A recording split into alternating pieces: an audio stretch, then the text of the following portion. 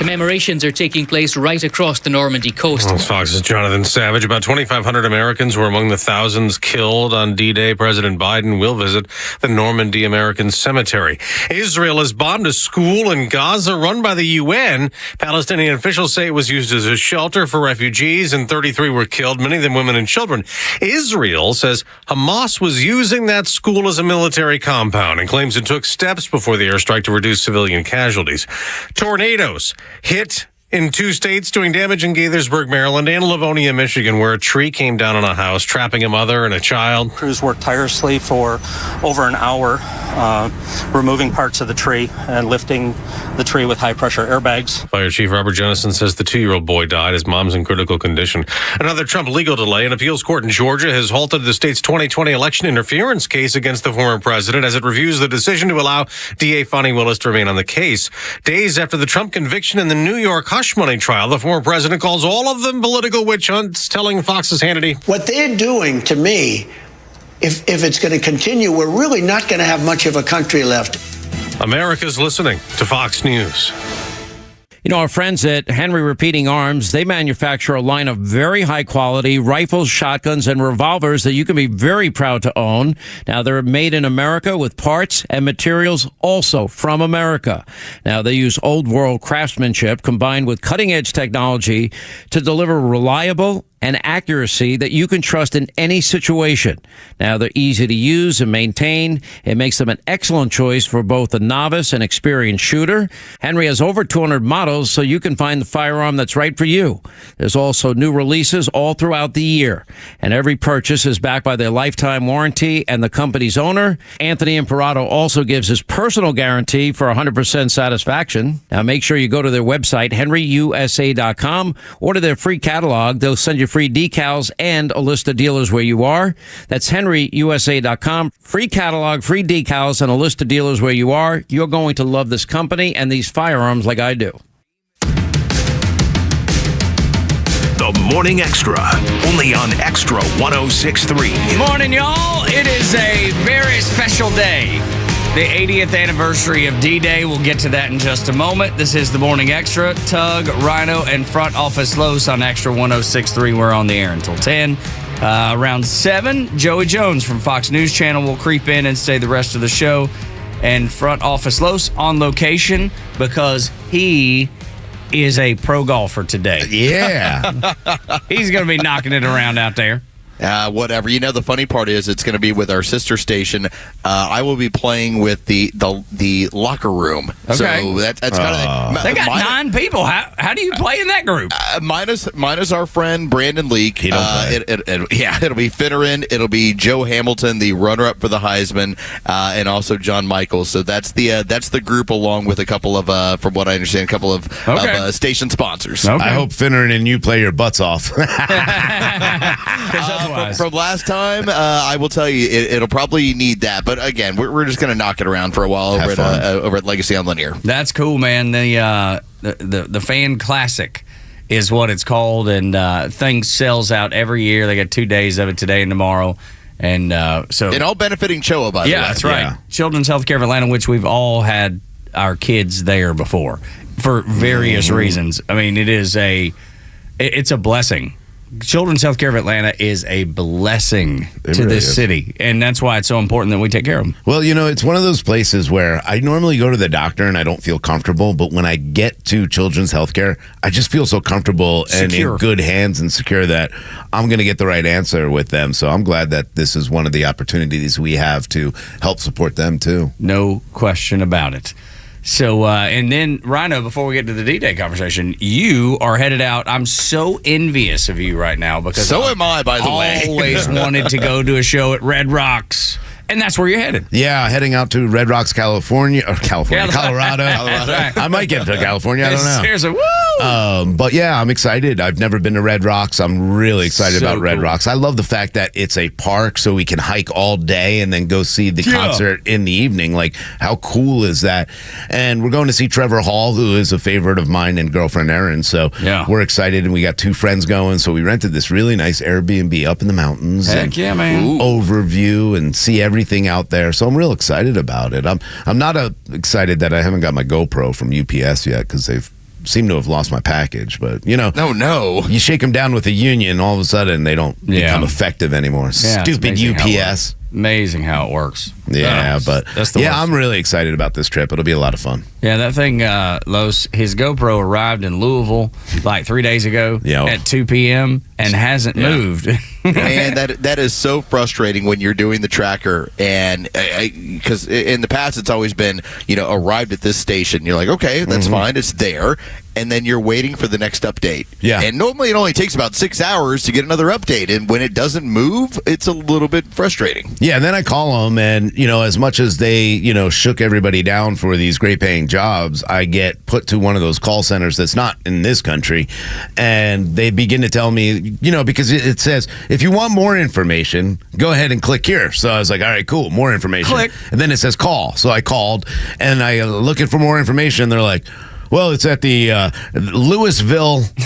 Oh, no. Louisville location. Yeah, and I'm like, hey, it's not Louisville, but that's okay. Isn't that what Scotty Scheffler said the other day, too? Yeah. Didn't he say Louisville? Yeah. I'm not going to sue the Louisville Police Department? Yeah, and I was like, well, it's been there since 2 in the morning 3 days ago, and it hasn't moved yet. And he goes, I said, so what's more information? He goes, well, it's at the Louisville since 2 o'clock.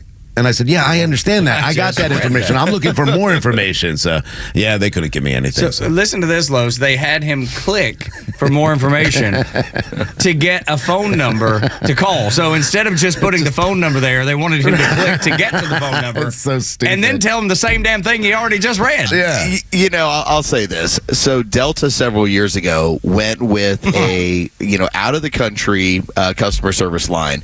And that lasted, credit to Delta, that lasted about 2 months before it went to, no, we're going back stateside because of just the issues that occurred. Like, if you have local stateside people that are helping you out, the frustration level tends to not be as extreme, especially in my experience. Yeah. No question. I've been much calmer. Like, normally in the old Rhino days, and I would have lost my mind because, I ordered it with a 2-day shipping guarantee because I wanted it by Wednesday. And paid extra. So I could take it on this trip because I'm like, hey, this will be great to have a camera and video of this entire trip and enjoy myself. And then they tell me, yeah, well, I'm sorry, there's nothing I can do. So there's no look, now I understand why UPS, Sandy Springs-based UPS, had to lay off 12,000 people last year.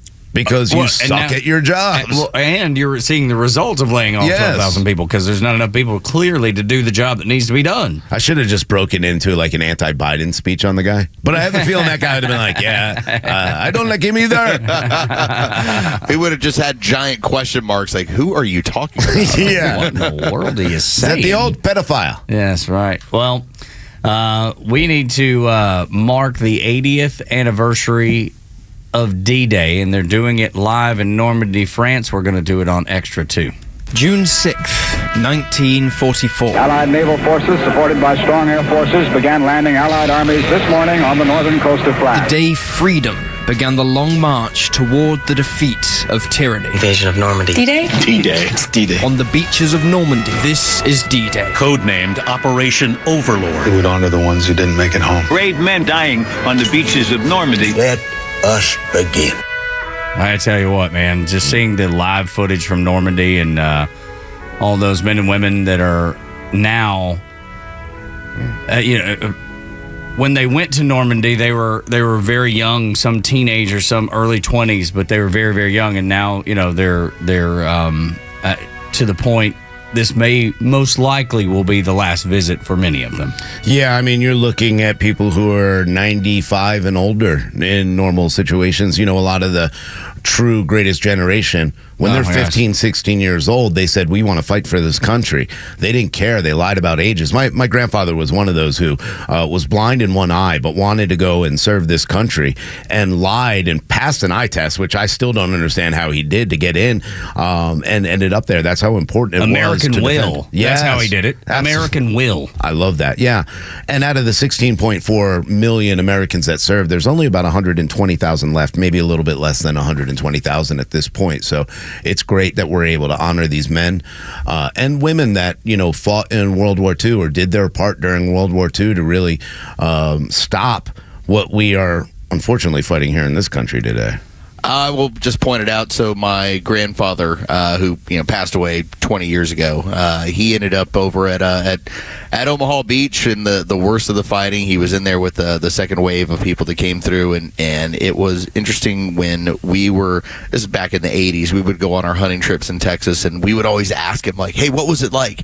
And he would not say a word about it unless we got him rip-roaring drunk. and I'm telling you, that's the only thing that would work. And I remember he said something, and it didn't really make sense until 20 years later when we saw Saving Private Ryan. He talked about the water in the channel was brown because there were so many dead Americans. And that was something that always resonated and always stuck with me. Man, I tell you, I was fortunate. My grandfather, who was aboard USS Hope, he was an Army medic, but aboard a Navy ship. And he told me great stories. I remember sitting on his lap in their living room in his Lazy Boy.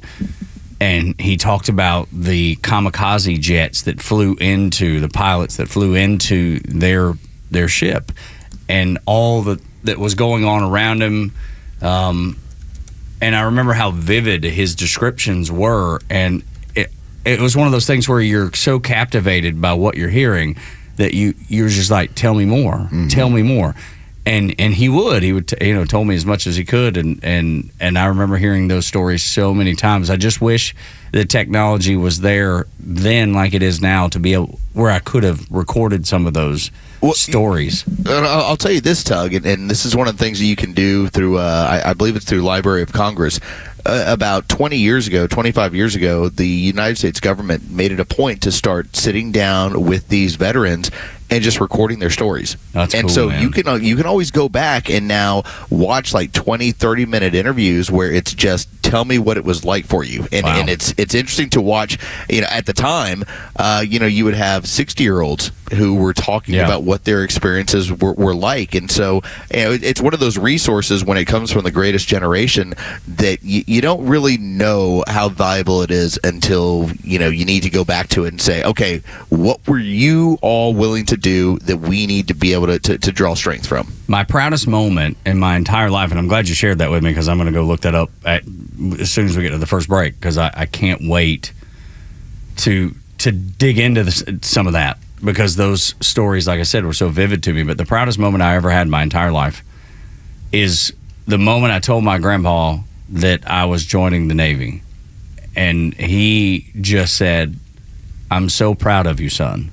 Because he always called me son. I don't, I always thought it was weird, but now looking back, I love it. I was his grandson, but he just said son, and I'll never forget. I can hear it in my head, his voice. I get a little, get a little emotional about it because I miss him so much. But y'all, he had this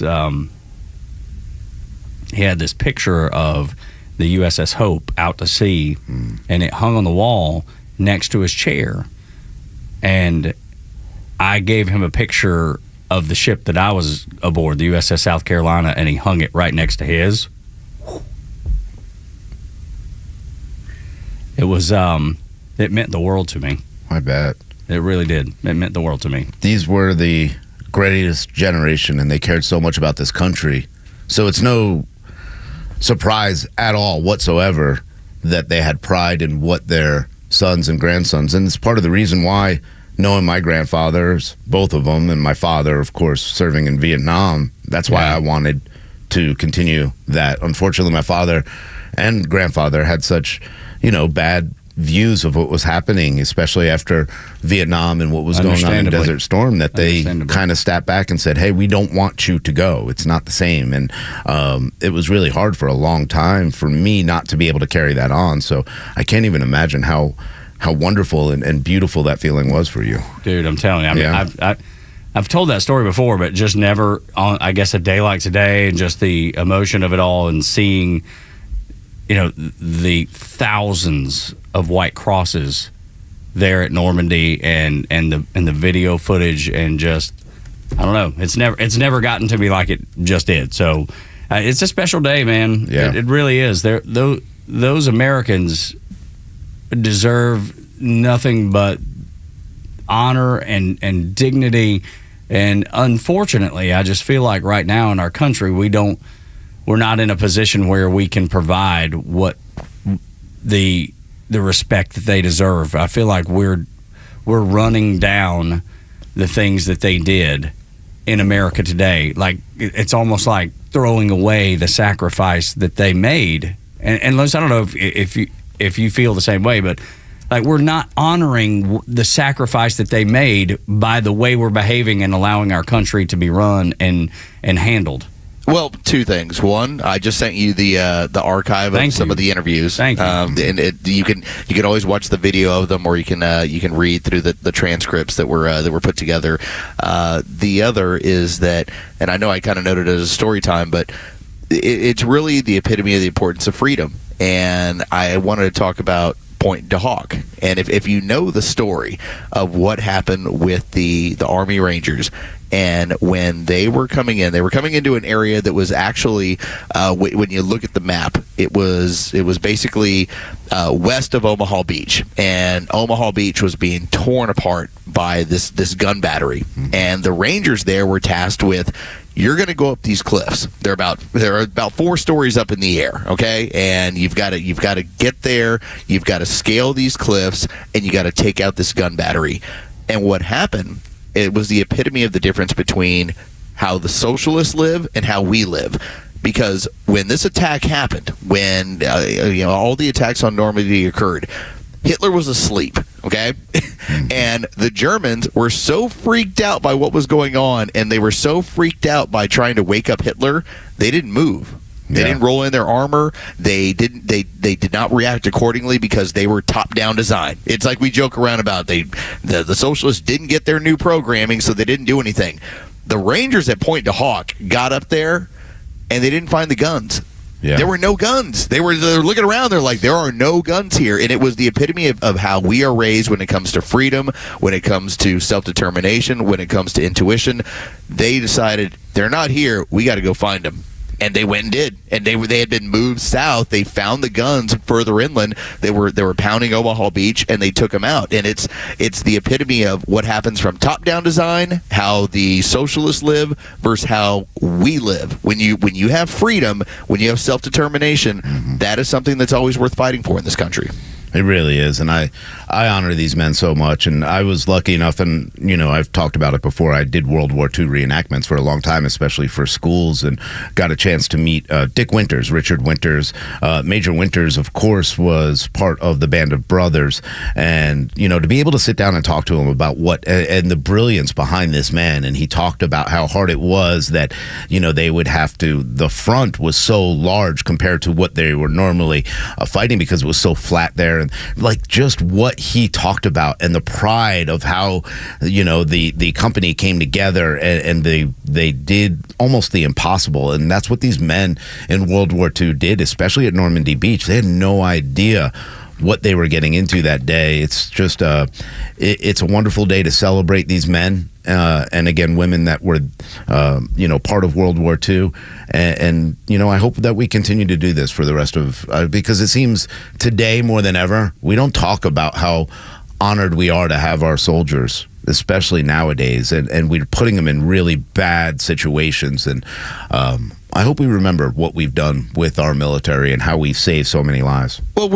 it's the 80th anniversary of when it really came down to, if we lose, we may lose everything. Mm-hmm. But it feels that way now, Los. It feels that way right now. Yeah. And that's the thing that I think is the most disrespectful to the people that are being celebrated today in Normandy. I feel like we're disrespecting what they did in their service by the way we're behaving, and the ruling class that has become a ruling class. Can you imagine 80 years ago saying we had a ruling class? Yeah. I can't. No.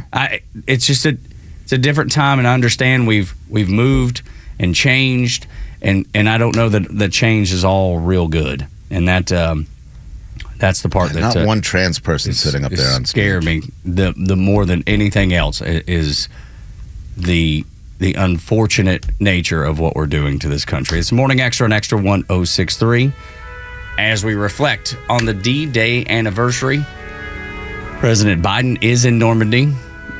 He's been taking pictures with the men and women who served there, and I'll leave it at that. We respect and honor those who sacrificed so much.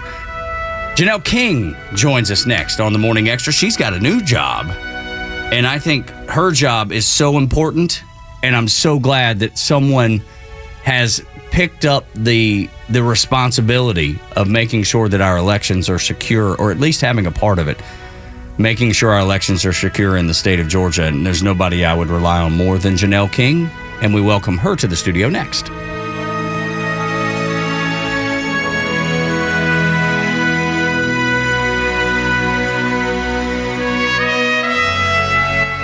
Hey, it's the Kimmer. Look out. The Kimmer Show is live every afternoon from 3 to 6, just like the Kimmer. Yeah, I had my chart here from the other day to show the price differences between the last week of Donald Trump and the beginning, and currently from last week of Donald Trump to today. McDonald's McChicken was $1.29 under Trump. It's now $3.89. That's an increase of 201%. Taco Bell had their beefy 5-layer burrito was $1.69 under Trump. It's now $3.69. That's 118% increase. And let's do Chick-fil-A. Chick-fil-A, my friends, the medium waffle fries were $1.65. Now they're $2.99. That's 82% higher. And one more, the Chick-fil-A nuggets were $3.05. Now they're $6. That's 96% increase. Everything is up. The Kimmer Show, every afternoon from 3 to 6 p.m. on Extra 106.3 and the Extra app. So, Robert, I want to thank you for your time. I just don't think you're the right person for this position. I don't understand. Was it something I said? Well, we did a background check on you and found some things of concern. If you're in charge of hiring for your company, you know how helpful a background screening can be. That's why companies that use Horizon background screening make smarter hiring decisions. Don't let the wrong hire put your company at risk. Get the real story on your candidates at horizonscreening.com. horizonscreening.com. Hey Atlanta, it's Ben, host of the Weekend Ben Burnett Show, proudly brought to you by Peach State Pride. Each and every weekend, we bring you all the issues going on around the globe and what America's ultimate role is in order to drive our agenda forward as conservatives. And if you ever miss an episode, you can download everything I've ever done on Apple, Spotify, or you can go to the podcast park. See you around, Atlanta. It is so important to prepare in case of any emergency, and there's one place you can do that, and that's True Prep in Marietta on Cobb Parkway. But before you get into preparing, you need to know everything that goes into preparing. That's why they have all these great classes. They always have an intro to emergency preparedness class. What about a bug out bag? Make sure that you go to their class on that. And also, don't forget, they also do blood drives, everything else. It's your one-stop shop for preparedness. True Prep, Marietta, Cobb Parkway, or online, trueprep.com. That's TRUprep.com. Prepare today for a worry-free tomorrow at True Prep. It's the unsung hero of your home, your garage door. You never think about it. You just hit the button and it opens until it doesn't. Hi, I'm Dan Watkins, owner of All Four Seasons Garage and Entry Doors. So you're ready for a new garage door. At All Four Seasons, we offer fast service, affordable prices, and a huge selection of styles, colors, and custom features. Improve your curb appeal, lower your energy bill, secure your home, and increase your property value. When trust matters, trust us. All the number 4 seasonsgarages.com. Summer is heating up. Whether you're heading to celebrations in the city or out on the lake, it's important to think before that second drink, especially when boating or driving. If you find yourself in trouble after a day of fun, make sure to call A Second Chance Bail Bonds. We handle bonds from the lake to the shore, and we can have you or a loved one out of jail in a matter of hours. Call A Second Chance 24/7 at 404-BAIL-OUT. That's 404-BAIL-OUT or online at atlbail.com. Are you feeling trapped in a destructive marriage? Are you tired of the constant spite and resentment? At Hobson & Hobson, we understand the struggles men face in a strained marriage. Our team of experienced attorneys are here to help you navigate the complexities of divorce and custody rights. We'll fight for your rights and guide you through the process with integrity and strength. Don't wait until it's too late and let a toxic marriage hold you back. Take the first step to a healthier life and visit areyoubraveenoughh.com to see how we can help you reclaim your happiness. By texting 64,000, you agree to receive recurring automated marketing messages from Ownwell. Message and data rates may apply. No purchase required. Terms apply. Available at ownwell.com/terms. Estimate based on your neighborhood average and individual results may vary. When I saw how high my property tax bill was, I was shocked. We couldn't afford this. But I discovered Ownwell. Ownwell reduced my property taxes and saved me over $1,000. Your property taxes aren't set in stone. They can be appealed and they can be reduced. But instead of filing appeals yourself and very possibly losing your appeal, Ownwell does it all for you. And we give you the best chance to win and save big. Ownwell has reduced property taxes for hundreds of thousands of Americans and put money back in their pocket. And you can be one of them. And unlike other companies that take half of whatever you save, Ownwell charges just 25%. And that's only if you save. Now I don't worry about my property taxes. Ownwell reduces it every year. Sign up now free. Don't pay unless you save. Text SAVE to 64,000. Text SAVE to 64,000. Text SAVE to 64,000. Support conservative conversation on the radio in Atlanta by emailing us at sales@xtra1063.com. Morning Xtra and Xtra 1063 Tug, Rhino, front office Los until 10. And we are so fortunate, and you are so fortunate, to be able to hear from our guest this morning. Her name is Janelle King. We love her like nobody else. How are you, ma'am? I am wonderful. How are y'all? So good to see you this morning. I'm just happy to be here with all of you. Yeah. It's the whole hee-haw gang. Right. It's true. We're all together again. Yeah. It's going to be great. Yeah. So you've had a ton going on. You got some shifting happening. A lot of people have seen you on the Georgia Gang for a really long time. And you're not officially, like, leaving, like, technically, you're just maybe a leave of absence. Would you call it that? Yeah, it's a sabbatical, a hiatus. I like it. A hiatus. That's what we're calling it. Would they tell you, like, you're too common sense? Yeah, we got to get everything in. More of this. We want you to go walk the earth for a little while, and then when you come back, new perspective. Now, you know what? When Kathy Willard, when she joined the Fulton election board, she had to leave, and I was told that the position is a little too high profiled, which I'm one of those people where I'm like, the more high profile, the better. Like, that's who you should be promoting. You should be pushing that. But I understand that when you start talking about lawsuits and, just some of the other people that see it differently, it could put us in a tricky situation. So talk about your new position, too, because I think it's very important. You've been real quiet about it. Like, you're putting out little posts here and there. Why are you being so quiet about what you're doing? Because I think it's so important that we have really good representatives in our election process. Yeah, you know what? So I'm always quiet about the things I do. I mean, that ruffles some people's feathers because I'm very prudent. That's what Kelvin says. And it's because two reasons. One, Joseph told his brothers his dream, and they threw him in a pit. So I like to try to, stay out of the pit and keep my business private. Yeah. That's the wisest thing I've heard today. Maybe all week. Solid plan. Right. Stay out of the pit. Right. You know what I mean? So that's one thing. But then the other is that I feel like these roles, like the Board of Corrections that I sit on as well, we're there because God has blessed us to be able to have the time, the energy, the resources to be able to represent a lot of people. And my job as a board member now on the state elections board is to ensure that our elections can be trusted, that it is clean, it's fair, that people can go to the ballot and feel like they're actually doing their civic duty and not being manipulated. I love it because at this point, there's so many people that have those question marks. Yes. That when they walk up, they do what they're supposed to do. They're committed to their country. They're committed to their state. They're committed to their community. They care about it enough to show up. Taking time. That's the most valuable asset you have is your time. Yes. And they take their time to go there, and yet when they leave, they still have that little question mark in the back of their mind, and that's something that we have to remedy. Yeah, we got to get rid of that. I hate that little question mark because I feel like if we don't have an election process that people trust, we are going to fall as a country. I mean, this is what makes us so strong. And I had those questions. That's one of the reasons why I took it. I knew that leaving the Georgia game was a possibility. But I said, because I can't go into the voting booth feel completely secure, that's why I want to be on the board. I can see what's happening. And I've already met with some great people. Oh, good. Because I don't trust the other board members, we've sat down and we've already started. I have one more member to meet. And I trust you. Thank you. I trust you more than I trust anybody else but I don't trust them. And I know this is going to be a big player coming up in the election that, every Democrat's going to go to, they're an election denier. They're an election denier. And until I get what I want to see, and I'll be honest, I love the fact that we're pulling QR codes. I love some of the things that we're doing here in the state. But again, there's a big election coming up in 2024. It's not just our state. So yeah, I don't trust the process right now because I saw it. I saw what I saw in 2020, and maybe it didn't really make a difference, but to me it did.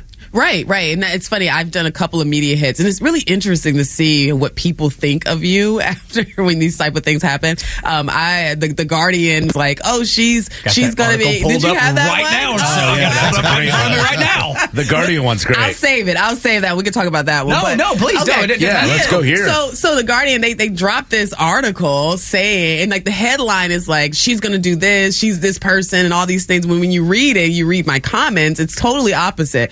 I don't know how I'm going to vote. I don't know. I know that I do have questions.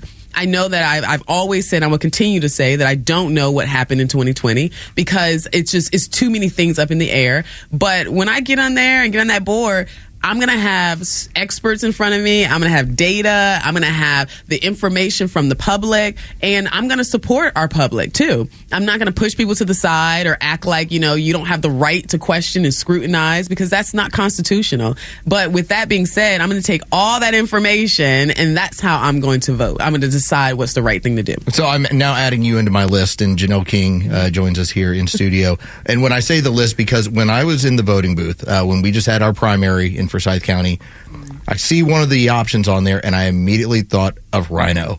It asked about, in Forsyth County, would you be in favor of going to a paper ballot? Would you have better records of what you did, what it was? And immediately I was like, Rhino's been telling me this for the better part of 4 years. He's been preaching to me over and over. And now at least it's on the ballot in my county of, would you guys be interested in this? Would you ladies be interested in this? And so I think that's one of the things we keep going back to is that the use of technology can at times be faulty, where I do the same thing. I walk out of there saying, did I really get counted the way I want to be counted? Right. No, that's definitely a question. I was one that was very, very critical of paper ballots, and I've put that to the side because I didn't have as much information as I'll have now. And as I've started researching it myself and looking into it, I've noticed a couple of things that has made me look a little bit deeper. It makes me question some of my own perspectives, particularly when it comes to technology as a whole.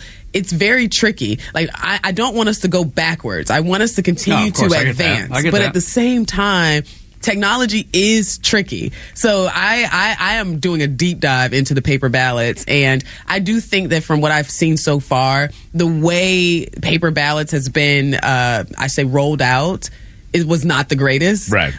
Because there's a lot of misconceptions around certain things, but that doesn't mean that I'm going to support it. I just don't know yet. No, and look, people get confused about paper ballots. When I talk about paper ballots, I'm talking about new technology with paper ballots. I'm talking about nanotechnology and tracking devices that they're using in Dallas and other areas that you can feel safe that your ballot has that one piece of nanotechnology that we can go and find. If it disappears, you know where it is. I'm not talking about just having, write-in paper ballots and, and little chads and all that. Yeah, I just want to both. I want paper ballots. I want a very easily trackable system where I know and I can take it back, look back at it and say, here's what my vote was, here's how I know it was counted, and here's a record of it. Well, I was just saying the problem with technology that throws me a curve, and I think that's what you were alluding to, is the fact that it makes it easier, but then it makes it easier to manipulate too. Sure. I mean, think about the information that was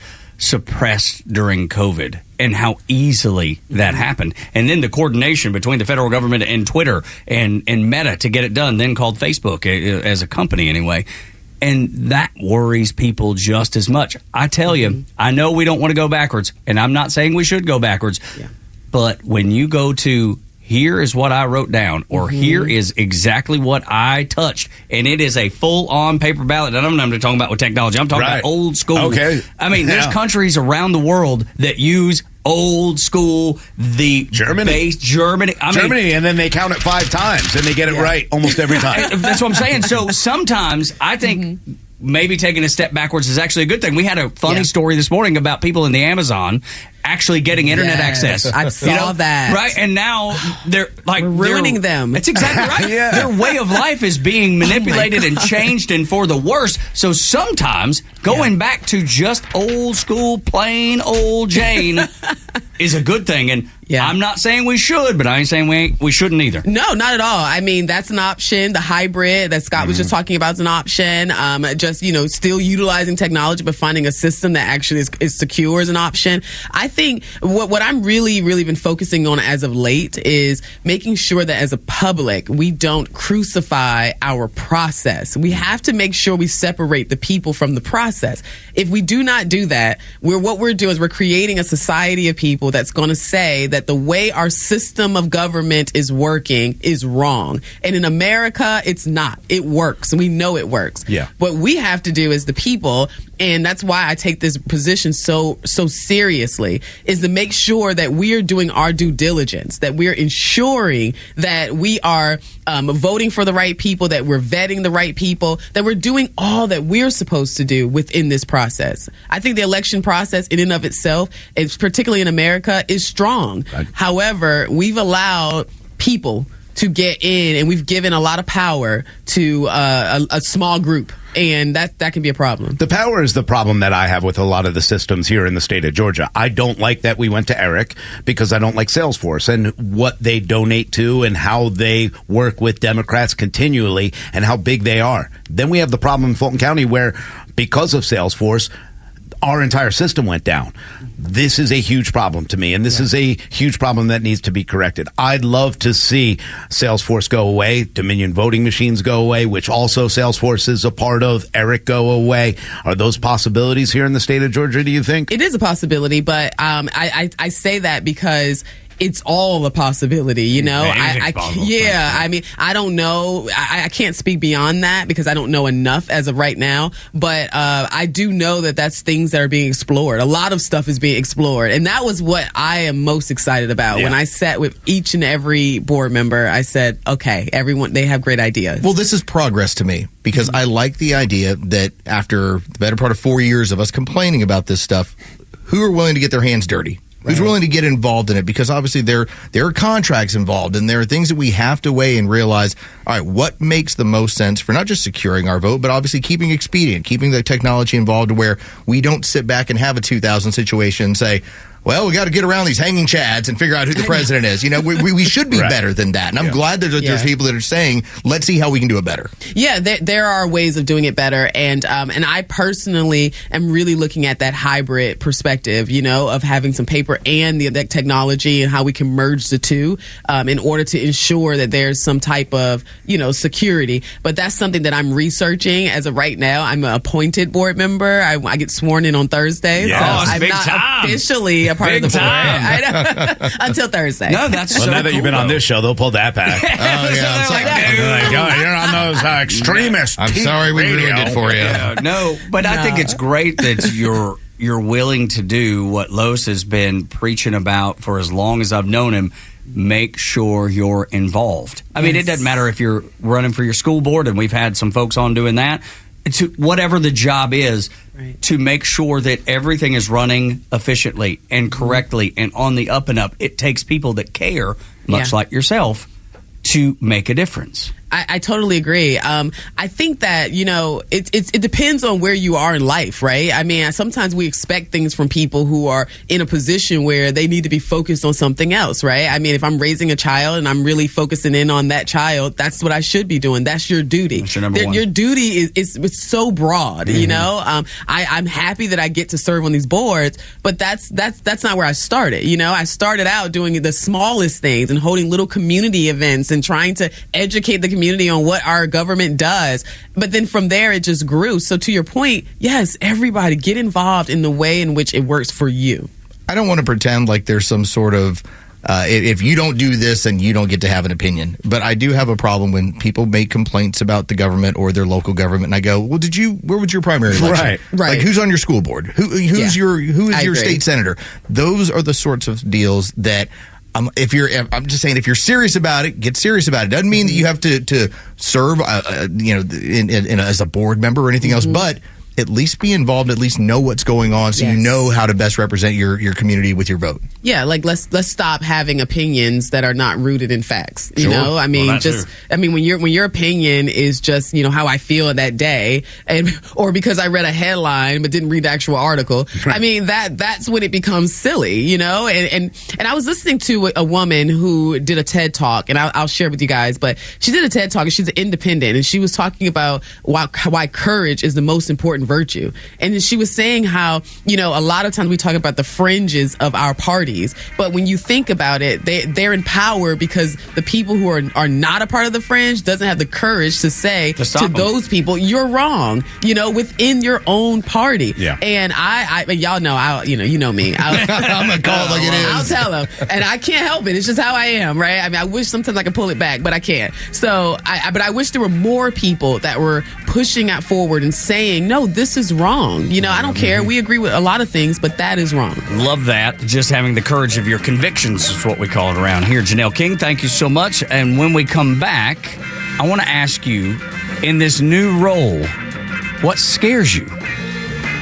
Next on the Morning Extra on Extra 106.3. We're on until 10.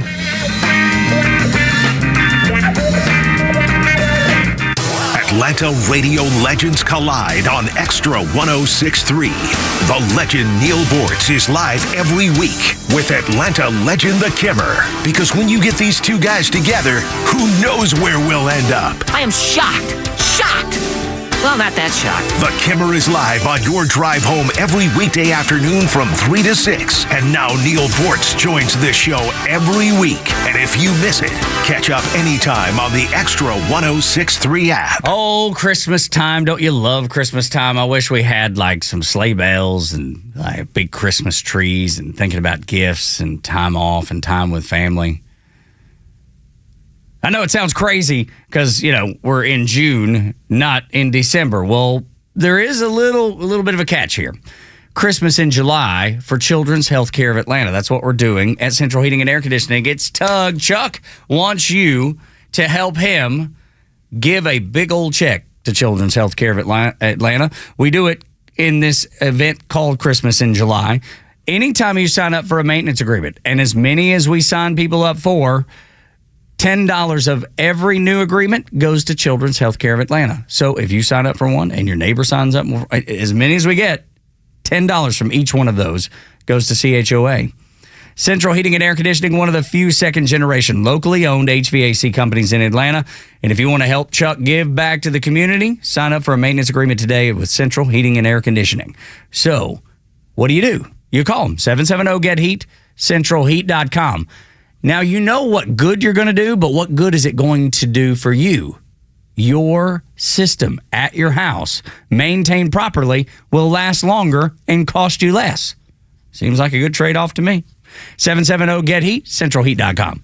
Marketing is everywhere. From the billboards on the highways to the notifications on your phone, we are constantly bombarded with people trying to sell us stuff. What makes good marketing? Are you doing enough in your life personally and professionally to market yourself? You have questions, and the Marketing Madmen have answers. Tune in every Saturday, now at 4 p.m., right here on Extra 106.3 to get practical marketing advice from expert guests who are shaping and reshaping the business world. They say marketing is a madman's game. Join the Marketing Madmen every Saturday at 4 p.m. to find out why. Your Atlanta Braves are wanted in Texas this summer for the 2024 MLB All-Star Game. All fans who vote for the Atlanta Braves as their favorite club will receive an offer for 20% off 4 tickets to a game at Truist Park from June 14th through the 30th in select locations. Make sure the Braves take over Texas for the Midsummer Classic. Visit Braves.com/vote to cast your ballot for Marcell Ozuna, Matt Olson, and all your favorite Braves. Atlanta Braves Baseball. We are Braves country. Special Olympics Georgia is teaming up with Dunkin' Donuts for Cops on Donut Shops Friday, June 7th from 6 to 10 a.m. Join us for the torch run, then have some treats with our heroes on the streets. Together, we'll help raise money and awareness for Special Olympics Georgia athletes. Drive through and donate at participating Dunkin' Donuts today or at SpecialOlympicsGA.org.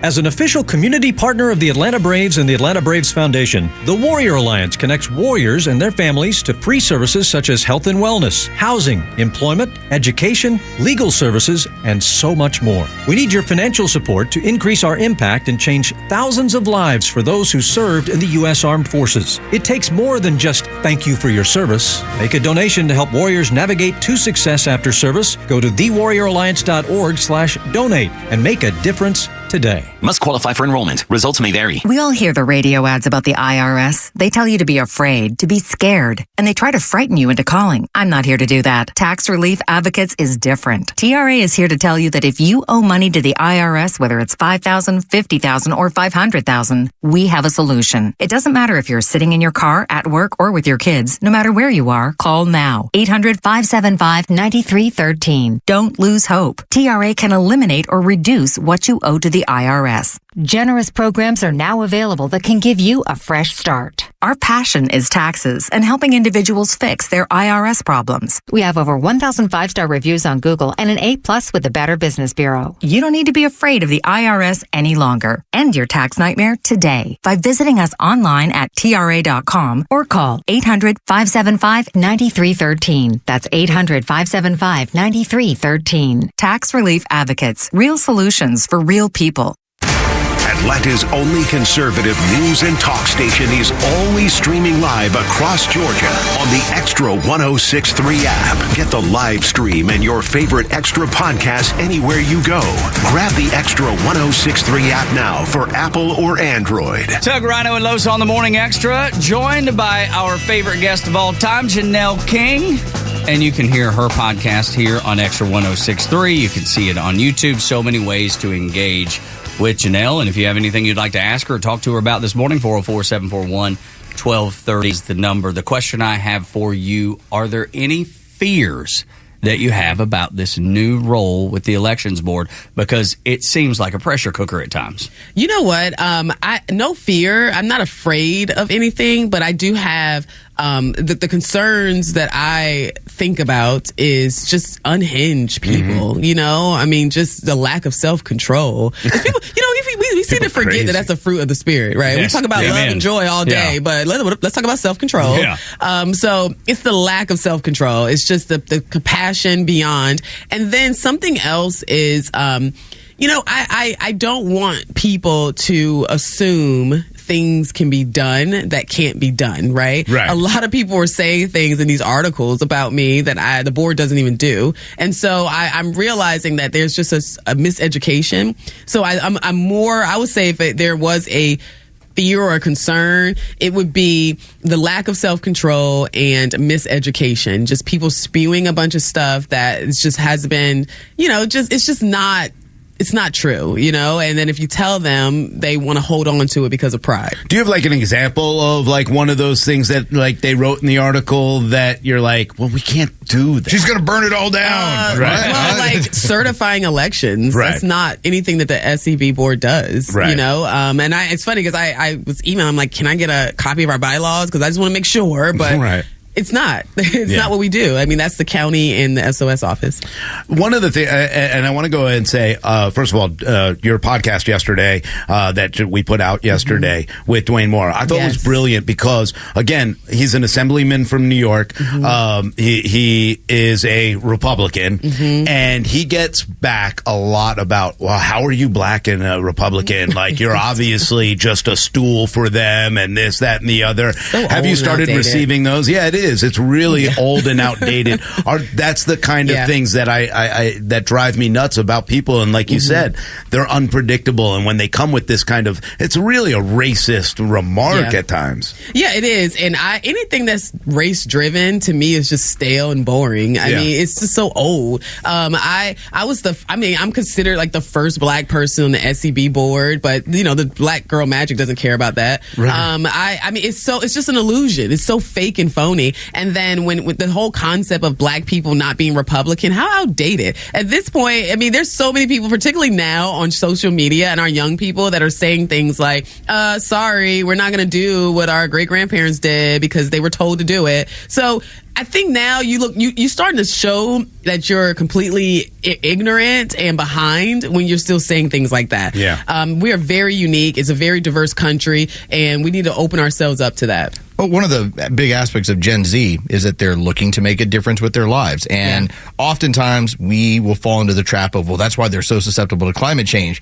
Yeah, but they're also big savers. They're also people that are very fiscally responsible. And so the Republican message really resonates with that group of the responsibility of taking care of your wallet, taking care of your economy, taking care of your community. Yeah, where we mess up is when it comes to social issues. And something that Kelvin has been preaching, oh my goodness, everywhere we go, is he's like, right now as Republicans, we're excited because the economy is the major issue. We can ride that all the way to the end is what we think. It's a victory. But it's a victory because we know that we have the solutions as a Republican Party. However, something he's been saying is that if we were to stabilize in any way, then the conversation is going to tip back into social issues. Yes. And as Republicans, we're not putting in the work to understand how to have a strong message around these social issues. That will kill us. This was always been my point, is that when a society reaches a level of comfort, and typically it's economically, well, then we start worrying about the social issues. Right. When we can't afford to worry about social issues, they go to the background. Yep. But you're right. If we are to get back in power, stabilize things moving forward, then social issues come to first and foremost. Yes, it does. I mean, abortion comes up. Reparations is still on the table. People act like it's not, but it is.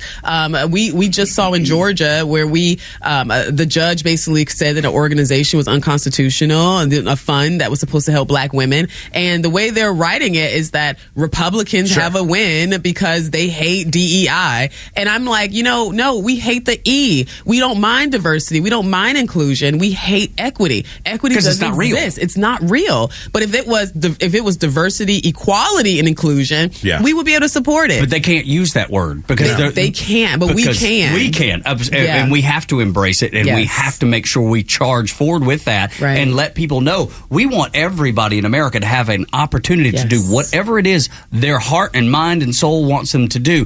Right. America guarantees that opportunity. It doesn't guarantee an outcome. Right, exactly. So, what if we did do a Republicans for DEI? And it was our E. Yeah. Then we made it equality. Right. Like, hey, everybody has an opportunity to succeed. But then it's like, go for it. But when we suggest that, there are people that are like, I don't really know. What do you see that you know about? Right. I know.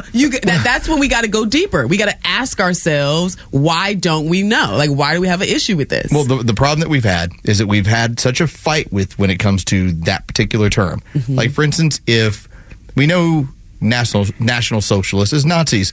If I was to reinvent it and be like, no, I'm a different kind of Nazi. It's like, sorry, that word has a connotation. DEI has a connotation. So it's almost like we have to reinvent something. We have to come up with our own aspect that encompasses those, but doesn't take from them and say, it's just our own version of DEI. We've polluted those waters.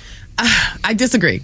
But not with the Nazi thing, though. No, not that was something that we're calling. My own different kind of Nazi. No, I'm not a National Socialist. That was good. No, not that one.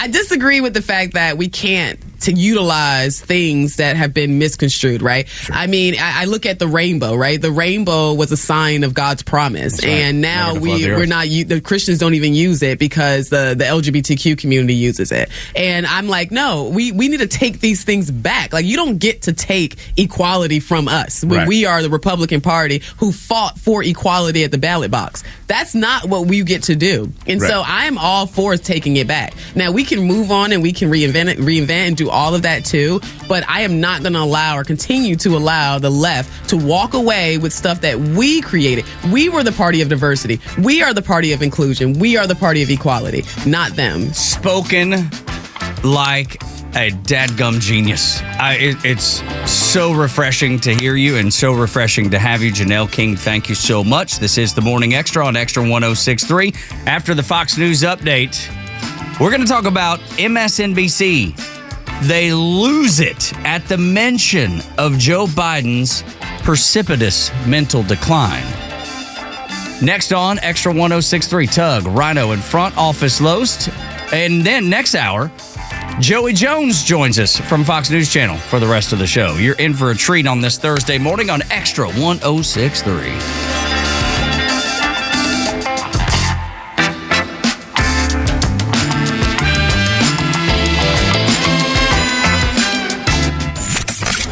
The Kimmer Show is only live on Extra 106.3 every weekday afternoon on your drive home. the only way they keep this guy is if they want America to fail. If they want to drag us down to a second world power, that's the plan. It doesn't make any sense. There's nothing compared to Donald Trump that's better today. What's better today? Pick any topic: economy, energy, culture, gender, military strength, world views. I mean, pick any freaking topic, and compare it to 4 years ago, and tell me what's better. Anyone. The one thing that may tilt the election: when Trump was in office, the Big Mac was $3. Now it's $8 for a Big Mac. In fact, I'm glad you said that. I have on my people see that every day when they go to McDonald's. Holy cow! The Kimmer Show every afternoon from 3 to 6 p.m. on Extra 106.3 and the Extra app. If you notice any cracks in your foundation, they're not going to go away. They need to be addressed as soon as possible to reduce additional costs that come with repair. Ramjack is the best company in the industry for repairing your foundation. We have the highest quality products in the nation. So, if you are experiencing foundation problems, please contact us at ramjack.com/Atlanta or call us at 770-502-8881. That's 770-502-8881. Tax season can be stressful, but it's also a wake-up call. It's time to think beyond April and plan for your future.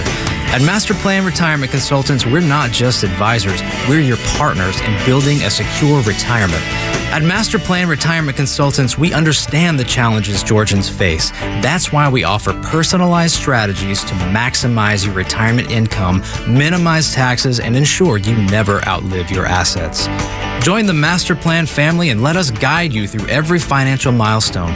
Visit masterplanretire.com to schedule your appointment today. Master Plan Retirement Consultants, where your journey and destination are both important. Visit masterplanretire.com to schedule your complimentary consultation today. Advisory services offered through Master Plan Retirement Consultants, Inc., a registered investment advisory in the state of Georgia. Insurance, tax, and commodity services offered through Fricks & Associates, Inc., DBA Master Plan Retirement Consultants. The aforementioned are affiliated companies. Hey fans, summer is here and you know what that means. Exterior painting season. At Atlanta Painting Company, this summer, save 10% off of all exterior projects and get a free color consultation. We understand how valuable your home is, so protect your investment with our industry-leading warranty and unmatched customer service. Don't just take our word for it. We have over 900 Google reviews telling you why we're the painters you can trust. Ready to get started? Visit us online at atlantapaintingcompany.com to schedule your free home consultation. The Atlanta Painting Company, the painters you can trust. Millions of guys suffer from erectile dysfunction. That's 1 in 4 men. And I can tell you, I'm one of them. If you or someone you know suffer from ED, Peyronie's disease, or PE, here's 38-year emergency room doctor and founder of Total Body Therapy of Georgia, Dr. Eric Deal. Patients who enter my office are often frustrated, hopeless, depressed, and embarrassed. I understand the problem, and I'm going to help you fix it. There are lots of competitors that don't have the credentials that I have. When you go to other clinics, you're not going to see a board-certified physician with the experience that I have. When you come to our clinic, you're going to see me. There's just not one therapy that can solve these complex issues. I'll do a complete history and physical prior to any treatment that we use. Take it from me, Dr. Deal. When it's not hard, it's really hard. Call Dr. Deal for your free one-on-one evaluation and resolve your ED, Peyronie's, or PE issues. Total Body Therapy of Georgia, 404-777-1911, 404-777-1911, online at stopmyed.com. Securing America.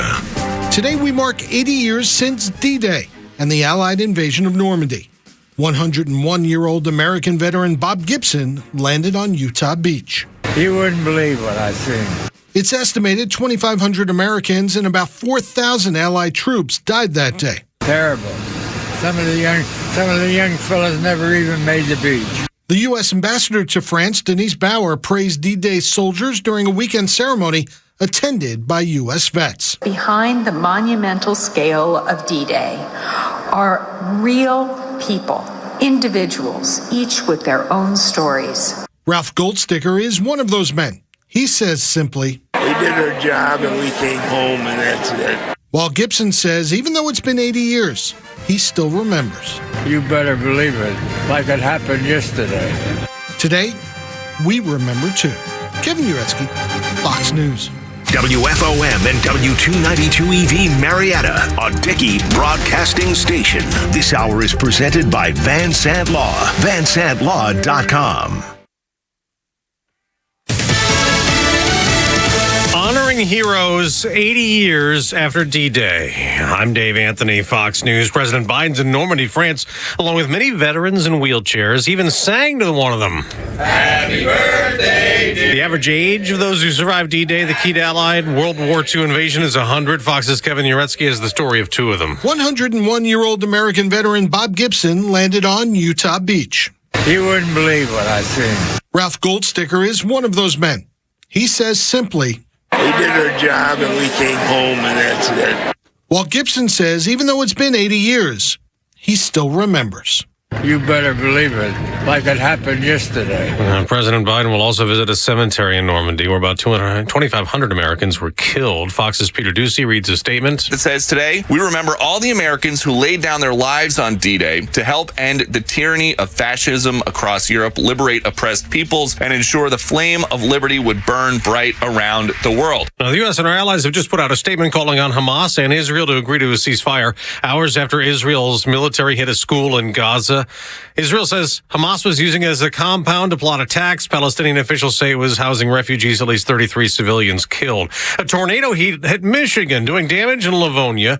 One uprooted tree crashed down onto a house. Landing on a bed in the bedroom in the back of the house where a mother and her 2-year-old were laying. Fire Chief Robert Jennison says the little boy died. His mom's in critical condition. A Georgia appeals court has put a halt to the Trump election interference case in that state while they consider allegations of misconduct against DA Fani Willis days after the Trump conviction in New York. The former president went on Fox's Hannity again, saying he's a political target. A system that is so corrupt. Nobody's ever seen anything like it. I did nothing wrong in any of these things. Prosecutors at Hunter Biden's federal trial could rest their case against the president's son today on federal felony gun charges. America's listening to Fox News.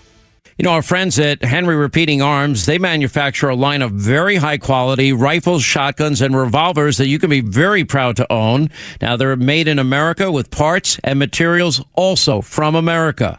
Now, they use old world craftsmanship combined with cutting edge technology to deliver reliable and accuracy that you can trust in any situation. Now, they're easy to use and maintain. It makes them an excellent choice for both a novice and experienced shooter. Henry has over 200 models, so you can find the firearm that's right for you. There's also new releases all throughout the year, and every purchase is backed by their lifetime warranty and the company's owner. Anthony Imperato also gives his personal guarantee for 100% satisfaction. Now, make sure you go to their website, henryusa.com, order their free catalog. They'll send you free decals and a list of dealers where you are. That's henryusa.com. Free catalog, free decals, and a list of dealers where you are. You're going to love this company and these firearms like I do. Wake up with the Morning Extra on Extra 106.3 Atlanta. Tug Rhino in front of us, Los on the Morning Extra on Extra 106.3. Thank you for being up with us. Very, very special day. We're going to get some more thoughts about D-Day and just World War II in general, the 80th anniversary, and we've got it on in the monitors in the studio here this morning, and you know it's great to see the greatest generation celebrated, and we'll continue that conversation this morning. We welcome Joey Jones from Fox News Channel in. What's up, man? Good morning. Thanks for having me. What's been going on? You know what? Not much at all. Just enjoying. I've got a lot of friends. Tim Kennedy, Matt Best, that went over to Normandy with a lot of the veterans. So I've enjoyed seeing it through their social media posts. They were part of a group with Mike Sorelli. He was a Marine and a Navy SEAL. There's a group of veteran influencer is probably the worst thing to call them because that has almost a negative. Yeah, it does. Yeah. But they are guys who have led the modern day culture for veterans. Maybe that's even a terrible way to say it, but you get what I'm saying. And they are just active. They're vocal. They have a platform. They use it for good. And a bunch of them went over there and jumped. They put on appropriate gear, correct gear, used that style parachute. I don't know if it was static line or I don't believe it was free fall. But they all went over there and jumped in celebration to honor the 80th memorial. They all spent time with veterans. They went over there with veterans. And it's been really cool just to watch through their stories. Have you been there? Because, it's one of my things. I've done plenty of World War II II reenactments. In fact, in Ohio, they do a storming of the beach, and they do the static line jumps. They do all of that. Have you been over there? Because it's a dream of mine to one day get over there and honor all of the soldiers that lost their lives there. I haven't. I was stationed in Okinawa, which adds its own history, and got to visit some of the sites there. And Hawaii. I've lived on Pearl Harbor for 3 months, in Hawaii, Oahu, for almost 3 years. And so I've seen my share of it.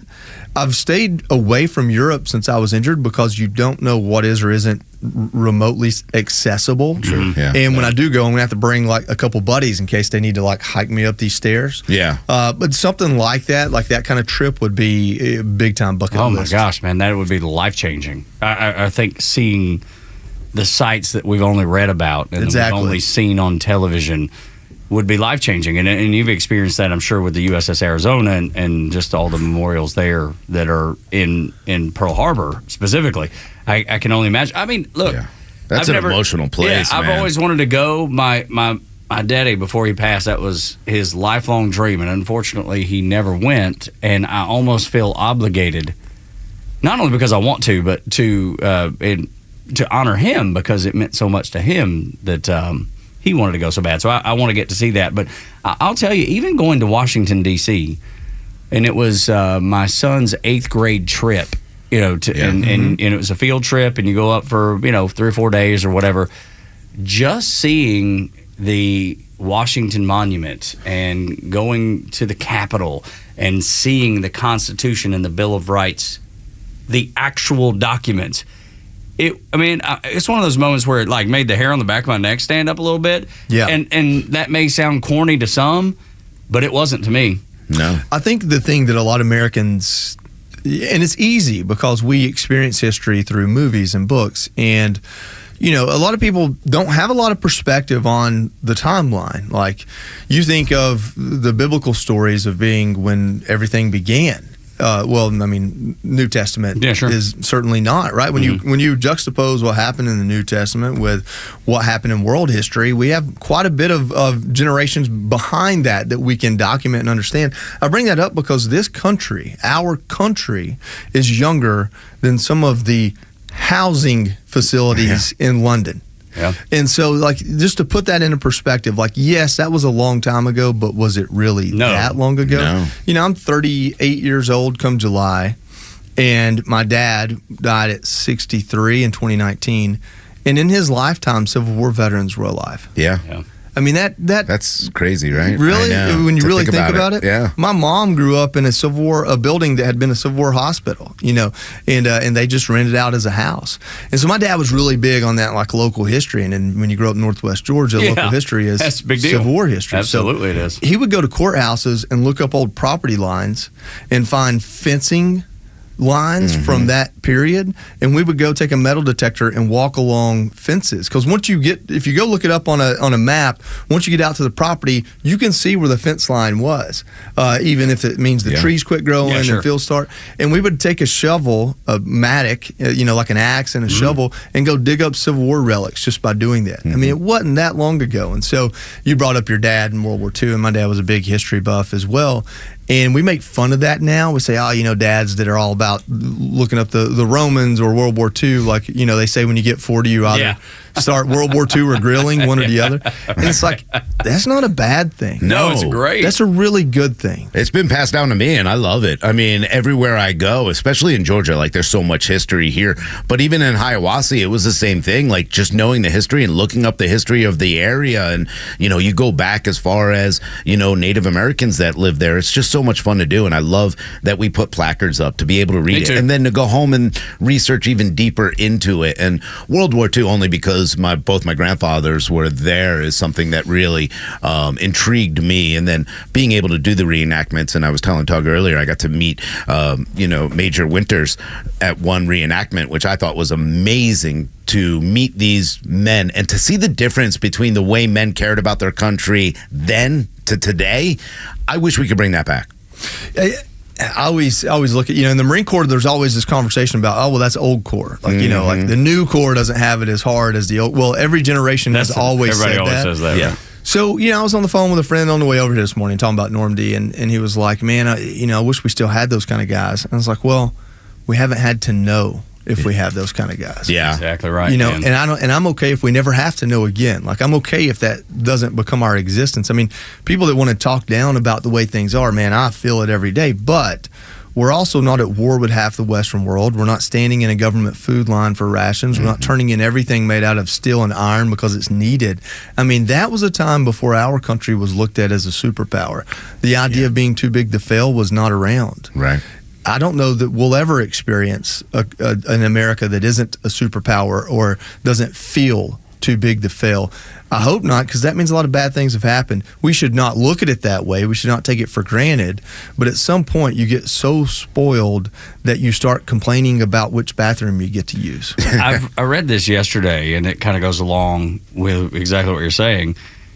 It's hard times create strong men create good times create weak men create hard times, and it's cyclical. And I feel like we've got a little bit of a snapshot of that right now, because we're watching on TV those hard times that created those strong men, and then right now where we are in the country, I feel like these great times that we've had over the last 80 years have created weak men.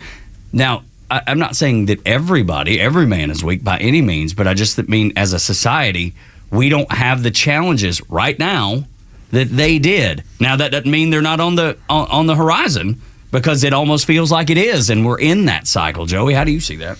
Yeah, I think there's some relevance to that. I mean, I think the word man really is representing mankind or society in that analogy. I think that if you don't know, why not be optimistic? If you can't put your finger on it and say definitively, hey, you know, we're off the ledge, then be optimistic. I know that my son is a Gen Zer, right? He's 14, he'll be 15 at the end of July. And I would not have made it growing up in his world. No. I don't know, you know, I remember my own insecurities and to have social media at my hands and like I wouldn't have made it in his world. So is he stronger than me in some ways? Absolutely he is. And I have to remember that, unless I give up on this country and that generation altogether. It's my responsibility to mentor that generation. I can't do that if all I ever do is talk about how disappointed I am in them. And so, you know, one thing I have noticed, and maybe it's just that little Calhoun High School up there, he's got buddies he can't get a hold of because their phone's always dead, because they don't care about it. Right. That's great. And he's that way sometimes. Like, he doesn't he loves to run, and he leaves his phone in his room when he takes off running. He might not pick it back up till after he's been back, showered, had a workout, and ate a meal. And so I don't know that I can say that about myself. So I feel like there's some hope. Maybe what was new and exciting to us is getting to the point of boredom to them. I don't know what it is, but I hope that generation and the ones to come swing back away from this addiction to our cell phones, which I think is a big part of a lot of the problem. But it is us. It's the fathers and the mothers who care. I mean, I have a 14-year-old, and yeah, I'd let him play some games. He loves the Fortnite game, but at the same time, we go and we camp, we hike, we learn how to clean a deer. We learn how to do a lot of things that I want him to understand, and I think it's important. And I know Tug raised Jacob in a way that he is going to be just like us at one point, and hopefully have that respect and enjoy life. I'm with you. I was like, if I had this phone when I was in high school, I don't know if I would have succeeded in anything in my life, because it is such a distraction. But, you know, teaching my son how to shoot, teaching him how to fish, that to me is completely different. And to see him and to see the kids go, wow, this is an awesome world. Like, I'm not playing it on a TV. I'm not watching it on social media. I'm doing it myself. You know, it's funny. I don't know that I've ever really thought about that. Would I have made it in their shoes? It's never really crossed my mind before. I'd have cheated a lot more on tests. Yeah, right. Absolutely. And I wouldn't have failed as badly, and I probably wouldn't have dropped out of Dalton State College 3 times. Right. You know, which I feel like is a record. You got me by one. I hit it twice. Yeah, but you hit back and got yours done. They had a class that was like Introduction to College. Yeah. I took that class twice. And I left such an impact that when Meg went a year later, the professor was still talking about this guy. He's the smartest student I've ever had, and he couldn't pass the class. He took it twice. You know, like I became the intro to college. You know, the anecdote on why it's so important just to show up. You know, Dude, I love it. I thought I was the only one, man. But I swear there needs to be like the like I need to be in the Guinness Book of World Records or something. Dropping out of the same college the most amount of times. Yeah. I feel like 3 times is going to be up there, and like probably the smallest percentage of people. That may be the only thing that I'm in the smallest percentage of people of. That second semester, I actually was trying to go every day, and then I decided to join the Marine Corps. I left in April. So I still have, like, not nightmares, but I still have dreams like, man, I never turned a book in. I never told them anything. That's because you bought them. You don't have to turn them in. Well, fair enough. But I didn't, like, go say, hey, by the way, you'll never see me again. I just took off to Paris Island, you know. Like, That's funny. They just write off those books. Unless you run for office. I'm surprised they haven't come after you. All right. Like, there he is on Fox News. Let's ruin his life and tell him he owes $20 million in book fees. Listen, people ask me when I'm going to run for office, and I say, well, when they destroy the internet, because I had MySpace for a solid 10 years before I cared. You know?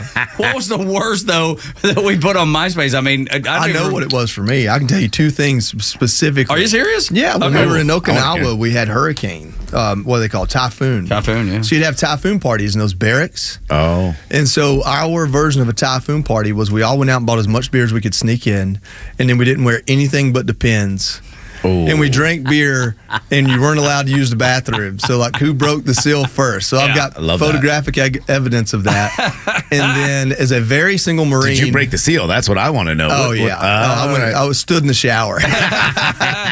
And then the worst thing I probably put out there is I took a picture of myself, you know, kind of arms out, standing up, and I didn't have any clothes on, so I put like a heart, what would be an emoji today, over the areas that needed to be, and put something like "Would you be my Valentine?" And that was my profile picture for like 3 months. You know, love that. Is that how Meg just? No. I can only imagine that your sweet wife was like, "That's the man that I have to have right there." At that point, I don't think she was paying a lot of attention. Yeah, right. Probably for the best. Yeah, probably for the best. That's crazy, man. That's good. I want to play something that's funny. I'm sure you saw the Wall Street Journal article that came out. It was talking about Joe Biden being asleep in meetings and just that he's not as sharp as he used to be. Oh, really? You think at 81 you're not as sharp as you used to be? They all of a sudden though they get so worked up that a legacy media outlet like the Wall Street Journal would have the courage is not the right word. The audacity. That'd probably be the better word to write a story like this. Listen to this. Well, let's begin with the fact that Joe Biden is 81 years old. Donald Trump, by the way, will be 78 next week, so he's not much younger. So, yes, does he move a little slower and speak a little softer than he did 15 years ago when he was vice president, as former Speaker McCarthy says in the piece? Sure does. Yeah, I think most 81-year-olds do, or most people are different than they were 15 years ago. This does have the feeling of Trump acolytes laundering their attacks through a reputable, prestigious news organization in the Wall Street Journal. Also, the point about notes, as Richard Haas would tell you, presidents use notes in meetings. That's not unusual. They might have a sheet, they might have a card in front of them with some points that they want to make. I would also point out Donald Trump has a person who follows him with a printer to print things out for him so he can have hard copies so he can read his notes and facts and lies often that he rattles off. And then the other point to make is, will the Wall Street Journal have a piece about Donald Trump and his mental acuity? All you have to do is watch the 90 minutes of that Fox News interview over the weekend, and you could go through and do an entire series of articles on someone who doesn't seem to have it all together. Sounds like a lot of but to me. They should do that. If you can look at a 90-minute interview of President Trump and draw a parallel for where President Biden is, then do it. Don't ask the Wall Street Journal to do it. Do it. Why didn't they do it? Because you can't do it. Because you can't spit in our face and tell us it's raining. The best part about that whole reaction there is he goes, well, is he a little bit slower than he was 15 years ago? Of course, because you can't deny it. Right? Yeah, so it's very clear. But here's the thing. No one's saying he's a bad person because he's old. They're saying he doesn't have what it takes to be president. It's not about who's at fault. It's about being responsible, and can you trust this guy? They're beyond the point of excusing it. Now they're trying to say, that doesn't make him bad. Well, might not make him a bad human. He's got a whole laundry list of reasons why he's a bad human. Well, but it does make him bad at that job. It makes him a liability at that job. President Trump, whether you like it or hate it, and I'm about 50-50 on most of what comes out of his mouth. Some things I love, some things I wish I'd never heard. And I think that's a very human reaction. If you can remove yourself from your favorite team for a minute, that's objectivity. But no matter what you think about what he says, he's as on message and as in tune to campaigning right now than he ever was in 2016, and a whole lot more than he was in 2020. President Biden's struggling to get sentences out of his mouth. See, and I think that's the important part, because Democrats are sitting and playing this game, and they went out on MSNBC, and Joe Scarborough especially, but a lot of other Democrats who are noted in some of the Wall Street Journal stories. But Democrats are sitting here saying, well, Republicans are pushing this false narrative for election purposes only. This is an election year thing, blah, blah, blah. Of course they are. Surprise, surprise. But Democrats are doing the same thing during an election year. They're sitting and lying to themselves and America by saying he's sharper than ever, and that what you see on TV, ignore your own eyes, ignore what you hear. So, surprise, surprise, who's doing this during or pushing a false narrative during an election cycle? And it's dangerous. This man should not be in charge of this country right now with everything going on in the world. It doesn't seem right to a lot of people, including Democrats. Did y'all, I want to replay something for y'all. Joe, tell me when you got it. Because there was a Step Brothers moment. Y'all seen the movie Step Brothers, right? Do you remember when they were talking and some, I forget the conversation in the actual context, but as soon as I heard it, all I could hear was Step Brothers. I'm going to see if y'all can pick it out. As former Speaker McCarthy says in the piece, sure does. Yep. Sure does. Sure does. Yep. It sounded like a scene from Step Brothers. Are we best buds? Yep. That's what it sounded like to me. And I know with your movie quotes today. I know, right? I'm really impressed. I know, which I normally don't do because I don't watch that many movies. That's not what I do. But that, as we wrap up the segment, that's what that whole thing reminded me of is Step Brothers and the corniness of what they were talking about and how, and Joey, you laid it out very well. Nobody called him a bad guy. Just said he's not ready for the job and he can't do the job anymore. Well, it's what Americans see. So for them to go out and lie to us and say, no, it's not that way. Yep, sure is. He sure is great. Yep. So good. Morning Extra at Extra 106.3. Tug, Rhino, front office Los, Joey Jones, Fox News Channel, joining us here on Extra. We'll knock out the headlines when we come back. And here's what the media said versus what the federal government has now said about Hunter Biden's infamous laptop. Next on Extra 106.3, the Morning Extra until 10, then Glenn Beck, Clay Travis, and Buck Sexton, and the local afternoon show with the Kimmer on Extra 106.3 from 3 until 6. Sure does.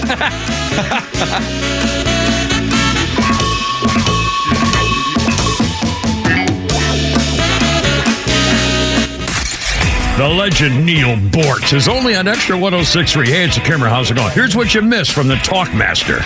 Well, here we go. This ridiculous case that Alvin Bragg brought against Donald Trump is now in front of a jury. I know you're on pins and needles waiting for my prediction, so hold on a minute. A quick review is in order. Just what is Trump charged with? Paying hush money? Not a crime. Catch Neil's commentary every day on Extra 106.3 or listen anytime on the Extra 106.3 app. Lee Brandt Jewelry and Watch Company, where quality and value make the difference. Locally owned and located in Sandy Springs, offering you the finest selection of unique diamonds, sapphires, rubies, and emerald jewelry, as well as other fine gemstones. Lee Brandt Jewelry and Watches has been servicing Rolex watches for over 30 years, and their Rolex-trained watchmaker will service your watch in their state-of-the-art Rolex service center in their store. Lee Brandt uses only genuine Rolex parts, and their estimates are free. Drop by Lee Brandt in the Trader Joe's Shopping Center in Sandy Springs or visit LeeBrandt.com. Hey sandwich lovers, today's your lucky day. There's a whole new way to roll for lunch or dinner delight with Nucky's Hoagies in the Roswell Corners Shopping Center. Now open. Nucky's Hoagies in Roswell is family owned and operated by the Sub-Sisters, Stacy and Shannon, whose love language is food and Nucky's Hoagies, their passion. When you bite into a Nucky's Hoagie, you'll taste the difference. The softest hoagie rolls ever, along with hunger-quenching sandwich combinations. Make Nucky's Hoagies in Roswell on Woodstock Road your new favorite spot for lunch or dinner. When you're leaving the house, do you plead with your garage door? Please open, please open. Hi, I'm Dan Watkins, owner of All Four Seasons Garage and Entry Doors. Let us take that anxiety away with one quick call. Our highly trained technicians will get to the bottom of your garage door issues. It could be a simple repair, a malfunctioning opener, or maybe just needs a tune-up. But if it's time for your garage door to be replaced, we'll make that easy too with upfront pricing and free estimates. When trust matters, trust us. All, the number 4, Seasons Garages.com. I enjoy a good night's sleep, and I like to breathe while I'm sleeping. My wife appreciates that, too. That's why I wear a CPAP. You want the right machine. You want expert advice. You want all the supplies that go with it. You get it all at CPAPs, etc. in Alpharetta. Machines, masks, tubing, filters, cleaning supplies, all of it, and they ship nationwide. Walk-ins, by the way, are welcome. CPAPs, etc. Alpharetta, CPAPSETC.com. Greetings, naturopathic Dr. Dennis Black here, founder of Rough Greens. Rough Greens is not dog food, but because dog food is dead food, it needs to be supplemented with live, powerful nutrition. Go ahead, take a bowl of your dog's kibble and put it on a shelf and see what happens after 2 to 3 years. You know what happens? Nothing. No mold, no bacteria, nothing happens. Because you know why? There's nothing alive in it. Dogs need live nutrition, which is why I formulated Rough Greens with live vitamins, minerals, probiotics, omega oils, and so much more to help your dog with all of their health issues. I'm so confident that Rough Greens will help. My dogs and I will send you a free Jumpstart trial bag so your dog can try it before you buy it. You don't have to change your dog's food to improve their health. Just sprinkle on a little Rough Greens. They'll love it, and it's an easy and smart way to get your dog feeling better and living longer. A free Jumpstart trial bag can be yours. You just cover the shipping. Go to roughgreens.com. That's RUFFgreens.com. Can't afford to fill your grocery bags or gas tank? Fill your day with the best conservative talk for free by downloading the Extra 1063 app wherever you download your apps. These days, you got to protect the kids like nothing else in the world. Seems like everybody's trying to get to your kids. Maybe it's marketers, maybe it's crazy people. Most people are not concerned with giraffes taking their kids. Wait, what? But there is a giraffe that tried to steal a small child at a wildlife park in Texas this past Saturday. Mom was recording when it happened because the interaction with the giraffe is cool. Yeah, you sure. know, you got the thing going, and the giraffe physically tries to lift up the shirt. It's the little girl, and the giraffe reaches in and picks the little girl up by the shirt. Check this out. You want to feed the giraffe? Feed him. Come here. Look. Oh, look. Oh.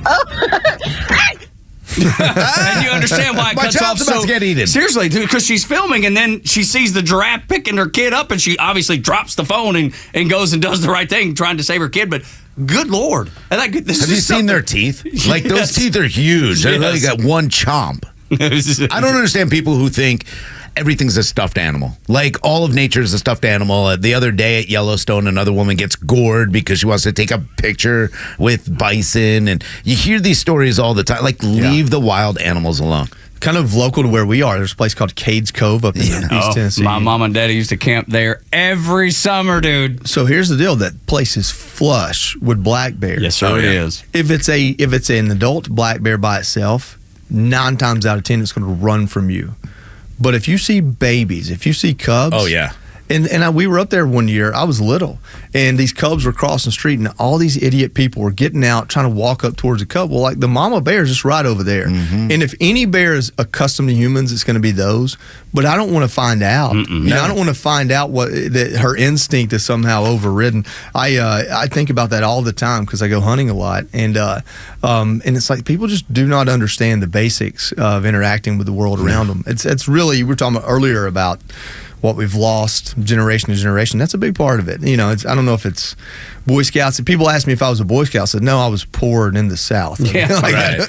We grew up the Boy Scout lifestyle. You didn't have to join. Yeah, they probably do more efficient than I know, but I can get it done. Yeah. I might take a car battery to start a fire, but I'm gonna make it happen. It's getting done. It's getting done. But the magic of this, though, is like the giraffe put her back down. Right? Well, eventually, yes. Eat her face. No, yeah, thankfully everything turned out okay. But that's the thing. Like, you talk about black bears. Okay, yeah, I get it.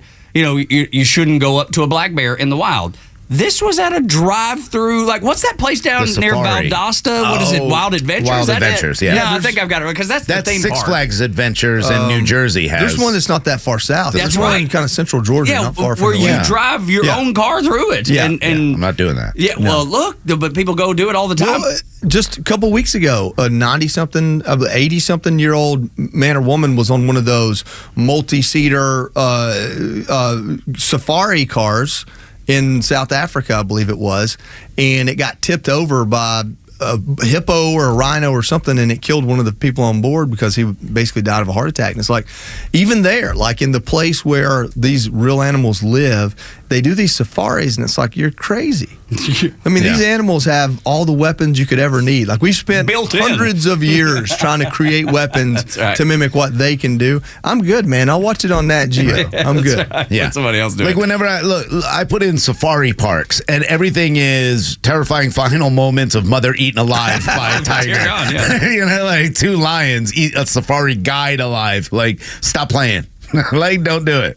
Georgia drive-through safari. This is going to drive me crazy. Is it animal safari? No, is that right? Somebody is going to go, if you know 404-741-1230, it's because local. it's just right down. And you know, is it past Macon or just past Macon, something like that, or maybe between Atlanta and Macon? You know what I'm talking about. The farm I bought a 40-acre farm up in Gordon County last year. Got a great deal. It's the best fenced farm in the neighborhood because the guy that owned it before me had camels and zebra and a water buffalo. Oh, nice. What sucks is fertilizer is good. Well, people still come and like stop on the road out in front of my house looking for it. Yeah, You should put big stuffed ones up. Yeah. I need to put a sign that says camel, zebra, water buffalo. Prepared the way you want it. Yes, exactly. The end process. That's right. They come up with all their kids, and all the kids are crying outside your fence line. They ate the water buffalo. Just come out with like one of those little, what do you call them? A bib on with a fork and knife. Like, what you guys looking There's for? a few of these places: Wild Animal Safari in Pine Mountain, That's Georgia. the one. That's the one we're talking about. That's what we're And talking then about. Georgia Safari Conservation Park in Madison. Okay. All right. So a couple Both have like zebras and giraffes. Yeah, there you go. So thank you, Joe. It's exactly what I'm talking about. But it's crazy to think that people interact with wild animals. But I got to tell you, man, I would drive through. I wouldn't think twice about it. A bunch of my buddies. But you also wouldn't roll down the window and try to kiss a lion. Well, no, I think I wouldn't take it that far. I mean, but just being out there with a giraffe, I'd probably think it's cool, and I'd probably have a cup trying to feed it too, just because it's a giraffe. They got those long tongues. Right. We were doing something like that was just like regular domestic animals. I had a donkey like grab my elbow and try to pull me in. I mean, I was at the Chattanooga Zoo, which, I mean, you talk about like redneck zoos. Dude, that thing is great. I love was that at the Chattanooga zoo, and there was a wild deer running around inside the zoo, and they didn't know if they were supposed to trap it in or let it go. Like it was a whole thing. They ran right by me. I'm like, what in the world? I didn't tell All you. the other animals are like, why is he out? Seriously, how come that guy? Yeah. Dude, let me out for a while. Give me some free. Y'all, this happened. This is for real. This happened day before yesterday, and I forgot to bring it up the show yesterday, but we even took pictures of it. Of course, we took pictures of it because it didn't happen if you don't take a picture. That's right. My wife, so I'm down recording a show that airs in Charleston, South Carolina. I do it in the evening time, and all I hear is this blood-curdling, Jerry, come quickly! Because my wife doesn't call me Tug anymore. It's Jerry, because everybody calls me Tug. It's an emergency! And that's all I hear. And I'm like, oh my God, what is going on? She had left the garage door open and the door that goes out of our kitchen into the garage.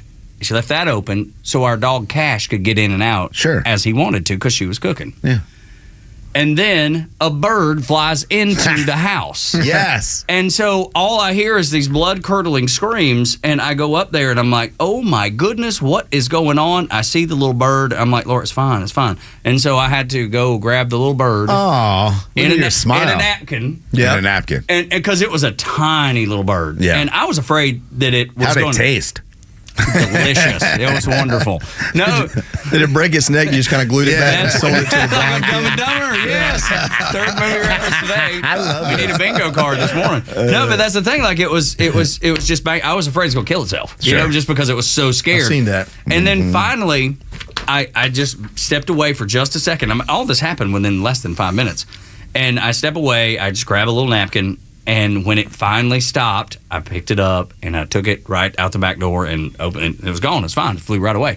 But it was just one of those interactions that, it wasn't a giraffe. It wasn't a bear. My wife was scared of a bird that was the size of this charger. I mean, this thing was just bouncing around, and she was terrified, petrified. I get that, though. Look, I had a carpenter bee come out of one of the holes on the deck because Aaron shot it with the salt gun and it fell on my head. I spilt 3 beers, knocked over a chair, and ran away. So I get it. It looked like you were bowling out there, man. Just things going everywhere. She's just laughing like they don't even sting. Sit down, dum-dum. That's the one good thing with technology is now we put cameras on ourselves everywhere, and you get to see those things that happen. The dumbest things in life. Absolutely. You at your worst moments is what is caught on film these days. So Hunter Biden's laptop for years was talked about as if this was a myth. It was Russian, disinformation. It was, just part of a conspiracy. There was just all of these stories. And if you recall, NPR said, well, here's the reason we don't report on it. And they gave you all the, the BS reasons. Now, that laptop, I'm going to play you a piece of them denying that this thing even existed because it's the whole point. Because now that thing has been introduced into evidence, and the federal government has said, yes, this laptop is real. This is the media. We're not going to play all of it because there's 20 minutes of cut-up audio from networks, the big ones, ABC, CBS, NBC, MSNBC, CNN, all talking about how this isn't real. And tonight, the Trump campaign is accusing Twitter and Facebook of censorship after the social media companies blocked the spread of an unverified story about former Vice President Joe Biden's son and a laptop allegedly full of his old emails. It's a story raising concerns about whether it's real or just designed to sow confusion in the final weeks of the election. Experts say it has all the hallmarks of information laundering. This looks like your classic disinformation campaign. Eric O'Neill is a former FBI. There you go. Boy, how many times were they on the wrong side of every story that's happened? Seemingly nonstop. Boy. That's what it seems like to me. Talk about nonstop misinformation. Yeah, it is. That's the thing that's so bothersome now because, Joey, the federal government has introduced that specific laptop into evidence against Hunter Biden while those clowns were misleading. Intentionally. They knew it. Jump into the Wayback Machine here. So this is a Politico article from, October 19th, 2020. And just the important part here, they list some of those 50 intel chiefs who assessed the laptop supposedly independently and arrived to the conclusion that it was Russian disinformation. So some of these names are hard to say and they don't matter who they are, but their position matters. The National Counterterrorism Acting Director, Counterterrorism Center Acting Director, the former NSA General Counsel, the former Deputy NSA Director, a retired CIA Senior Operations Officer, the CIA's Deputy Assistant Director for Global Issues, and these are the list of former CIA directors. Brennan, Leon Panetta, Michael Hayden, John McLaughlin, and Mike Morrell all signed the letter. So you're talking about the absolute leadership top over 4 administrations of our intelligence community signed off on a letter stating explicitly that the Hunter Biden laptop was Russian disinformation. And here we are just a few years later. And would any of them say that today? No. Have any of them apologized for it? No. Have any of them been held accountable for basically providing their background and reputation as a campaign donation for the Biden campaign? This is the, I said it earlier and I say it too often, spit in my face and call it rain. Mm-hmm. This is people telling you we were at the tippy top of intelligence. We know things you don't know, and most general believed to be conspiracy theorists knew this laptop was legit, and they did not.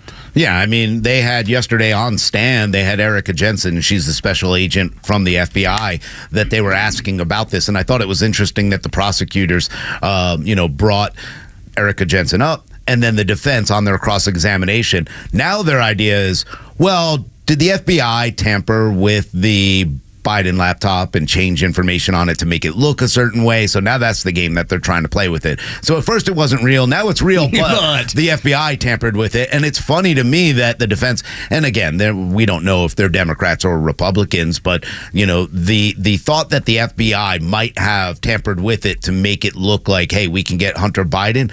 Democrats, whoever, are going to play the same game now that the FBI is not, I guess, weaponized against a citizen. So now one particular person. Yeah. So now you have it on both sides. But everybody knew that laptop was real, and everybody's surprised that a crack addict left a laptop somewhere, like in a pawn shop or wherever he wanted a computer repair.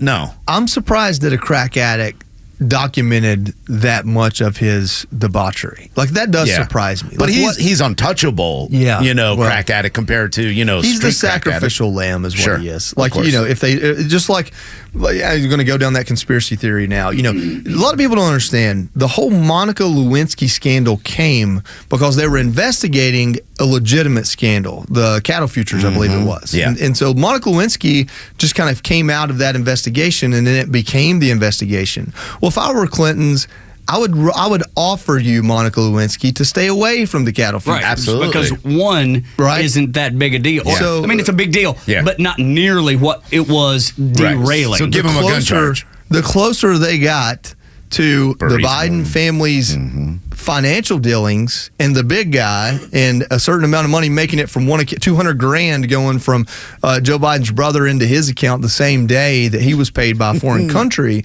the closer they got to that, the more legitimate this Hunter was on crack became. Right, because there's a reason that they're doing it, right? Because focus on this. Yeah, exactly. Yeah, absolutely. Focus on this. To wag the dog. Right. And that's the thing that drives me up the wall, is that nothing is going to come of this. There's nothing going to happen to Hunter Biden. Nothing is going to happen to Hunter Biden. If let's say they find him guilty, Joe Biden will pardon him at some point. It's going to happen. He said no. Of course he did. Of course he did. You don't trust him? He said he wasn't running again when he ran in 2019. Here's the deal. It doesn't matter to me if Hunter Biden himself is held accountable, because I consider this to be a family institution of crime. The real accountability is at the ballot box. There's a certain amount of mutually assured destruction that has kept one administration from going after the other. That has been completely decimated. Yeah, it's gone. With both of these men, with President Trump and President Biden. President Trump, when he was in office, didn't go after Hillary Clinton, didn't go after Joe Biden. Now that they're going after President Trump, if President Trump is reelected, I don't know that a Trump Justice Department doesn't go. And I'm not saying they should or they shouldn't, but our country's changed forever. Yeah, but not for the better, and that's the problem. Because there's that part of me. No, you're right. There's that part of me that goes, I want to see justice served, right? Because justice has been just bastardized at this point, or it appears to be that way. But then there's that other part of me that goes, you can't yell at them for weaponizing and then weaponize yourself. Yeah, because, the best victory for Donald Trump would not be going after all of them. It would be fixing the economy, making sure that, families are able to afford homes again, and actually closing the border. Don't worry about the retribution at this point. One of the tenets of war in Sun Tzu's, I can't remember the name of it, I think it's Art of War. Art of War. Is when you defeat an enemy, you don't destroy what they believe in. So if President Trump is smart, if he wants to keep those people, you don't have to go after everything they believe in. Just get them to believe in what you believe in, too. Yep. Morning Xtra at Xtra 106.3. We'll knock out the headlines when we come back. Tug, Rhino, Front Office Los, and our guest Joey Jones from Fox News Channel. Your quality of living and lifestyle is suffering under Biden, and what you can do about it. Next on the Morning Xtra. Back after us, playing Buck. Local afternoon show. Best way to consume it all on the Xtra 106.3 app. Download that free for Apple and Android. Just search for XTRA 106.3 FM Atlanta.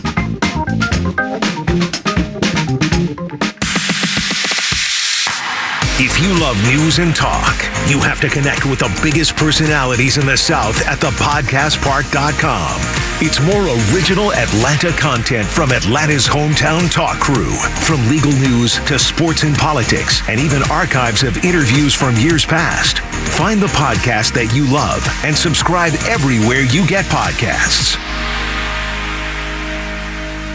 We bought All right, have you ever done a defensive shotgun class? Well, maybe you haven't, but I can tell you right now that, hey, it's a fun class and you might be really interested in it this Saturday at True Prep in Marietta on Cobb Parkway. That's the one thing about True Prep is they're locally owned and operated, and they want to make sure that the community is taken care of. Yes, they're going to do a blood drive on July 1st, but they also have a lot of classes because they want you to be prepared in case of an emergency.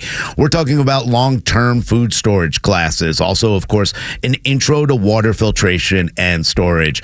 These are classes that are important to you and your family, and True Prep is your one-stop shop for preparedness supplies. Whether it's freeze-dried food, water filtration, first aid kits, firearms, firearm accessories, or ammo, they have it all at the lowest prices around. And like I said, they're locally owned and operated, and they care about what you care about. So go visit them right now in Marietta on Cobb Parkway. Tell them Rhino sent you over there. They'll take great care of you. Ask for Amy, Matt, or Joey, or any of the real professionals over at True Prep, and they're going to take care of you right away. Start stocking up now. You see the essentials and the prices that you have to pay for them every single day. Go online right now. Check out all their workshops at trueprep.com. That's TRU prep.com, and prepare today for a worry-free tomorrow with our friends over at True Prep. Hey fans, summer is here and you know what that means. Exterior painting season. At Atlanta Painting Company, this summer, save 10% off of all exterior projects and get a free color consultation. We understand how valuable your home is, so protect your investment with our industry-leading warranty and unmatched customer service. Don't just take our word for it. We have over 900 Google reviews telling you why we're the painters you can trust. Ready to get started? Visit us online at atlantapaintingcompany.com to schedule your free home consultation. The Atlanta Painting Company, the painters you can trust.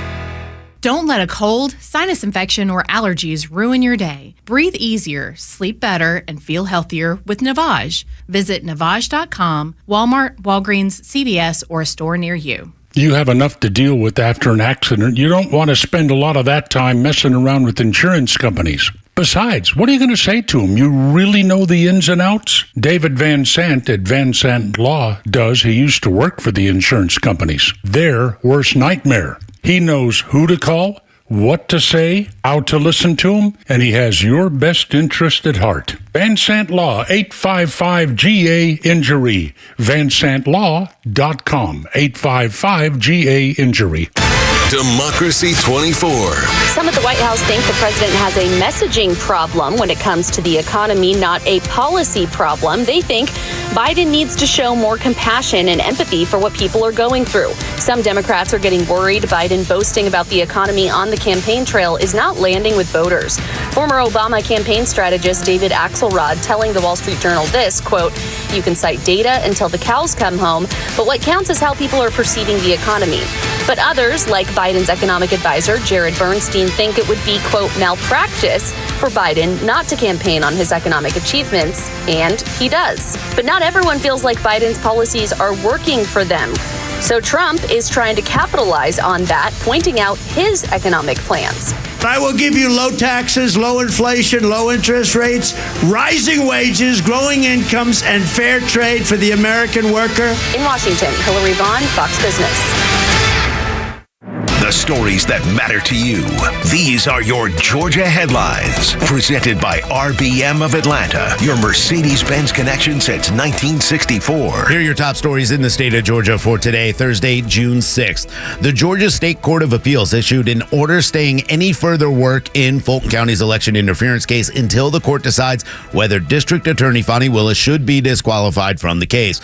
The court has already set an October 4th date to hear oral arguments in the case. The court is also considering an appeal by the DA's office to reinstate 6 of the criminal counts that Judge Scott McAfee dismissed. A salmonella outbreak potentially linked to a cucumber recall has sickened at least 8 people in the state of Georgia. According to the CDC, 162 people have fallen ill and 54 people have been hospitalized across 25 states and Washington, D.C. Fresh Start produce sales recalled dark green cucumbers that were shipped to retail distributors in 14 states. The CDC previously identified salmonella in a cucumber, but more testing is underway. And in sports, the College Football Playoff Committee has announced the 2024-25 12-team playoff schedule. The first round will begin on December 20th with 4 on-campus games. The quarterfinals will start on New Year's Eve with the Fiesta Bowl, followed by New Year's Day games at the Chick-fil-A Peach Bowl, the Rose Bowl, and the Sugar Bowl. The Orange Bowl and Cotton Bowl will host this year's semifinals, with the championship game being played on January 20th right here in Atlanta at Mercedes-Benz Stadium. Wow. Tug, Rhino in front of us on the Morning Xtra. There we go. I knew what you meant. I knew what you meant the whole time. I only have to say it right if they send me one, right? I think that's part of the deal, yeah. Yeah, send me a Mercedes. You owe them nail nothing. it every time. You owe them nothing. It is their RBM. Yes, that's right. Mercedes, beautiful place. Yeah, no doubt. Some great folks there at RBM of Atlanta. As we watch, the D-Day stuff in the monitor, we'll keep you posted kind of the things that are going. They're awarding a bunch of the men who sacrificed so much there on the grounds there in France. It's unbelievable. It's a really, really nice ceremony, and it's something that you should pay attention to. Obviously, you're probably driving to work right now, getting ready to get the day underway. But when you get a chance, go look at some of the stuff. It is really moving. Tom Hanks is there in the crowd marking this day, the 80th anniversary of D-Day. Here closer to home, 6 in 10 Americans are living paycheck to paycheck. 92% when polled say the country is in a bad economic state. Yeah, of course it is. 92% say that. And their biggest obstacle when asked, it's groceries. Grocery prices. 6 in 10 people say they can't go on a vacation. They can't do the things that they used to be able to do. Inflation is a big part of that, but grocery prices are the biggest sticking point for most Americans. Yeah, it's crushing. We've talked about when I went camping and I thought, okay, I'm going to get some burgers, some brats, and maybe a steak or two. And I end up walking out with $500 worth of groceries, and I'm like, this makes no sense whatsoever. And I think a lot of Americans see that.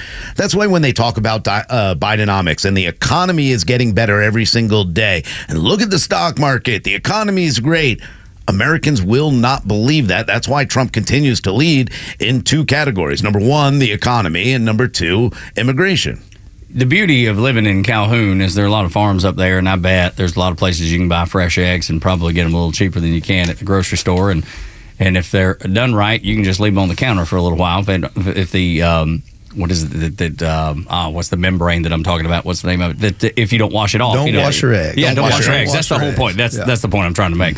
And that's a good thing, right? But that's living in Calhoun. I'm not sure in Metro Atlanta many people have as much access to that. I'm fortunate, and my sister-in-law has 15 chickens, so we can run up there if we need to. But that is hitting people where it is most fundamental, man. Those are the foundational elements. The grocery store, feeding your family. It's not like people are saying, I'm mad I can't go on a vacation. Of course they are. They're irritated about that. Of course. But when they're concerned about putting food on the table, Joey, that's when things have to change, and people will be like, I'm fed up with this. I am going to be that change. No, I really hate the way the Biden administration cherry picks information to say the economy is somehow doing well. And they've actually flip-flopped on this several times in the last year and a half as far as Bidenomics, and then that didn't work, and then stock market, and well, that doesn't work. And so what's the metric they're going to use today? One metric they never bring up, is the amount of debt and the increase in debt, both housing and non-housing debt. 9%, this is after the first quarter of 2024, we just wrapped that up. 9% of credit card debt in this country went into delinquency. Yeah. So it's not just the amount of debt that's going up, the rate at which we're not paying it back is increasing. And that's the problem, is now we're hitting that precipice where it's no longer about charge it. Now it's, well, I can't charge it because I've maxed that card out. Yeah. That's a big wall there. We're talking about 1/10 of all credit card debt in this country is in delinquency, which means they decided, hey, I can't pay it back. That's a big deal. And that is the cascading effect of the pandemic. I mean, here's the deal. Barack Obama came in. We had a crisis in 2008. Barack Obama comes in.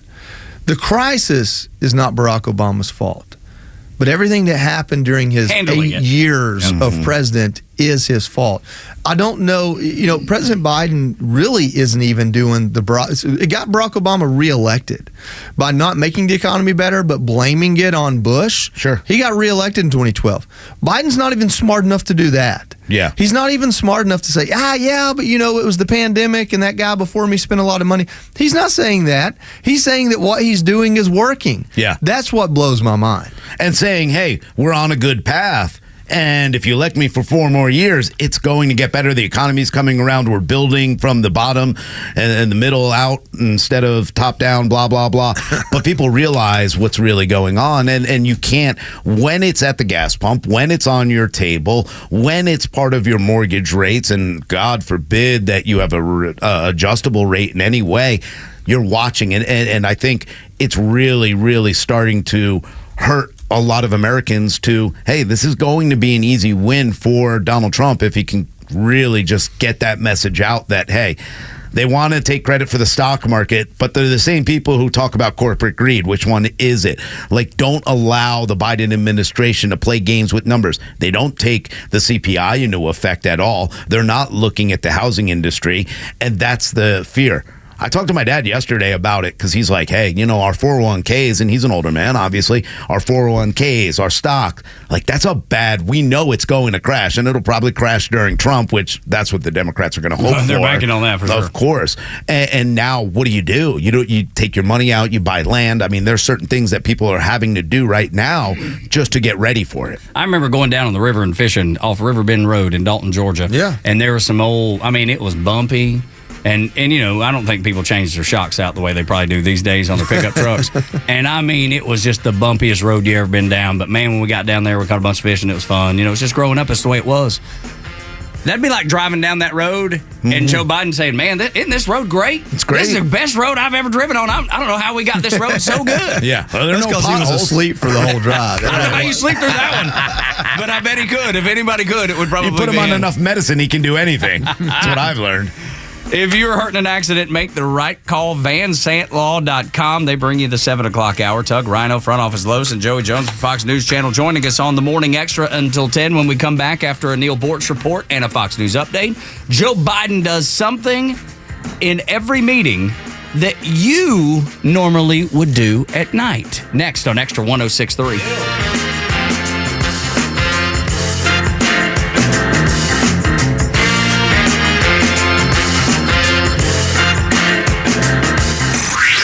Time for the Bortz Report, exclusively on Atlanta's only conservative news and talk station, Extra 106.3. I'm not particularly anxious to visit Europe again, rather go back to Antarctica, but there is one destination that draws me, someplace I'd go if I had the opportunity, Normandy. 80 years ago today. Get that. 80 years. Americans, British, Canadian, Allied forces landed on the beaches of Normandy to turn back Adolf Hitler. Thousands lost. Thousands still buried there. If you search your TV schedules today, somewhere you will find playing a movie called The Longest Day. Watch it. Please watch it. It'll give you somewhat of a picture of what went on 80 years ago. Saving Private Ryan, another good one. What bothers me, though, is that currently most young American men say that they would not do what these brave men and many women did 80 years ago. And yes, it falls on party lines. The majority of young people who consider themselves Democrats say, no, I wouldn't fight. The majority who consider themselves to be Republicans would. Sadly, they're outnumbered. And speaking of Democrats, I want to relate to you something that happened 30 years ago, the 50th anniversary of the D-Day invasion. Bill Clinton goes to Normandy to honor the troops. Early that morning, before Bill Clinton was to arrive, some cameramen, reporters, photojournalists saw some members of Clinton's staff down there on the beach. They were scattering stones about. Why would they be doing that? Well, anyway, later on, Bill Clinton wanted to walk down the beach by himself to honor these men on their own. When he got down to the beach, the news cameras recorded him picking up some stones and making a little cross out of them on the beach.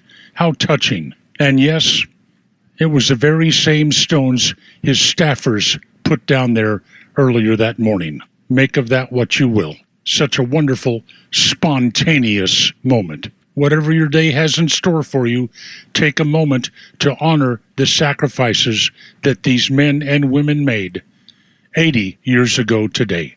Neil Bortz, Extra 106.3. Horizon Background Screening is a fully licensed and insured private investigations firm that focuses on litigation support for law firms, criminal defense cases, and background investigations. We are also FCRA compliant and process pre-employment background checks, tenant screening, and background checks for volunteer organizations. Whether your business is a law firm needing anything from scene investigations to witness interviews, or a company that requires pre-employment background checks, we have the experience you need. Visit HorizonScreening.com to learn more. That's HorizonScreening.com. Hey, it's Tug. The Morning Extra has you covered from 6 to 10, and Kimmer's got you on the ride home. This is amazing to me. Germany says if Benjamin Netanyahu sets foot in Germany, he's going to be under arrest. Just to be clear, they say, we need to follow the law. And he's been, of course, Netanyahu saying this is a distortion of reality. These prosecutors at the UN, what are they doing out of their freaking mind? And Germany has the balls to say if the top Jew comes into Germany, we're going to get you. To be fair, yes, it's been German policy since 1932. Well, they haven't. They're consistent. The people, you know where you stand. The Kimmer Show every afternoon from 3 to 6 p.m. on Extra 106.3 and the Extra app. WFOM and W292 EV Marietta, a Dickey Broadcasting Station. The 8 a.m. hour is brought to you by Central Heating and Air. They're back in Normandy, France, 80 years later. I'm Dave Anthony, Fox News. Victors of D-Day, we are humbled by your presence. Defense Secretary Lloyd Austin paying tribute moments ago to D-Day survivors who are about 100 years old, honored at a ceremony. Here you came to join your efforts with our own soldiers and to make France a free nation. French President Emmanuel Macron also handed 11 Veterans Legion of Honor awards as President Biden gave challenge coins. He'll also visit the Normandy Cemetery where about 2,500 Americans died in the D-Day invasion. The U.S. and some of our allies have put out a joint statement on another war, urging Hamas and Israel to agree to a ceasefire not long after an Israeli airstrike in Gaza. The Israeli military says the school targeted by its fighter jets contained a Hamas compound, but local officials report dozens were killed, including at least 23 women and children. The Al-Sardi school is run by the UN, and witnesses say it was filled with Palestinians displaced by Israel's military offensive. Fox's Jonathan Savage. The prosecution could wrap up its case today against Hunter Biden in the president's son's federal trial. The jury got to see the gun he's accused of illegally buying in 2018 while addicted to drugs. The dealer who sold it testified. He says he stood 2 feet from Hunter and saw him answer no to whether he was an unlawful user of drugs. Prosecutors also called his ex-wife, Kathleen Buell. She testified she found a crack pipe in July of 2015. Buell also says she scoured her cars before lending them to her daughters to ensure they weren't driving around with drugs. Fox's Rich Edson in Wilmington, Delaware. A legal setback in Georgia in the Trump election interference case. The state appeals court has put it on hold so it can consider challenges. The former president tells Fox's Hannity all his legal issues are just political. I did nothing wrong in any of these things. I did nothing wrong. We did nothing wrong at all. But he was convicted in a separate New York case last week. America's listening to Fox News. You know, our friends at Henry Repeating Arms, they manufacture a line of very high quality rifles, shotguns, and revolvers that you can be very proud to own. Now, they're made in America with parts and materials also from America. Now, they use old world craftsmanship combined with cutting edge technology to deliver reliable and accuracy that you can trust in any situation. Now, they're easy to use and maintain. It makes them an excellent choice for both a novice and experienced shooter. Henry has over 200 models, so you can find the firearm that's right for you. There's also new releases all throughout the year, and every purchase is backed by their lifetime warranty and the company's owner. Anthony Imperato also gives his personal guarantee for 100% satisfaction. Now, make sure you go to their website, henryusa.com, order their free catalog. They'll send you free decals and a list of dealers where you are. That's henryusa.com. Free catalog, free decals, and a list of dealers where you are. You're going to love this company and these firearms like I do. For hourly Fox News updates and the best in conservative news and talk, keep it on Extra 106.3 or download the Extra 106.3 app. The reason you do that is flexibility. You can listen when you choose to listen. You can listen live as it's happening right now. Tug, Rhino, Front Office Lowe's, Joey Jones from Fox News Channel in with us. Or later today, let's say it's 8:03 tonight, and you're like, man, what were they talking about earlier? We'll go back and listen to that. The Extra 103 app gives you the ability to do that. So download it free wherever you get it. Your apps. XTRA 106.3 FM Atlanta is what you search for. We're going to get into the things that Joe Biden does during the day that, the Wall Street Journal has reported on. It's kind of what you would do at night.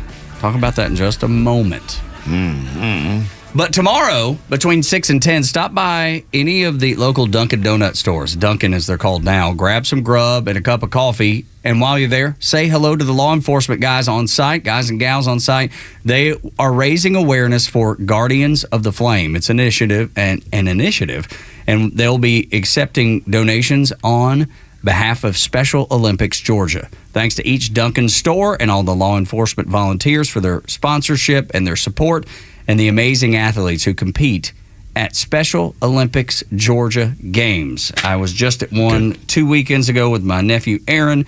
They came in second place, silver medal in flag football. So much fun to see his smile be so incredibly big. I mean, just you can't wipe it off his face. And I don't have to jump in a frozen lake this time. That's right, the yes. Special Olympics, which That's is right. really good because Right. I'm still trying to get over that. I have the shirt that they gave me, which you didn't get because you didn't show up. I had something to do. And every time I see it, I get like cold chills. Yes, but, yeah. Go Dunkin' Donuts, by the way. We should be getting coffee from them. Dude, that coffee is Dunkin' the is solid. greatest coffee ever made. I don't drink coffee. I never had a cup of coffee in my life. Y'all know that. But their hot chocolate, I do get. Now, I know hot chocolate ain't good for you because it's got so much sugar in it, but dang, it's good. It's so good. It's the best. Joby will tell you, like in New York, everybody goes to grab Dunkin' in the mornings. Like Dunkin' is that place. Like Starbucks has made a big dent in that, but forever, every morning people go grab Dunkin's coffee and bring it back to everybody. It was awesome.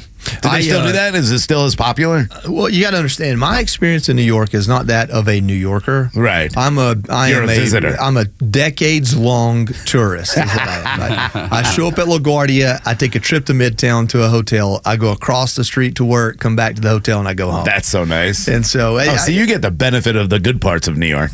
Well, it's in the middle of Midtown, so I would not call it the good part. Well, that's fair. That's fair. I've eaten at all the restaurants in my hotel room. Oh, there you go. It was just some Grubhub delivery or something. I like it. Dude, these days you know what's crazy? This is absolutely nuts. My son asked me, I guess it had to be late last week. He said, "Dad, was New York ever safe?" And I said, "Yeah." It was. When Rudy Giuliani cleaned it up, it was actually a really nice area for a while. But how sad is that, though, that my kid at almost 20 years old doesn't remember a New York that wasn't a safe place to go or that was a safe place to go. He was like, "Are you scared to go there?" Like, and we'd taken him. My wife grew up in New York. She's a Yankees fan. We went to old Yankee Stadium, and I got pictures of me and my son holding him at old Yankee Stadium, which is amazing. We went there a few times, and we've gone to the new stadium. We've been to Ground Zero. We've been to all those places, but he was really young and don't remember most of it. Yeah.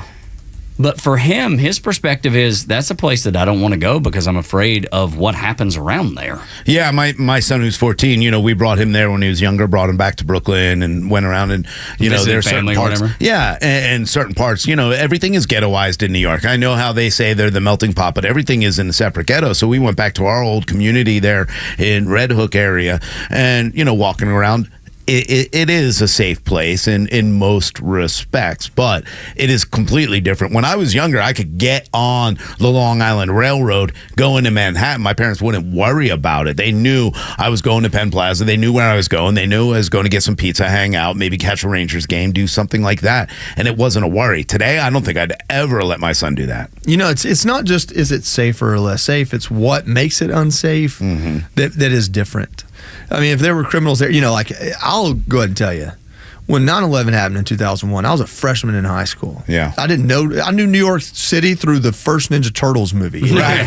It's that's where the foot gang is, right? Yeah. Like, that's not anywhere I want to be. Right. But fast forward to where we are today, and it's not the amount of crime even so much as it the type of crime and who's doing it and how they feel empowered to do it. I mean, if somebody robbed you, it was in a back alley. Yeah. Now it's on the subway. Now it's on 6th Street. Yeah. And so that's the problem, is that the lack of accountability makes you feel like anything could happen anywhere at any time. It's it's not, people learn, hey, you don't go out at night, you don't go to that neighborhood at night, you don't take the subway late at night. Yeah. But when it's on the subway or on the street in the middle of the day on a Thursday in an area that's supposed to be safe, and someone's sucker punching you or stabbing you Or women, robbing sucker punching you. women. And For so heaven's sake. that's the difference. Yeah, and one of the things is the mental health that we have in the city has changed so much. Like, obviously, mental illness is growing and growing and growing, and we're accepting it. Like, maybe we need some asylums, but people pushing in other people in front of trains, or putting a belt around a woman's neck and pulling her behind a car, those kind of things. Like, you never heard you heard some bad stories, obviously, growing up in New York, but I've never heard anything like I hear today, which is, and that's going to be focused on because it's become political. Well, but I remember being younger, and I didn't go to New York City for the first time until the summer of my 8th grade year going into 9th grade, and there was a school trip from Eastbrook Middle School, and they took us all up there, and it was great. I got pictures on top of the World Trade Center. I had never seen anything like it. I thought it was the most amazing thing in the world. But prior to that, my knowledge of New York was that it was really dangerous. And then, in the 70s, it was. My sister, she was in school, same school as you, Eastbrook and Southeast. When they were up there the day that the first World Trade Center bombing happened in 93. In 93, wow. Yeah. 93, yeah. So they were in the tunnel, and they got turned around and sent back. Y'all got to get out of here. Goodness gracious, man. It's crazy how you live through history, what is now history. And the things that we've all seen on television, and wow, your sister being a part of that is really remarkable. It is amazing though. Like, Rudy really did clean up that area, because when like I said, I'd take the train into the city. Sometimes I'd skip school. Hopefully, Mom's not I listening can't now. believe that about you, Rhino. Come on now. But I used to go down to 42nd Street because you could buy nunchucks and Chinese stars and wrist rockets. So I'd go back and do to the all Ninja that. Turtles. Yeah, You're Then running now around like a. Yeah, now you go to 42nd Street, you get to see like Lion King and like Disney shows. Yeah. But it used to be a cool place to have peep shows. They had all that good stuff back then. Like the Madonna video from MTV. Yes, exactly. That's what it was. I remember the first time I saw that, I was like, what is this? I must learn more.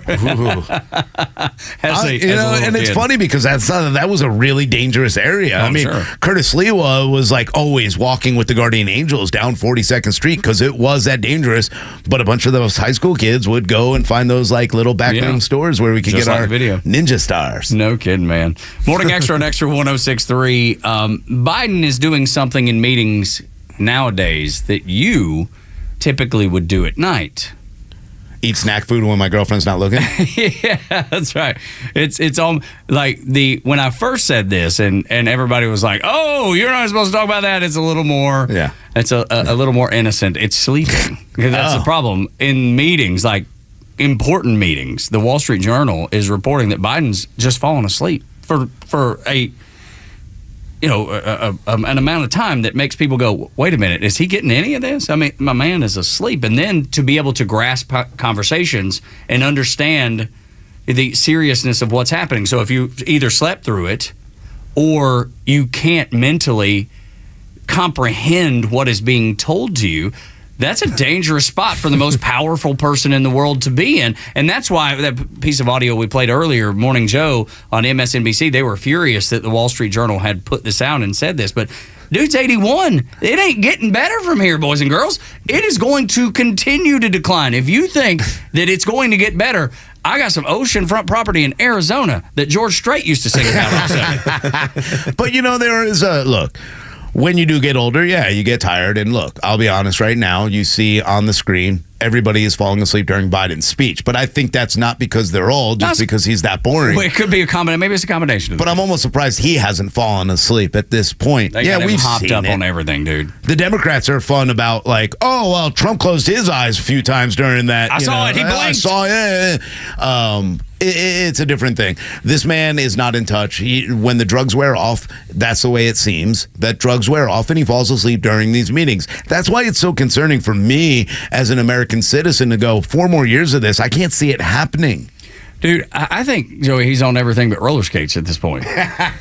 Yeah, probably. And that's the thing that's the other side of it is when is too much. When you can't do that forever. Can you do it for 4 more years? I don't think you can. There's a lot of what people would dismiss as conspiracy about who's running the White House.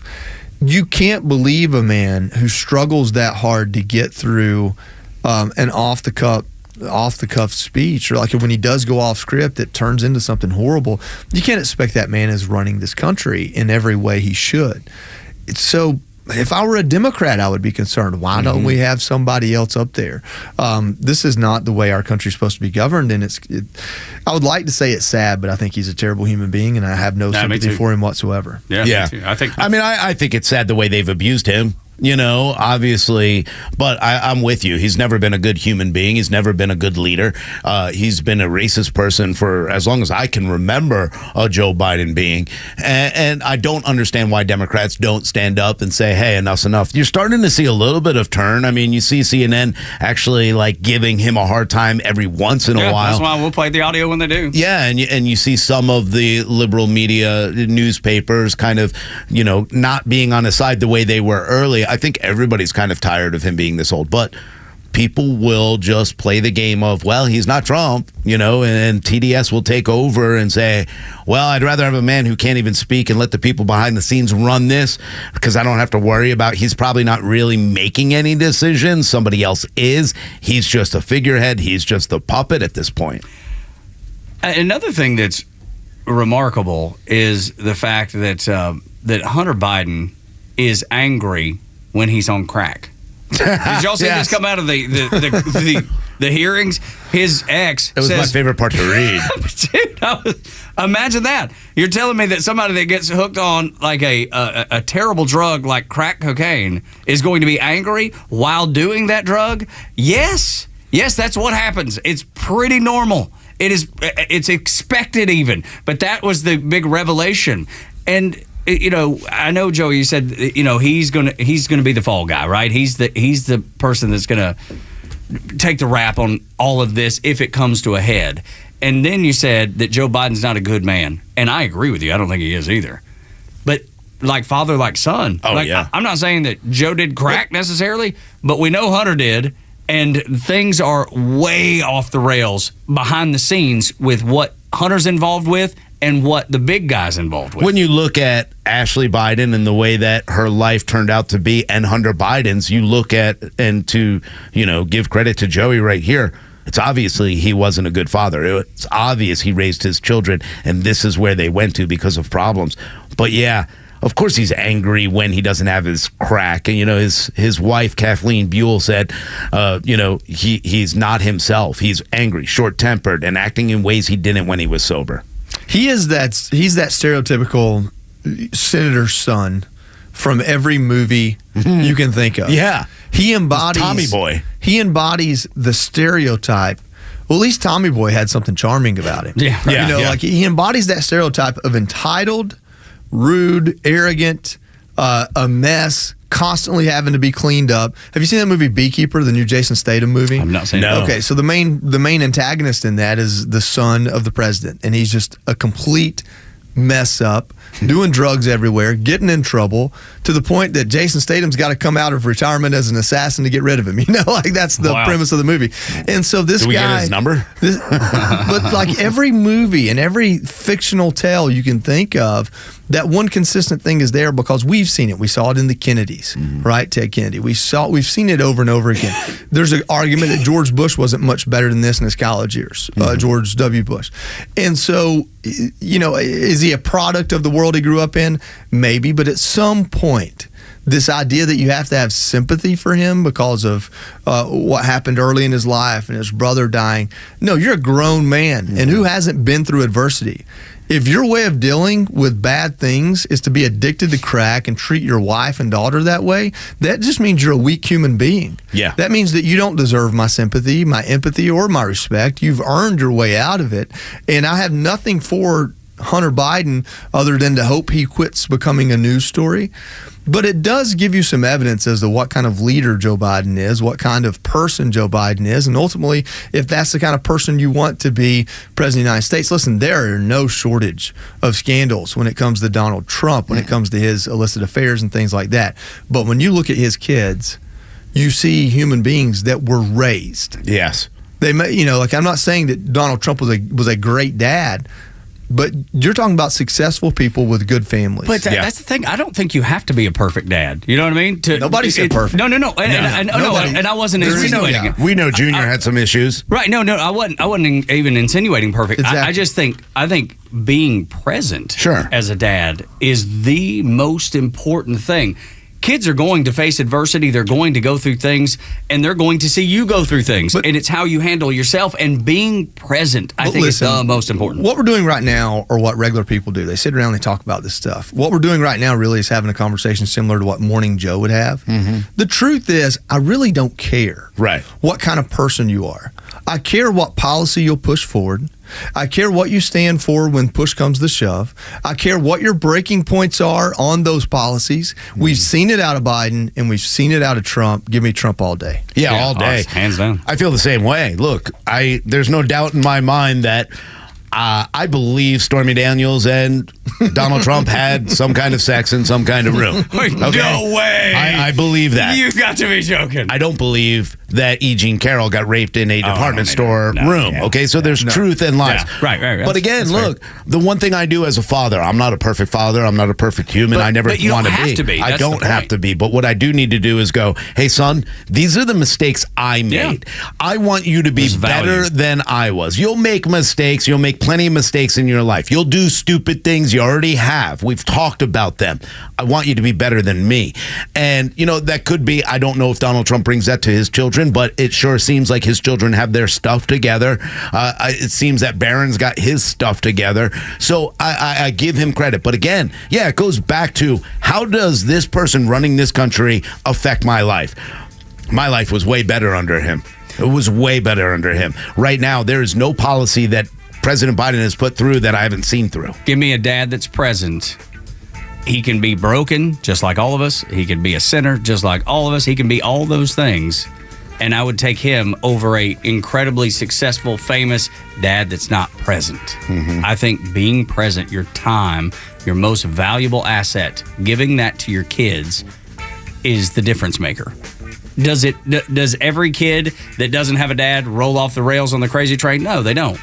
But if you look at the trends of fatherless children, the ones that have the most trouble are those. If you have two kids, one that's a daughter that's addicted to sex and drugs, and the other one who's addicted to drugs and is just a bad person, you get, look, 1 out of 3. I don't know much about Bo. I know Bo was probably the good kid. 1 out of 3, that's not a good record for being a good father.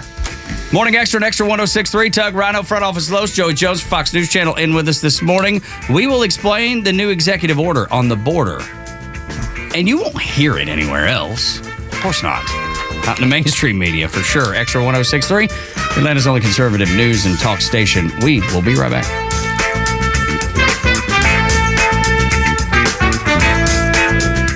Hey, it's the Kimmer. Look out. The Kimmer Show is live every afternoon from 3 to 6, just like the Kimmer. By the way, a little update. just this morning I find out that my daughter Jennifer has now received the birthday card and special. I swear to God, I mailed it April 10th. I mean, I could have walked it over there in 6. I could have walked to Denver in 6 weeks. Seriously, I could have walked. No, you couldn't. I'll bet you I could do it. I'll bet you if they give me time. In fact, this will be great. Let's do a live expedition, the Kimmer's expedition to the final bucket list to probably kill me. And we'll do it live, and I'll do a remote like every afternoon. And you guys can do the show from here, and I'll have a live mic every afternoon, and we'll have as I'm walking to Denver. Yeah. I want to see you walk across Mississippi and Arkansas in July. The Kimmer Show, every afternoon from 3 to 6 p.m. on Extra 106.3 and the Extra app.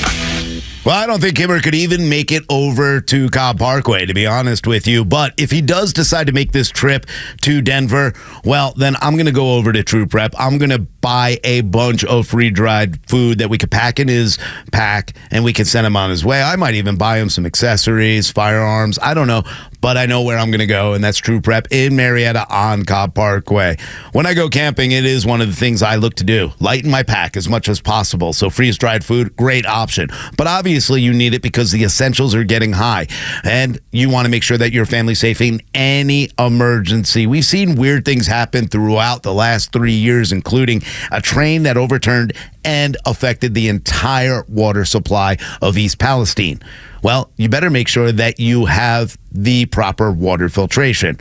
True Prep even has some great classes, including one coming up next week. And not this weekend coming up. This weekend, they got a defensive shotgun class. Go check out their webpage. Join that. They've already got some people signing up. Make sure you join that. But the week after, intro to water filtration. See how this works out? It's amazing. True Prep Marietta, they're your one-stop shop. They're locally owned and operated, and they want to make sure that you have everything you need to survive an emergency. Whether it's long-term food storage, freeze-dried foods, they also have a Mylar demo coming up. So you can get your Mylar bags, your oxygen absorbers, your water filtration, and real EMT-grade first aid kits that will save a life. Not like one of those little store first aid kits with Band-Aids and Neosporin. We're talking about, look, you might need to have some sutures ready to go. True Prep, Marietta, Cobb Parkway.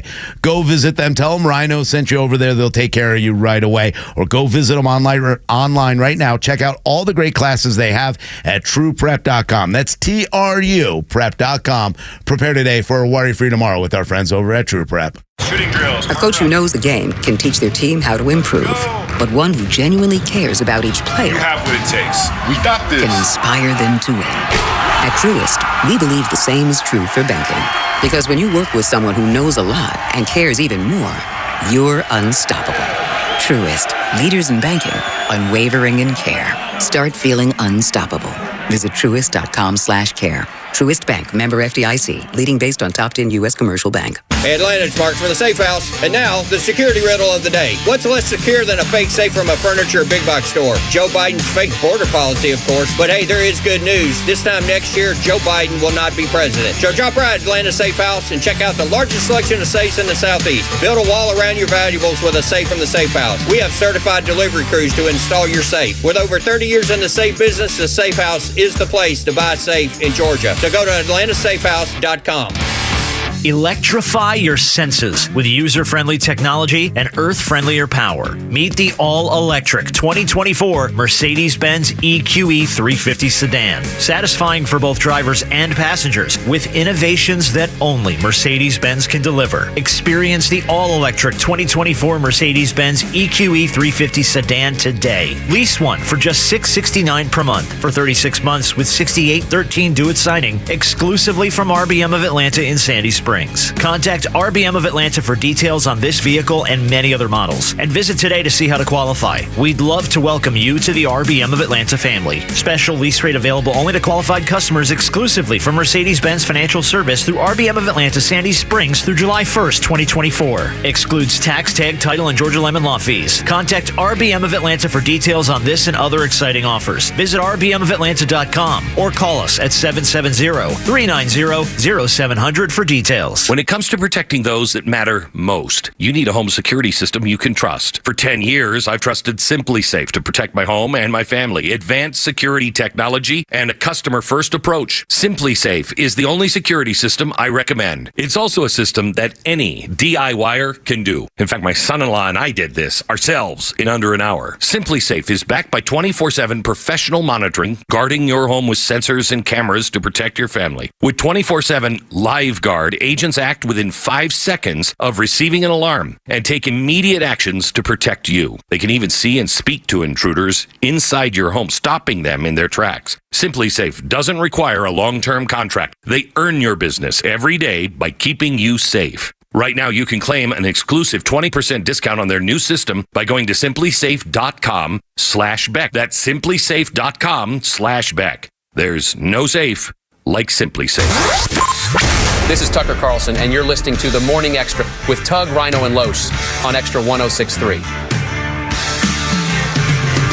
Tug, Rhino, and Los on The Morning Extra. Joey Jones, Fox News Channel, joining us this morning on the 80th anniversary of D-Day. And we've been watching the coverage on Fox News Channel on the monitors here in the studio, and it's been remarkable. It really has been something else. And I told a story this morning, Joey, about my grandpa meant the world to me. Both of them did. Both of them World War II veterans, one in Germany, one in the South Pacific. He was an Army medic. My dad's dad. He was an Army medic stationed aboard USS Hope, which was a Navy ship. And I remember the proudest moment that I ever had in my whole life is when my grandpa told me, "I'm proud of you, son," when I joined the Navy. And I was telling Rhino this morning, and Los too, before he left for the golf tournament, I can still hear it so crisp in my mind, like his voice telling me that. It was ingrained. It's there, and it's never going away. I wish I could hear it, in real life, and I can't. But that was the proudest moment I think I've ever had in my life. And he had this picture of the USS Hope hanging next to his lazy boy in their living room. And when I joined the Navy, I sent him a picture of the ship that I was on, USS South Carolina. And he hung that picture of my ship right next to his. And every time I'd walk into their house, I'd see it there.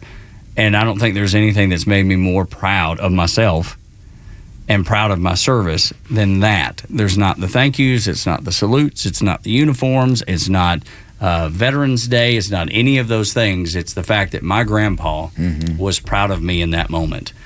And that, when I see, knowing that he was part of World War II and was a man that took care of people who were coming off of those, those battlefields and taking care of them. His ship was hit by kamikazes. It was either 4 or 6 or something like that. He told me about the burial at sea, that they did it with full honors for the Japanese pilots that flew into their ship. And it was unbelievable, these vivid stories that have been passed down. And this will be the last visit to Normandy for many of the men who stormed those beaches, because just getting up there in age, it's just the natural process of life. And I don't want to lose those stories. No. That's the thing I think that scares me the most, is that those men and women aren't going to be here to give us those stories, to remind us of where we've been and where we need to go. Thank God there are so many good biographers out there and autobiographers that go out and write these stories. Tom Hanks, if there's anything I want to give him credit on, it's the appreciation he had for the Band of Brothers and for a lot of history and the way he's put together some of the movies that he's done. Some of the other stuff I don't like about him at all. But I do like that we are remembering these heroes every single day, and that I hope it does continue, because we're getting to the end. I mean, some of these guys are, over 100 years old. Some of them are, in their at least 90 years old at this point, 80 years in, and probably 18 when they got in. Some of them, like I said, my grandfather and others pretended they were old enough to get in because that's how much they cared. What's funny, we were talking earlier about hard times yield strong men. These men, primarily men, I mean, there were women mostly in the nurse corps, but there were women that did a lot of things. It's not to diminish that, just to reflect on the time. These men who fought in World War II came back and built this country. Yeah. I mean, think about the 50s. I mean, there are some excuse me, there's some obvious things like race that was still a problem, a big problem. But during the 50s, you could have a single income household in a neighborhood somewhere with a car, a single family house, a 9-to-5 job, and there was respect in society and culture. Like, I don't know we'll ever have what we had in the 50s again. I mean, obviously we had the Korean War, which is a long time called the Forgotten War. But by the time you get to the 60s, it's societal upheaval again. Some of it for good change, some of it the hippies, it's Vietnam and civil rights movement. I mean, it's kind of been chaos since. Yeah. In one way, shape, or form. You could argue the 90s weren't so bad. And so you go back to the 50s and think the men who became adults, who became men fighting one of the greatest wars our country's ever been a part of, also led us through a decade of relative prosperity. Yeah. And so, like, that's when I think about their legacy. It's not just winning that war and what that was globally, but it's the fact that they went through that hell and came home and poured themselves into their communities and into their country. Yeah, building small businesses. And, a lot of, my grandparents on both sides, my son's grandparents over on the other side and great-grandparents, what they did in the small businesses and opening up in their communities, bringing the communities together, and it went away so quick. And nowadays, like you said, I mean, after 9/11, I remember it was one of the greatest times I had ever been alive. Or even after Operation Desert Storm, when people started putting yellow ribbons up on everything. And in New York, everybody was kind of coming together. But 9/11 more than anything else. And then we just kind of let it go. But I think there's a big difference. We were brought into World War II because it was the right thing to do. We wanted to go in and do it for good reasons. Nowadays, everybody looks at these as police actions or the U.S. interfering in things. And that's why these wars are a lot different. I'm glad that we'll celebrate this greatest generation. I think right and wrong, good and evil were a little bit more black and white. Yeah, it's easier to tell. Or I don't think it's hard to tell for me personally. I don't think it's hard to tell right from wrong, and there's no gray area for me. I mean, I guess everything in life has a gray area, but it's pretty clear for me, right and wrong, good and evil. I don't have. I think maybe the internet. I think maybe I don't know why we've went down that path where things are all of a sudden hard to understand that used to be so crystal clear. That's I think that bothers me more than anything else. I'm glad you brought that up. Access to information bothers me. There was a time where you just heard it from Walter Cronkite and believed it. Yeah. Now you can get it from where I work sometimes at Fox. You can get it from CNN. You can get it from this radio show. You can get it from your buddy. You can get opinions and you can get facts. And the best example I can give you, I rode on the plane with this guy the other day that was an investor, and he was very proud that he was going to use AI in his latest company to give objective news. And I thought, that's awesome. You really believe you can do that. Yeah, with AI. The Second Amendment's been around since the inception of this country. And half the country reads it completely different than the other half. And we're talking about a fact.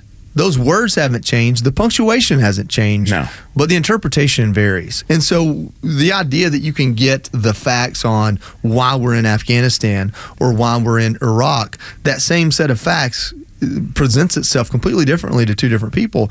I think the idea of Pearl Harbor being bombed from Japan and just understanding seeing through the propaganda of the Holocaust made World War II make a lot more sense to a lot of people a lot quicker. I don't know, maybe if we had the access to information now. I mean, the Mexico letter is a conspiracy of Pearl Harbor. I mean, so, it's never black and white. But we can look back now 80 years and say, man, we did the right thing for the right reasons. We don't know we'll have that for Iraq and Afghanistan. Yeah, well, and we also know that the CIA, like in Ukraine, didn't go in and try to change the government to the government they wanted. I mean, regime change is not something we have a great track record. No, we do not. We have failed. Look at South America. Yeah, if there's a glaring error in the ways of the United States, that's it. Yeah. Regime change is something that we do not do well. Nation building is something that we do not do well. And I wish we would learn from that and avoid it. I feel like when we talk about. I mean, we try Ukraine right now, though. Our soldiers try. No, right, but they're under orders. But it's the ones with the ribbons that stand up there. Yeah, they're the ones that kind of ruin it for everyone in the politics that go in. But I mean. We try to rebuild. We try infrastructure. Then we get put in between, two warring Muslim groups and you're like, hey, we're just trying to help, and everybody hates us because of our interference all the time. Yeah, there's something to be said. Even when we overlay this on Israel right now, I think that what Israel is doing is absolutely justified and necessary. Necessary. However, if their goal is to stamp out Hamas, I've learned this the hard way. I earned this perspective with my legs. Every time they strike a Hamas fighter and anything that civilians use gets destroyed or a civilian gets killed, they create the next generation of Hamas. Sure. What they're doing now may take away the leadership, the organization, and the funding, but it doesn't take away the desire. The ideology. The ideology. Yeah. Right. I mean, you have to remember there's a reason that they populate so many, and that there's a reason they use kids and talk about kids, because every child of one of the Hamas terrorists that's killed, there may be 5 of them. Guess what those 5 become at that point? I mean, that's right. Yeah, it is it's very concerning. Yes, I want Israel to wipe out Hamas, but it ain't going to happen. When you turn the lights on, the cockroaches scatter. There's a lot more than you think. But what's the alternative, right? Don't do anything. Just because that not doing anything doesn't get rid of the ideology either. You be more careful with what you do. You don't allow the left to play games the way they're playing with Israel, and you don't allow Hamas, who runs the health ministry, to spread lies and allow it to continue to go on. But yeah, there's no way that Israel is going to be able to stop Hamas or whatever Hamas becomes, whatever terrorist, ISIS-K, the next one, whatever it is. I think both Hamas and Israel are viewing this as an opportunity to force allies' hands. Like, take care of the Iran problem, U.S. Take care of the Israel problem, Iran. I mean, I think that's why this fight was picked. I don't think it was done with any sort of wisdom or foresight, but I think that this fight is a catalyst to figure out some bigger global problems. Now, I don't know that we will, because we don't have leadership. Right. But I think that is the hope, and that is part of the strategy for both sides. But it's a holy war, and it's not anything else like we've seen. It's not a fight against communism. It's a holy war that they will rage forever. That is the biggest difference. The Nazis did not believe God told them to go wipe out the Jews. Right. It was a nationalism that took fever. It's the same thing with the Soviets. Yeah. Completely different in the Middle East. Yeah. When the objective is the afterlife. Yeah, you can't stop that. There's no stopping that. That's right. I learned that firsthand. Yeah, because you know what? Their life is not, especially with the terrorists, their lives, the lives of their children, they're willing to give it for a better life after. Because those soldiers, tough to stop that. Those German soldiers that ran up on the gas chambers, and they were like, I can't do this, and there were those that did, and they look back and they were like, oh my God, what have we stumbled on? What are we part of? And wouldn't be a part of that, right? And they would be in different. There was part of the German army that never knew what was going on with the SS. That's what I'm saying. They had the propaganda effort is something that we haven't studied hard enough. I mean, they presented fake towns, sure, and so there was a lot there that made people, and that's why there are Holocaust deniers to this day, because that propaganda still exists. It still worked. But I think the biggest difference is. With what's happening in the Middle East, this fever took over quickly. It happened in the 60s and 70s. If you go to any of those places before the 60s and 70s, Kabul did not look like an Islamic-dominated culture. And so I think that hopefully it's something that 40 years from now isn't. Yeah. You look at Saudi Arabia and Jordan. UAE. Yeah. But until, look, there are plenty of people who follow Islam that are good people. Oh, yeah, for sure. That are great people that live in this country. My former neighbors are But until they stand folks. up and start denouncing what the bad ones are doing and what the terrorists are doing, you'll never get any kind of answer. I mean, this will go on and on and on. Morning Extra at Extra 106.3, 8 o'clock hours brought to you by Central Heating and Air Conditioning, your second generation, locally owned HVAC company. We're doing Christmas in July. Any maintenance agreement that you sign up for, $10 from that agreement will be given to Children's Healthcare of Atlanta. This runs from now through July. To get involved, get your maintenance agreement today, and make sure that your own heating and air system works the way it's supposed to. 770-GET-HEAT and centralheat.com. We'll come back with the headlines, and then also, to make the world livable, we need stable families. Gen Z, many of them want to do that, but they can't, thanks to leftist policies. Next on the Morning Extra on Extra 106.3.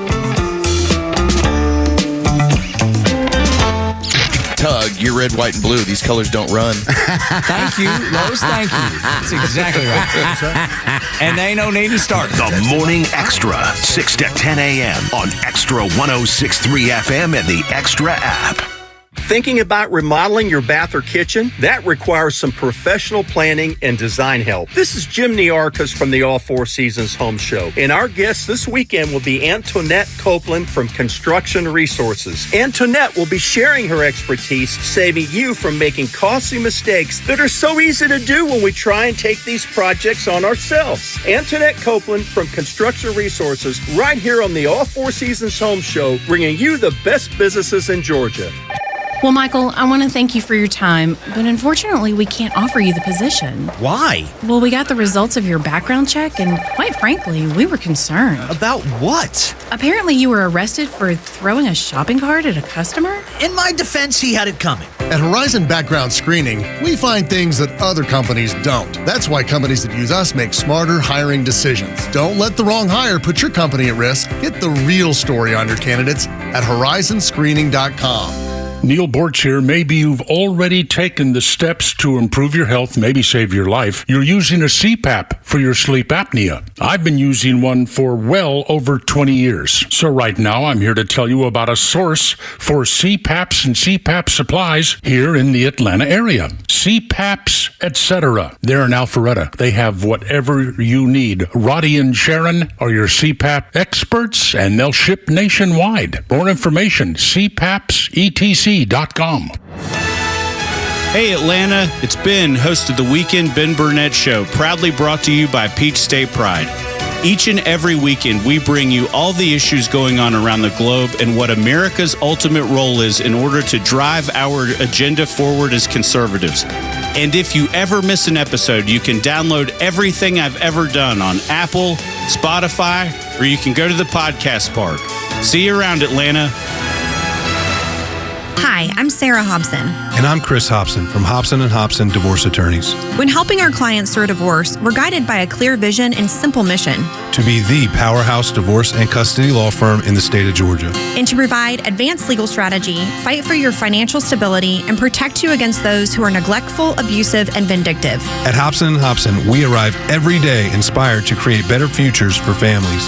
Facing divorce? Let us move mountains for you. Learn more at areyoubraveenough.com. By texting 64,000, you agree to receive recurring automated marketing messages from Ownwell. Message and data rates may apply. No purchase required. Terms apply. Available at ownwell.com/terms. Estimate based on your neighborhood average and individual results may vary. When I saw how high my property tax bill was, I was shocked. We couldn't afford this. But I discovered Ownwell. Ownwell reduced my property taxes and saved me over $1,000. Your property taxes aren't set in stone. They can be appealed and they can be reduced. But instead of filing appeals yourself and very possibly losing your appeal, Ownwell does it all for you. And we give you the best chance to win and save big. Ownwell has reduced property taxes for hundreds of thousands of Americans and put money back in their pocket, and you can be one of them. And unlike other companies that take half of whatever you save, Ownwell charges just 25%, and that's only if you save. Now I don't worry about my property taxes. Ownwell reduces it every year. Sign up now free. Don't pay unless you save. Text SAVE to 64,000. Text SAVE to 64,000. Text SAVE to 64,000. The stories that matter to you. These are your Georgia headlines. Presented by RBM of Atlanta, your Mercedes-Benz connection since 1964. All right, here are your top stories in the state of Georgia for today, June 6th.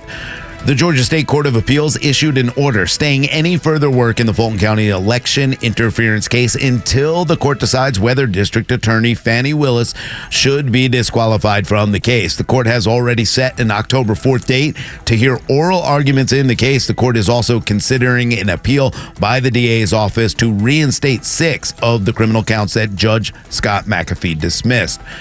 A salmonella outbreak potentially linked to a cucumber recall has sickened at least 8 people in the state of Georgia. According to the CDC, 162 people have fallen ill and 54 people have been hospitalized across 25 states and Washington, D.C. Fresh Start produce sales recalled dark green cucumbers that were shipped to retail distributors in 14 states. The CDC identified salmon in a cucumber, but more testing is still underway. And in sports, the College Football Playoff Committee has announced the 2024-2025 12-team playoff schedule.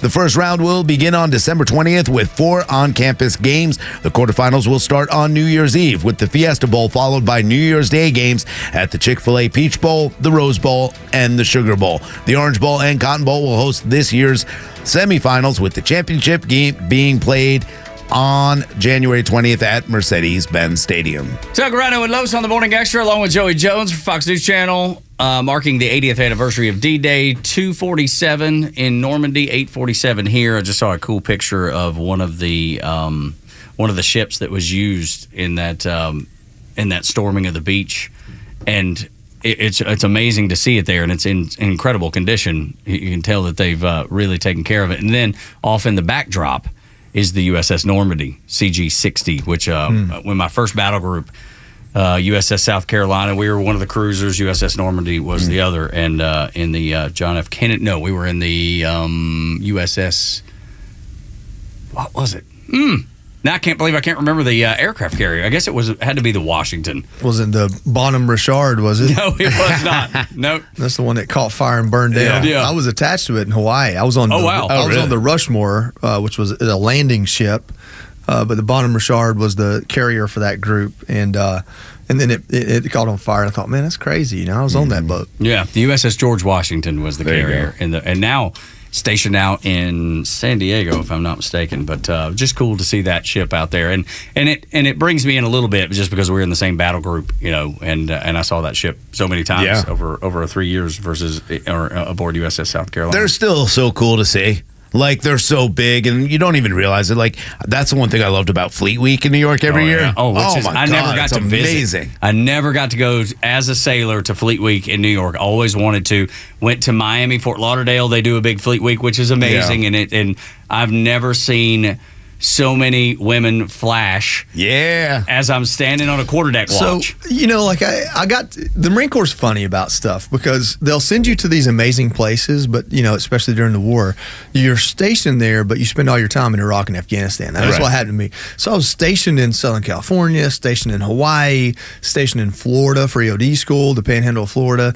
But like other than EOD school, those other places, I was stationed technically in Japan, but I'm in Iraq and I'm on training and I'm in Afghanistan. So I used to hear these stories from Marines on ship. I think the exercise was called Cobra Gold. And you'd go to like Thailand, Guam, and Australia or something like that. And they said that when the ship would pull into harbor in Australia, the Australian women would slice open a tennis ball, put their phone number in it, and just throw the tennis ball at them on ship. All true. Now, that's awesome. In the age of social media, I presume that tennis ball takes the form of like some dating app. But I mean, I'm sure. I've not met a lot of unattractive Australian women. Maybe it's just the accent, but for the most part, it helps. Yeah, I mean, like, they're good-looking folks. Pretty good-looking women. I would have been out there with my basket catching tennis balls. Absolutely. I'm telling you right now. Just with a glove. Yeah. Dude, I'm telling Dropping you. them in there. I've heard so many of those stories. That is so cool. Yeah, I've heard one time when I was working at Star 94 during Freaknik, dropped my phone number down to a car that I saw a bunch of girls in. That's as close as I got. For you? It didn't work out at all. That's at least you tried, though. Look at the little midget white thing up there. Oh, my Yeah, let's call him. And to the contrary, the sailors coming in for Fleet Week, all they get are mugged. Nowadays in New York, absolutely. Going back to our earlier conversation. But that was something I always wanted to experience with Fleet Week. Now on Fleet Week, some of the Navy are picking up their shirts and showing their boobs to the crowd. Oh my gosh. I've got a good joke about that. I'll tell one day. But you know what? No, you say that in jest, and it is funny to laugh and goof about. But Rachel Levine mooning people. Oh my gosh, no, please don't. I tell people when I joined. I'm going to tell you right now. When I joined the Marine Corps back in 2005, Staff Sergeant Diaz brought me into the Marine Corps. This dude was 6 foot plus. Cut, like he shaved his arms because he could. You know what I mean? Yeah. Like he was jacked, and he was intimidating. And it's like, I was like, and I tell this story like, well, back then, these recruiters were like this. Like now, they're named Pat, and you don't know. You don't know. It could be a Saturday Night Live skit. Yeah, exactly. We're talking about why we have recruiting problems. I might start there. Yeah. I don't mean to get serious about it, but there is that part of me that is so very sad because a bunch of my buddies, and I've told Rhino and Los about this, Joe, so many times. All the guys that I served with are now either just retired in the last year, 2 years, or getting ready to retire in the next couple years. And they always tell me, dude, this ain't the Navy that you fell in love with. Mm-hmm. And I'm ready to get out of here. I'm ready to be done. And that is worrisome. The Navy itself has some really dire leadership problems. It stands out above the other services. I'm not disparaging it. My nephew's in the Navy, and I spend a lot of time around the Navy as a Marine. But they have struggled to transition from a maritime force to a technology, flight, cyber force, and in doing so, they've had some big leadership snafus and problems. But our military at large just doesn't have the type of seasoned leadership that you would expect coming out of a 2-decade war. And I hope that people are putting together information and opinions and studies to explain to us why that is, but just objectively watching it's very disheartening. I mean, I had the luxury of coming into a Marine Corps at war, but the Marine Corps at war that was led by the men that won Desert Storm in 30 days, that saw the mishaps of Vietnam, that fought the South American operations in the 80s, and so there was a wealth of knowledge there to lean on. You've got 2 decades of these 2 wars, and it just feels like these leaders are politicians, and I don't understand. That's exactly what they are. That's what it is. It's become so political at this point, and then that's the scary part to me is that there are so many good men and women out there trying to protect this country, but it gets overshadowed and all the hard work they do and everything that they do because we make this political and we have to say, hey, the Navy SEALs are going to celebrate Pride this week and this, that, and the other. Like, stop. This is not time for that. What we should be celebrating is our heroes. It's just, it's silly at this point. Half the NFL teams didn't put out a Pride message, but the Navy SEALs and NASCAR did. I don't know the country I'm living in. Dude, it's upside down. It's so topsy-turvy. It's backwards. And I'm not saying don't have look. I don't care. Have pride. Do your thing. Whatever. But when it comes to, hey, this is part of our government. This is who you're protecting this. It doesn't belong in that area. We got to stop playing politics with this. Pride in 2024 isn't about being accepted as a homosexual person. Right. Pride in 2024 is a completely different issue. Yeah. And to support it, you're adhering to, subscribing to, and signing off on those issues that are still very much in heated debate among society. Yeah. That's the reason why I take exception to it. It's not about whether or not someone's gay or lesbian. I think we settled that issue in society. I mean, you can have your own personal beliefs, but we settled that issue in society. We have not settled the issue of giving puberty blockers to adolescents. We've not settled the issue of where trans people fit into society, whether that's a mental illness or you're born that way. Those are not settled by science, and they're certainly not settled in society. And they're not settled in the courts of judiciary either. There isn't a protection, or even in Congress, for some of these issues that they want us to believe are automatic. But the problem is when you put that inside the military, all of a sudden it becomes about the individual instead of the task force of the military. And how do you have tenets of culture accepting or signing off on something that society hasn't dealt with? See, I think the problem is back in the day, we were for tolerance. We're going to tolerate, get married, do your thing. Now they want acceptance. You have to accept who I am. That's the biggest problem. Skipped acceptance. It's all about celebrate. Celebrate. That's right. You have to celebrate. And if you don't celebrate, I'm fine. I can accept a lot. I'm not going to celebrate it. Yeah, but that's right. A forced acceptance? Right. Yeah. It's but that goes right back to what Joe was saying. Just the society hadn't worked that out. How are we pushing that into a fighting force that has to be focused on mission, not individual? And that's where I think things get really, really sideways. Morning Extra at Extra 106.3, Tug, Rhino, Los, and Joey Jones. The Democrats prove again they have disdain for the Constitution. Next on Extra 106.3, after a Fox News update, and right now, a Neil Bortz report. It's time for the Bortz Report, exclusively on Atlanta's only conservative news and talk station, Extra 106.3. I'm not particularly anxious to visit Europe again, rather go back to Antarctica, but there is one destination that draws me, someplace I'd go if I had the opportunity, Normandy. 80 years ago today, get that, 80 years, Americans, British, Canadian, Allied forces landed on the beaches of Normandy to turn back Adolf Hitler. Thousands lost, thousands still buried there. If you search your TV schedules today, somewhere you will find playing a movie called The Longest Day. Watch it. Please watch it. It'll give you somewhat of a picture of what went on 80 years ago. Saving Private Ryan, another good one. What bothers me, though, is that currently most young American men say that they would not do what these brave men and many women did 80 years ago. And yes, it falls on party lines. The majority of young people who consider themselves Democrats say, no, I wouldn't fight. The majority who consider themselves to be Republicans would. Sadly, they're outnumbered. And speaking of Democrats, I want to relate to you something that happened 30 years ago, the 50th anniversary of the D-Day invasion. Bill Clinton goes to Normandy to honor the troops. Early that morning, before Bill Clinton was to arrive, some cameramen, reporters, photojournalists saw some members of Clinton's staff down there on the beach. They were scattering stones about. Why would they be doing that?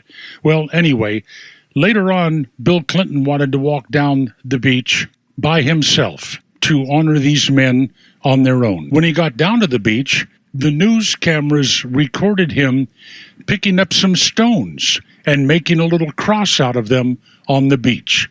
How touching. And yes, it was the very same stones his staffers put down there earlier that morning. Make of that what you will.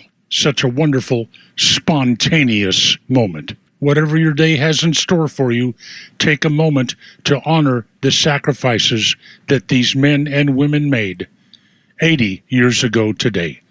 Neil Bortz, Extra 106.3. Marketing is everywhere. From the billboards on the highways to the notifications on your phone, we are constantly bombarded with people trying to sell us stuff.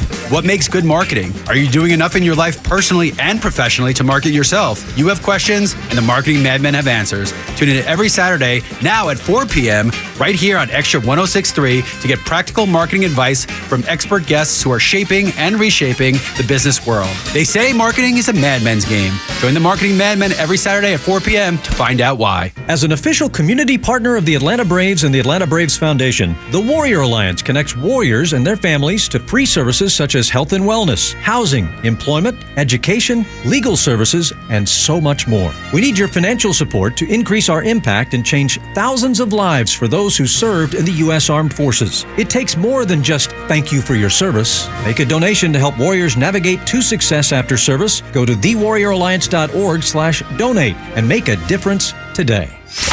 Well, I'm not interested in politics. I've heard that phrase so many times. I understand. I completely understand. Look at the cretins we have in politics right now. But that's a dangerous attitude. Not interested in politics? Catch Neil's commentary every day on Extra 106.3 and the Extra app.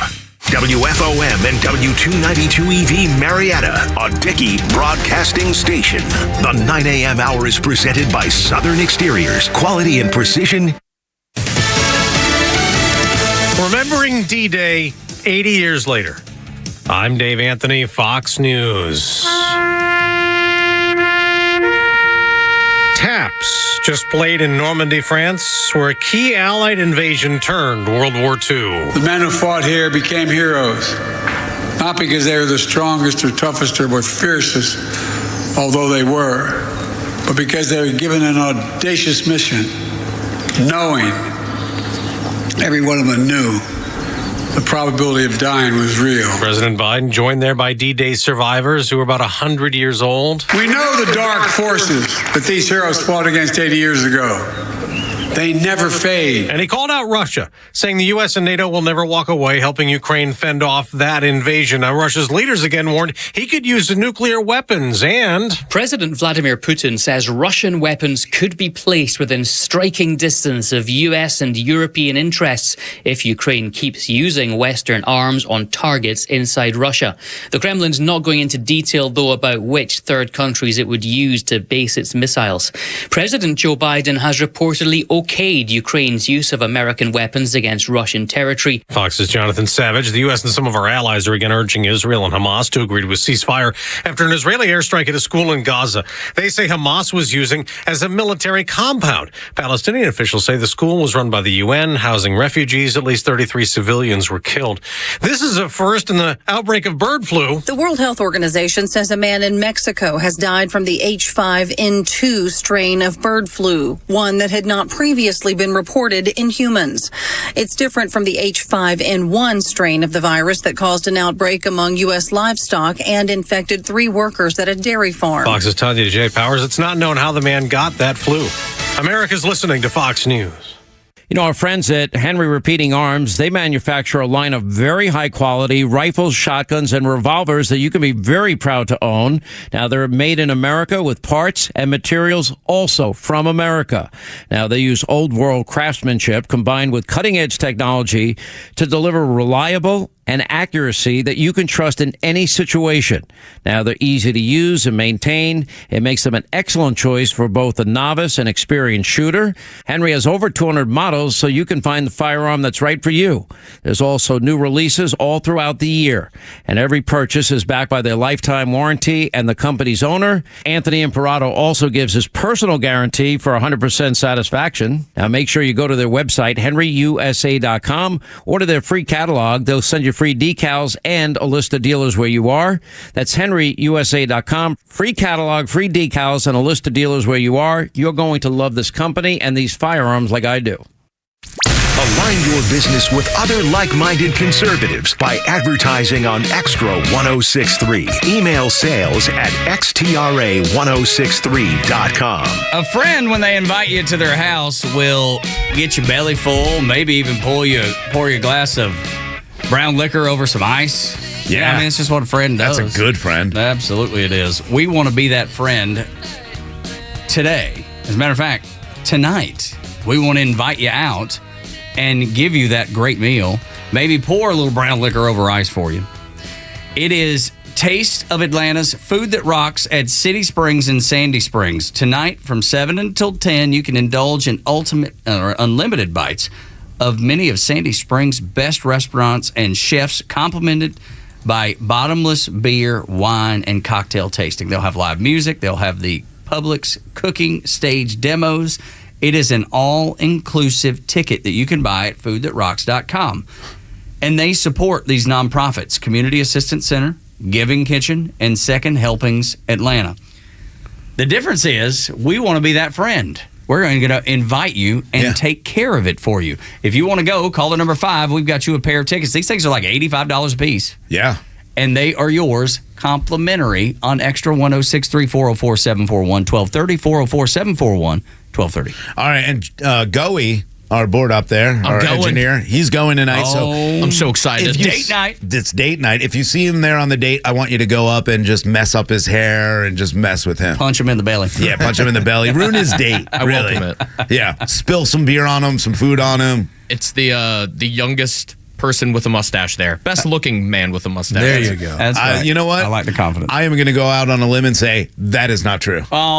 See, I'll go the opposite way and say that. Cuddly. Tug's always got my back. Yeah, Most cuddly. Most cuddly. Yeah. Yeah, that for sure. The pudgy man with a mustache. And he's got a cool Braves hat on. Are you going to wear that Braves hat tonight? Yeah. Because that's a good looking one. I like it. Go Bravos. Yeah, that's Really? a 90s throwback hat. I like it. Yeah.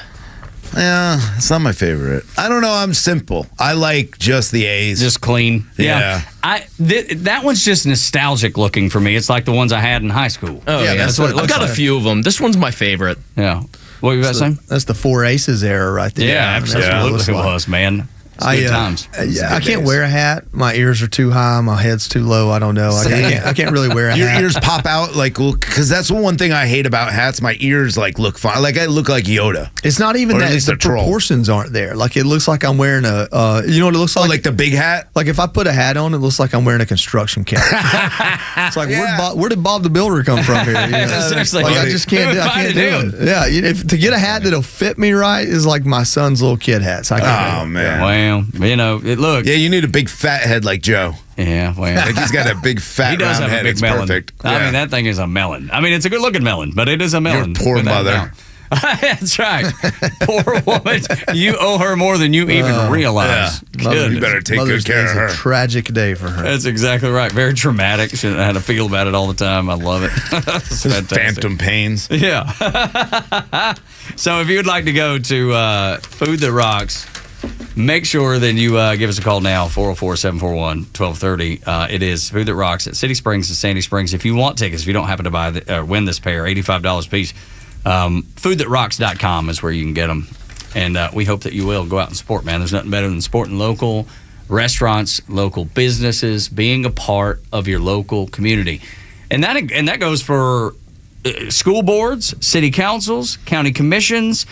Joe, have you considered any of that stuff? Because you just moved to Calhoun, Gordon County, that area. Yeah. Here's the deal. Because of my job with Fox, I can't really hold political office. It's not even as much that. It's just, have you already gotten connected in with the people that make the decisions for your area? Yeah, I have. It's tough for me because they want something from me. Oh. So I try to be active at the church, at the preschool, at my kids' high school, more so than like with the local leaders. Yeah. Because when they meet me, if they are conservative, which most of them are, they it turns into something different. Yeah. But this is what I will say. My brother-in-law, my sister's husband, is the deputy fire chief at Calhoun City, and he's close to retirement, but he lives out in the county. And I'm like, listen, whether you want to or not, I'm getting you on the county commissioners. Right. Like we need you to bring that experience and expertise. Right. That's what we're looking for. And because every county in this state, especially where I am, is in this duality between agriculture and progress. And so that is actually, you really need to plan 30 years out to know where you're going to be and don't be left behind. I mean, I grew up in 2008 when Chattanooga and Dalton were fighting over who got what. Chattanooga got a Volkswagen plant with 7,000 jobs, and Dalton got a new Walmart. That's right. Yeah. So local leadership matters. And now they did. But what is it? Is it QCell that they're building? Yeah, and that's QCell, that's a thing all in its own. Is that the government funding it? Is it good? Is it bad? Yeah, I bet it doesn't match the politics, but it matches the industry, so that's part of the conversation. But that happens here in Georgia all the time, Rhino. Because we've talked about it a million times. Like if EV is the way of the future, that's fine. But let's let it develop and get to the future. And Brian Kemp has, really invested in what maybe it is Right 30 and years wrong. from now. Rightfully, and in some ways wrong, definitely. Yeah, I mean, the thing with the Rivian that drives me nuts is the fact that we promised all this stuff done, not knowing that a proven company or not them being a proven company. Hyundai is one thing. Okay, I know Hyundai is going to succeed. Rivian, I didn't know or didn't think. And when I brought, Brian Kemp on with Guy Benson, I said, hold on one second. We're giving them incentives. You're going to build infrastructure for them. What if they don't make it? What if they do pull out? Well, it's not going to cost you it. No, it is. It's going to cost us, and it has. They pulled out. Well, who cleared the land? That's exactly right. Right. Who built the bridges? I mean, it does take some costs. I want that, but I just don't want to go all in. There's a difference between incentives and money. Right. I want my state to relieve a tax burden to bring industry in. I want them to relieve regulation. I don't necessarily want them writing a $100 million check to make it happen because that's my money. Yeah. And I'll tell you right now, I went and spoke at the Veterans Council here at the Georgia Assembly, and I told them very matter-of-factly, this was the year I moved here from Texas. Texas is a very veteran-friendly state. Mm-hmm. Georgia wants to say it is. And that's the difference. Yeah. That's huge, man. It's one of those Big things. time. I have friends that are veterans, and one of my roommates, like his biggest concern right now is the VA. The Army says, "Hey, you're medically retired. Like you got to go.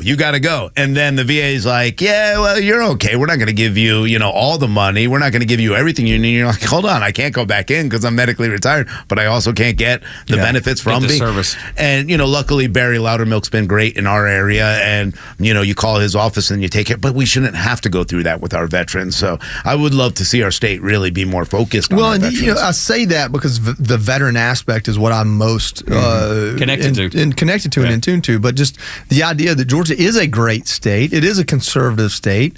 It's people that move here from California to New York are like, oh my God, this is what freedom's like. Yeah. But for people that are born and raised here, there's still a lot of concerns. Taxes are not on par with Tennessee or Florida. That's right. When We're they missing should out. They should be. And so there's a lot of things like that. The ad valorem tax is highway robbery. That is. And so there's a lot of ways that Georgia still collects revenue in a way that I think is shaking down our citizens. And that's the thing that drives me the maddest. So because you talk about the people coming here that say, hey, this is what freedom is like. Like Rhino. Rhino's a great example. Moved from New York. My wife is from New York. So I'm not opposed to people moving here from New York or California as long as they embrace what makes this place this place. Don't bring all the stuff that you brought or that you embraced out there, because that's happening more and more. I see it in Alpharetta, because that's where I live. Alpharetta's 50-50 between conservative folks and liberal folks. I'm like, it's Alpharetta, Georgia. How could that be possible? And it's because it's so transient. Gwinnett County. Look at Gwinnett County. Gwinnett. I mean, people were talking about Trump holding a rally in the Bronx. It's like, well, he's not going to win New York. No, but what signal did that send to places like Gwinnett County? Maybe not Cobb County, but places in Georgia and in Arizona or in Pennsylvania or in Michigan or in Minnesota that can be in play and on the table. You're not trying to win Fulton County, but can you make up those 10,000 votes in the surrounding counties? Like, can you go and find those votes or not suppress, but show you the contrast so stark between yourself and Biden that those Biden voters just don't even show up that day? That's where the headway can be made, and that's what makes a toss-up state it's not toss-up if it's decided. Right. If you treat it like it's already decided, it's not a toss-up. And so what happened in the state of Georgia is you had enough Purdue's and others that had been around, and several members of family. You had this good old boy network of people that made decisions on who the next governor is going to be, who the next Speaker of the House is going to be, and you had so much of that backroom cigar and whiskey decision making that they got caught with their pants down. They got caught not registering new voters, not being active in communities. Fat and happy. And so I appreciate the fact that Kemp has been this great figure to kind of transition from that into whatever's next. But we need whatever's next, or the Republican or conservative ideology in Georgia will die out. It will, because if you don't nourish it, if you don't grow it, it stops. I mean, it ends. And I feel like that's what I'm seeing. Right? We call it, we joke a little bit, Joey, about Tugland. When I see tags from California and New York and Massachusetts and Minnesota, and I'm like, oh God, please go back home, because I don't want that to stop here. And I'm afraid those people coming here are going to, because they'll bring their ways of voting. Oh, this is great. Yeah, taxes are lower. Let's make sure we get social programs. Let's make sure we do whatever we did there that ruined it. But that's why it's so important. I don't think you ignore Fulton County. I don't think you ignore DeKalb. I don't think you ignore those areas that you're not going to win. I think what Brian Kemp did was brilliant. He went into those communities. And I've brought it up so many times. Yeah. You're the only person I've heard say it. Was he went down there and he said, hey, I want to be part of the Black Radio Coalition. I want to be a part of this event. And he went in there and everybody wanted to boo him. But then when he started saying, I'm not fighting for guns so they're on the street with the criminals like you have here in Atlanta. I'm fighting for guns so that you can protect your family and watch it turn around. You're not going to win it, but you can bring people along. It's not about winning. It's not about Brian Kemp winning their votes. It's about that message making it to those people, whether that happens this election cycle or 5 cycles from now.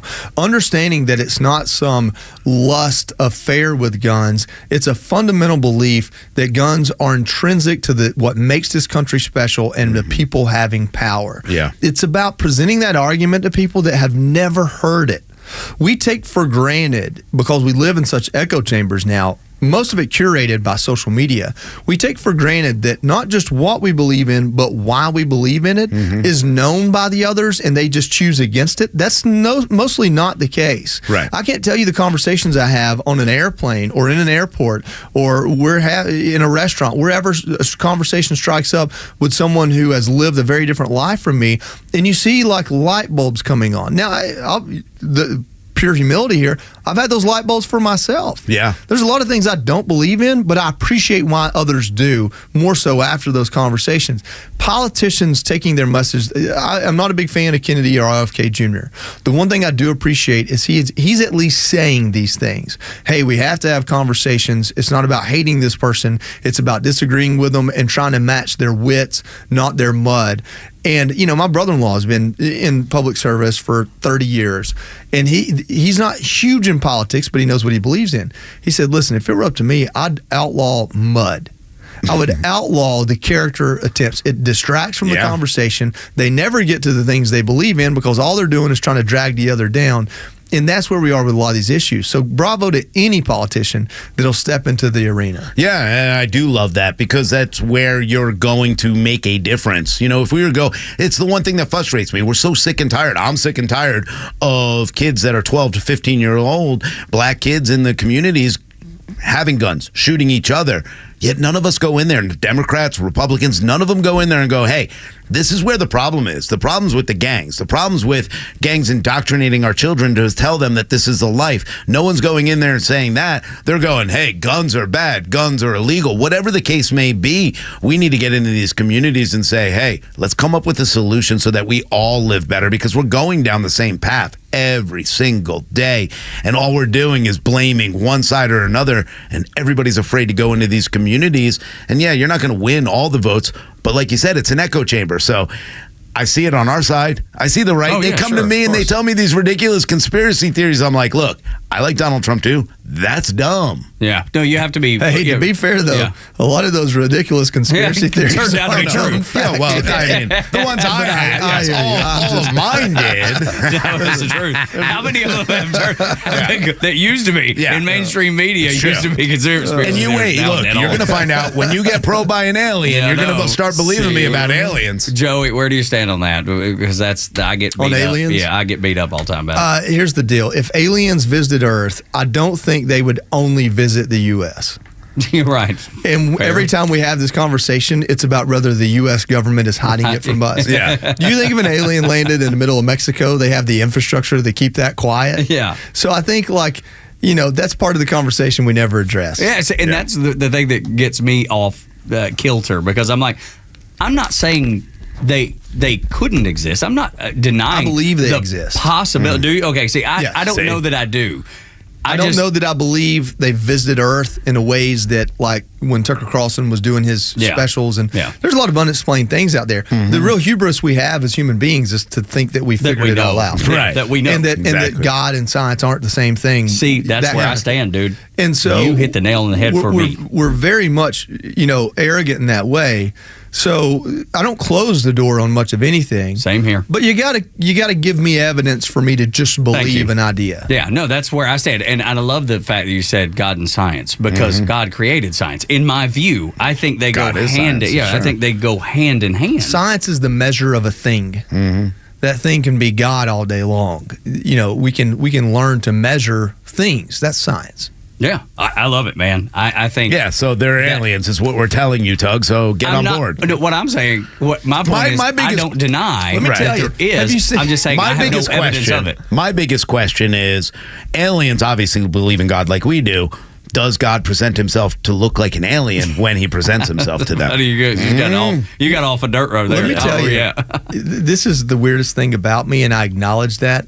You know that show, Ancient Aliens? Yes. I believe all of it. See? Every single bit of it. They're not. They built the pyramids, that stuff? Yeah, listen, there's more there than we'll ever know or accept. Okay, so we know that. See, I'm glad you said that. See? I was talking to Gary Miller, a guy that runs Rebel InfoSec. He and I had lunch yesterday, the day before, and we were talking about the possibilities of things that were going on. Mm-hmm. And he was saying, well, look, we found in caves people etching into stone about technology that we wouldn't even have carbon thought possible there.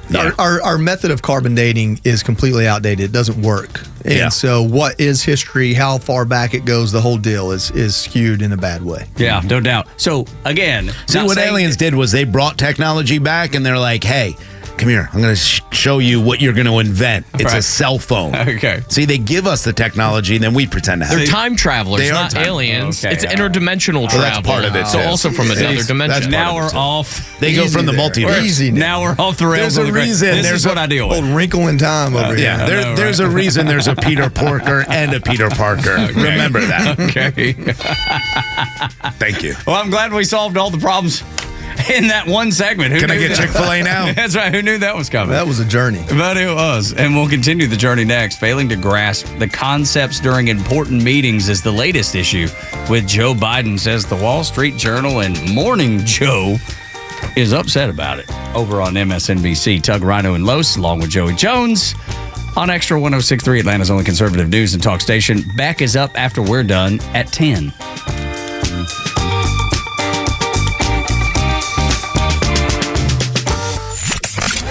The Kimmer Show is only on Extra 106.3 every weekday afternoon on your drive home. There is no way that this has been an honest, legitimate trial. Any layman, just watching the interviews with all the legal experts and scholars and professors, and honestly, every single one, even CNN and MSNBC, it's unbelievable. The Kimmer Show, every afternoon from 3 to 6 p.m. on Extra 106.3 and the Extra app. Oh, Lord, I've got some good news for you. There is a company that will look you in the eye, shake your hand, and agree to do the work that you need done on the exterior of your home. They're down in Jackson, Georgia. They got a complex down there the size of the Pentagon. They've got everything they need to do whatever the job is at your house. They are Southern Exteriors. They do roofing. They do siding. They do gutters. They do porches, which is what we're going to have them come out and do, refurb our porch and then extend it. Can't wait to do it. Rhino, I think y'all They came out to our house the other day. Yeah, I want to thank Mark. He came out there. He was quick. Dude. He was great to talk to. He told me everything I should expect, what I could do to prepare for it. Those guys at Southern Exteriors are great. I can't wait to get them. And when the price came back, because of course I'm going to price shop. Yeah, you have to. I was like, wow, it's not even close. These guys are so under everybody else, and their quality of work, way better. I'm telling you, you should go. Just like Ron was saying, go and look at some of the jobs that they've done. SouthernExteriors.co is their website. So you know what you're getting into. You can see the quality of the work that they do.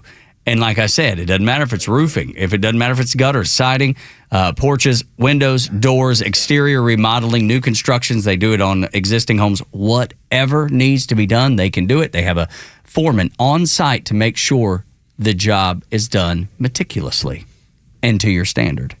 877-9-SOUTHERN. 877-9-SOUTHERN, SouthernExteriors.co. I'll tell you one more time, it's not .com. It's SouthernExteriors.co. As an official community partner of the Atlanta Braves and the Atlanta Braves Foundation, the Warrior Alliance connects warriors and their families to free services such as health and wellness, housing, employment, education, legal services, and so much more. We need your financial support to increase our impact and change thousands of lives for those who served in the U.S. Armed Forces. It takes more than just thank you for your service. Make a donation to help warriors navigate to success after service. Go to thewarrioralliance.org/donate and make a difference today. Join A Second Chance Bail Bond CEO Daniel Madelon and host Tug Coward for the weekly radio show Back Your Blue. They will highlight special initiatives, criminal justice programs, and community events aimed at keeping our communities safer. Tune in Saturdays at 10 a.m. to learn some good news about and from the law enforcement and justice communities. Tune in on Saturdays or catch up on all past episodes wherever you get your podcasts or at thepodcastpark.com. No one plans on going to jail, but when it happens, it's important that you know who to call. Call A Second Chance Bail Bonds, where we believe everyone deserves a second chance. Whether your loved one's been arrested in Cherokee, Clayton, or any of the other metro Atlanta counties in between, A Second Chance Bail Bonds works fast to help expedite release within hours. A Second Chance. It's better to know us and not need us than need us and not know us. Call A Second Chance 24/7 at 404-BAIL-OUT or online at atlbail.com. Foundation repair isn't pretty, but at Atlanta Ramjack, we make it easy. If you notice any cracks in your foundation, they need to be addressed as soon as possible to reduce additional costs that come with the repair. Why call us? Foundation repair is all we do. We have highly trained estimators that will thoroughly evaluate your home and only recommend what is needed. If you are experiencing foundation problems, please contact us at ramjack.com/Atlanta or call us at 770-502-8881. Tax season can be stressful, but it's also a wake-up call. It's time to think beyond April and plan for your future. At Master Plan Retirement Consultants, we're not just advisors, we're your partners in building a secure retirement. At Master Plan Retirement Consultants, we understand the challenges Georgians face. That's why we offer personalized strategies to maximize your retirement income, minimize taxes, and ensure you never outlive your assets. Join the Master Plan family and let us guide you through every financial milestone. Visit masterplanretire.com to schedule your appointment today. Master Plan Retirement Consultants, where your journey and destination are both important. Visit masterplanretire.com to schedule your complimentary consultation today. Advisory services offered through Master Plan Retirement Consultants Inc., a registered investment advisory in the state of Georgia. Insurance, tax, and commodity services offered through Fricks & Associates Inc., DBA Master Plan Retirement Consultants. The aforementioned are affiliated companies. Search for the Extra 106.3 app wherever you download apps by searching XTRA 106.3, Atlanta's only conservative news and talk station. Tug, Rhino, and Los on the Morning Extra, along with Joey Jones from Fox News Channel. When can folks see you next on FNC? I'll be on this weekend, the big weekend show. That'd be 7 p.m. to 8 p.m. Saturday and Sunday night on Fox News Channel. There you go, man. It's always good to see you. We always bring you up, man, when we see you on Fox and Friends First or Fox and Friends. We're like, there's a guy right there, man, making us proud. I just tell everybody he's my friend. That's right. Yeah, right. Well, everybody I know. Joey's my friend. I mean, they'll let anybody on these days. Yeah. You're selling yourself short. We do have a caller, David, at 404-741-1230, and he wants to talk about our last conversation about aliens. Good, he's smart. He knows. What's up, David? Well, in 1990, I went to Egypt. I went to the Giza Plateau. Now, I'm not saying there are aliens, but when you get there and you see the sheer size of these things, and you look at the size of the blocks, and then you look at how geometrically perfect it is, and you realize they didn't have cranes and they didn't have chains and none of that. And I don't care about how many logs they lay down. A 30-ton stone is still 30 tons. David, it makes you wonder. Yeah. Man, that is the question. You say they don't have chains, they didn't have technology. We don't know. Right. We're not sure what they had, but I'll tell you, if you think those pyramids were impressive, go research what's in South America and Central America, and that's where the real mystery is. Yeah, like the Mayans. I've been down to the Yucatan Peninsula. Yeah. Yeah, he was a world traveler, man. I got to tell you, this dude's seen it all. There are mountains in South America that we're learning are actually pyramids. Yeah. David in Egypt and the accent, that would be an awesome. Yeah, can you? I was like, hey, y'all, tell me about these pyramids. I love that. You leave. It's so great. You leave. Listen, David and I describe, there's two types of accents around here. Yeah. Rhett Butler and Jeff Foxworthy. This is Jeff Foxworthy country. It does not mean we are uneducated. Not at all. It's a funny thing too. Now that I, when I go back to New York, they're like, "Listen to you, you're a redneck." And I'm like, "Not me. You should hear all my friends." Y'all. Yeah, that's the only thing they hear. Yeah. And that's my new favorite word. Like for a long time, I was like, "I'll never say y'all." That's all I say now is man, y'all. I love y'all. Yeah. Yeah, the pyramid. See, for my whole life growing up being Jewish, I was always told, hey, the Jews did this. The Jews, they would make the slaves, the Jews, build the pyramids. And I'm like, I've lived with Jews long enough. They don't even go across the street when it's 80 out. So I don't believe it. One of my best friends in college was an adherent Jew, and he used to talk about how he was always injured. He's like, my feeble Jewish body. I was like, what are you talking about, Jesse? You can't say that. He's like, no, I can say that. Yeah. I was like, okay. Exactly. It's different rules. Okay. If they're like carry the rock up to the top, I'm like, oh, my back, my feet hurt. I'm not doing it. Let me say, Jesse was there's no way. He was Green Beret. I mean, he's all intents and purposes a bad A, but he was funny about that. That's funny. I love it, dude. That's awesome. What a great story, man. Because the people I went to college with don't remember me being there because I dropped out 3 times. And none of them went to the pyramids, and they all sound like either Jeff Foxworthy or my Uncle Bob. That's who they sound like. That's so funny. Who lived in Resaca. And Joey, who don't live far from there. We have Miss Resaca Beach without a beach without inside. a beach. They tell me there's a little turn in the Conosaga that's got some sand on it, and that's where they got that from. That's what I was told my whole life. And I used to have those Miss Resaca Beach posters hanging in my bedroom, man. I'm 10 minutes from Resaca. I'm on the Kusawati, and I don't see any sandy beaches around me. There you go. Well, man. I thought for sure maybe they were telling me the truth, Rhino. I think I've been lied to. You've been lied to. That's all right. That's a Ricky Van Shelton song. If you grew up on old classic country, I bet somebody lied. I bet someone lied. So good. Man. Morning Extra at Extra 106.3. The Time interview, a lot is coming out about this interview, this sit down with Joe Biden in Time magazine, and apparently Joe mixed up President Xi and Vladimir Putin in this interview, which I would imagine at this moment in time would be impossible to do. You would think. Yet when you're 81, things start to slip a little bit, and I'm not calling him a dumb man. I don't think he's a good man. I'm not calling him a dumb man. He's everything but dumb. I mean, you can tell by the way he's filtered money, or allegedly filtered money back to himself, that he's not a dumb trying to cover my tracks. There you go. There you go. I mean, remember, if y'all remember. You've worked hard for what you have. Protect it, okay? Don't leave yourself liable. Throw the alleged in there. Allegedly. Yeah. But this is different, though. And me and Rhino, Joey, have laughed about this one countless times. It's different mixing up President Xi and Vladimir Putin than mixing up or forgetting the name of the president down under. That fella down under. The fella down under. Remember, I think those are different. Scott Morrison, the Prime Minister The fella of Australia. down under. That fella down under.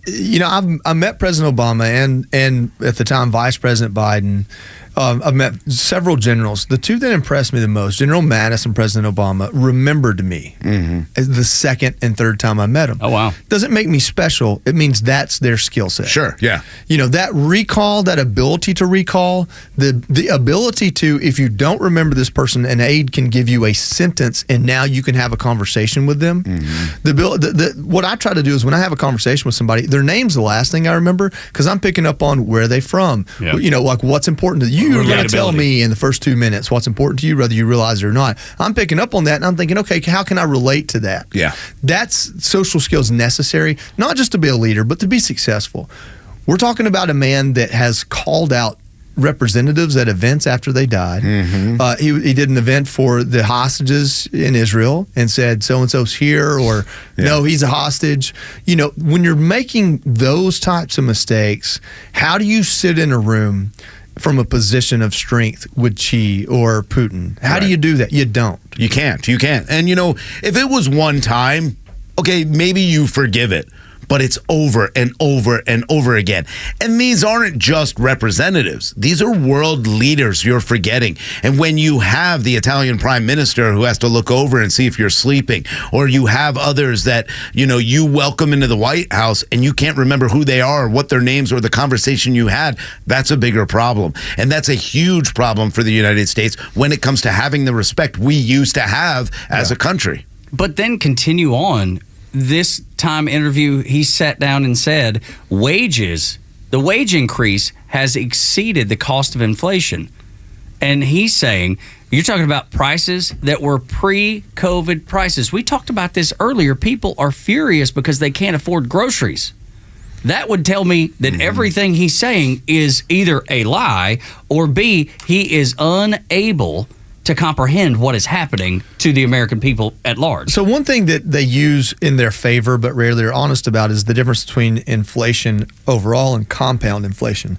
It may be up 1.3% from last year, but when you compound from 2020, that's a much greater number. And so there's a certain amount of inflation you expect, and then there is going above that threshold. Sometimes they'll only annotate above that expected threshold. So they love to use numbers however they see fit.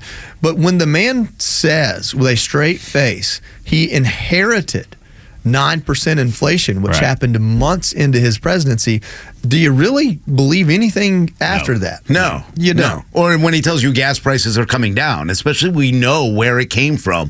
And to tell me that, and I say this all the time, this is a party that says, hey, we put out a fire we started every single time. The inflation rate is one of those, and they play with the numbers, and that's the where it takes. And this is why I tell people all the time, don't ever believe a word I say, don't believe a word Tug says, don't believe a word Joey says. Do the research for yourself. Take the knowledge that we may throw out there and say, hey, let me see if that's really true, because most Americans don't. They just fall for that, and they fall in line and go, yeah, because I don't know how many people I've met that are Democrats that come back to me and be like, well, gas wasn't that price back when Trump was. And I'm like, just go look it up real quick. Look it up, man. I'm not going to talk to you until you do. Come back to me. But the problem is, I think you run into a lot of times is saying go research, it's easy, but the problem is if you just go type it into Google, you're getting the filtered message. You're getting the message that the administration partners with outlets like the Washington Post and New York Times and CNN and MSNBC.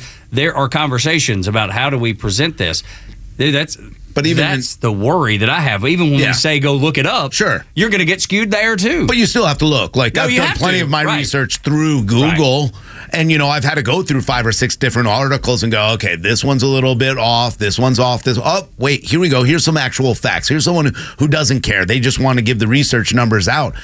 But it's no surprise with Biden. It's no surprise that he has all this confusion. The man didn't remember when his son died. I mean, we know what came out in the Her report. We know this guy's been where he is. The fact that we continue to cover for him and make it okay and go, oh, he's just a loving old man, that's not good enough to run a country. My grandfather was an old man, and he was loving more than anyone else. But I still never let him drive or walk down the street because he was not prepared for that anymore. I want to see us get back to the things that matter. And I know that sounds oversimplified, but that's all I want. And I really believe, Joey, that that's all the American people want. They want to go back to a place where they can say, I worked hard, I got a paycheck, I could afford to live. Occasionally I took my kids and family to Disney World or wherever it is you want to go. Maybe you're like Rhino going out to Colorado tomorrow to go to see a show at Red Rocks. I mean, whatever it is. Right now, 92% of Americans say they live paycheck to paycheck. 6 out of 10 say they live paycheck to paycheck. 92% of those people when they were asked were saying that it's groceries specifically that are too high. If you're worried about paying for groceries, you're not back in America as it was pre-COVID. And I think that's all the American people want. They would be satisfied with that. You don't have to make them millionaires. Yeah, I think you have a voting and working populace that survived 2008, 9, 10, 11, that saw an economic crash in their adulthood already. I think that the volatility of our economy is probably as unpredictable in the last 2 decades as it's ever been. And I think that a certain amount of that is baked into people. Hey, man, this is hard times, but it is, it'll get better. And so it's easier to distract those people with gender ideology or those types of issues that really don't hold a drop in a bucket to what really affects your life every day. And also, we live in a world where Steve Jobs trained us on instant gratification and short attention span. And so it's you really have to have the whole conversation, because there are a lot of Americans who care about the economy but will go and vote for whatever divisive issue really doesn't affect them. I don't know. I don't understand it myself. My Aunt Peg is one of them. They exist, and you can't ignore them. That's the thing that'll drive you crazy, man. That's the most irritating. It's part of the reason I left New York. Every day I sat and listened to people complain about taxes, and I'm like, but you vote for this for it. every single Which is why time. I get so frustrated. Well, I didn't know they were going to when I actually see those out-of-state tags. That's why I get so frustrated. hold and them concerned. responsible. Yeah, absolutely. I left because I saw the problems and the Democrats that were taking over New York, and I said, I'm going somewhere where I can live like them and not say, hey, I came here and it was great in New York when we decided that you weren't allowed to have a 64-ounce soda anymore, and you had to pay to go to the park. Right. It makes no sense whatsoever. 9 o'clock hour is brought to you by Southern Exteriors, the Southeast premier home exterior solution. Quality and precision. You can rely on them for over 20 years. SouthernExteriors.co. It is SouthernExteriors.co. The stories that matter to you.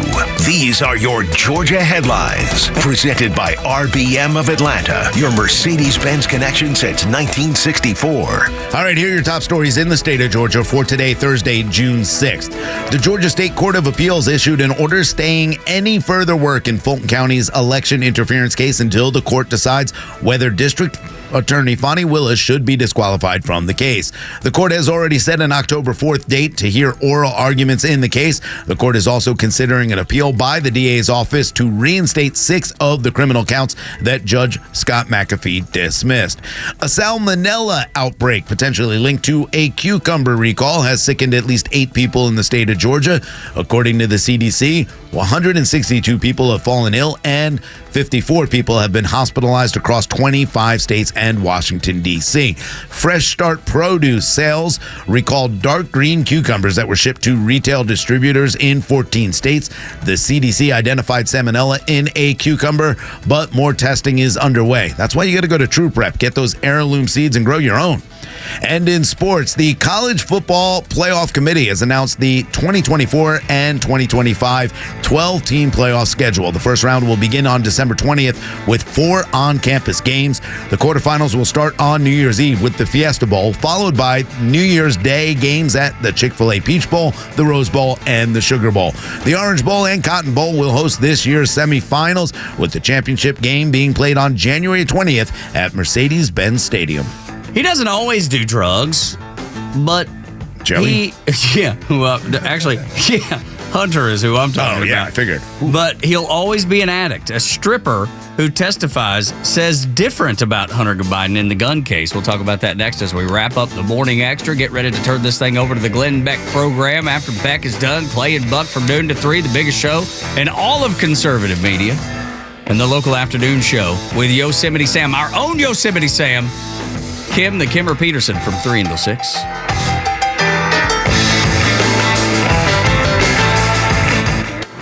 Stream Clay Travis and Buck Sexton, Glenn Beck, Fox News, and even NASCAR on Sundays. Anywhere on the Extra 1063 app. Download the app now and get 24/7 access to the live stream, the latest news, and everything you need to know about Atlanta's only conservative talk station.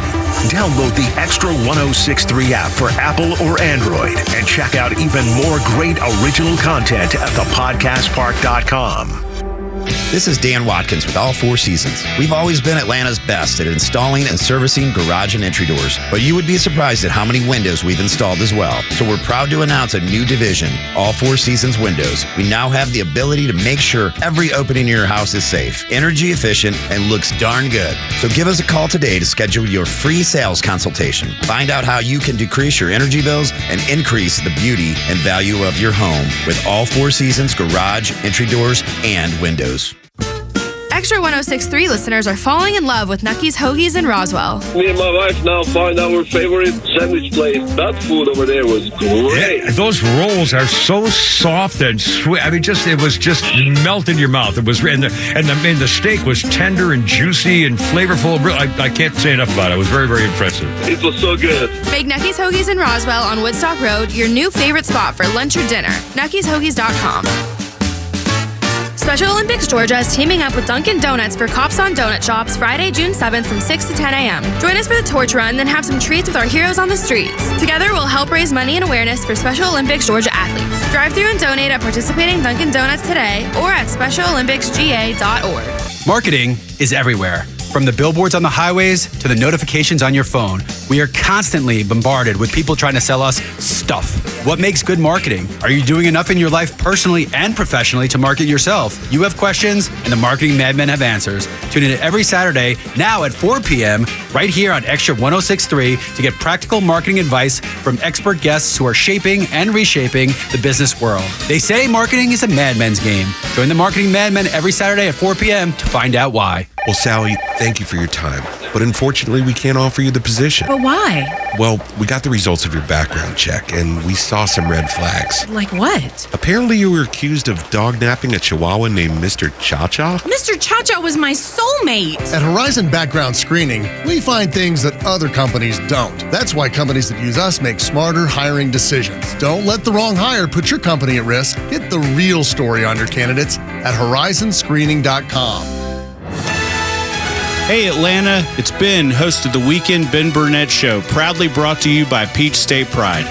Each and every weekend, we bring you all the issues going on around the globe and what America's ultimate role is in order to drive our agenda forward as conservatives. And if you ever miss an episode, you can download everything I've ever done on Apple, Spotify, or you can go to the podcast park. See you around, Atlanta. Lee Brandt Jewelry and Watch Company, where quality and value make the difference. Locally owned and located in Sandy Springs, offering you the finest selection of unique diamonds, sapphires, rubies, and emerald jewelry, as well as other fine gemstones. Lee Brandt Jewelry and Watches has been servicing Rolex watches for over 30 years, and their Rolex-trained watchmaker will service your watch in their state-of-the-art Rolex service center in their store. Lee Brandt uses only genuine Rolex parts, and their estimates are free. Drop by Lee Brandt in the Trader Joe's Shopping Center in Sandy Springs or visit LeeBrandt.com. It's the time of year where the owner of Central Heating and Air, Santa Chuck, is bringing back the 4th annual Christmas in July, benefiting Children's Healthcare of Atlanta. Now through July, $10 from every new maintenance agreement will go directly to the Christmas in July program. The more maintenance agreements you sign up for, the bigger and better we can make Christmas in July. And remember that Central Services all makes and models. So call 770-GET-HEAT, go to centralheat.com. Carrier products, carrier peace of mind. Central Heating and Air Conditioning, your Atlanta carrier expert. We're smart, we care. We're Central Heating and Air.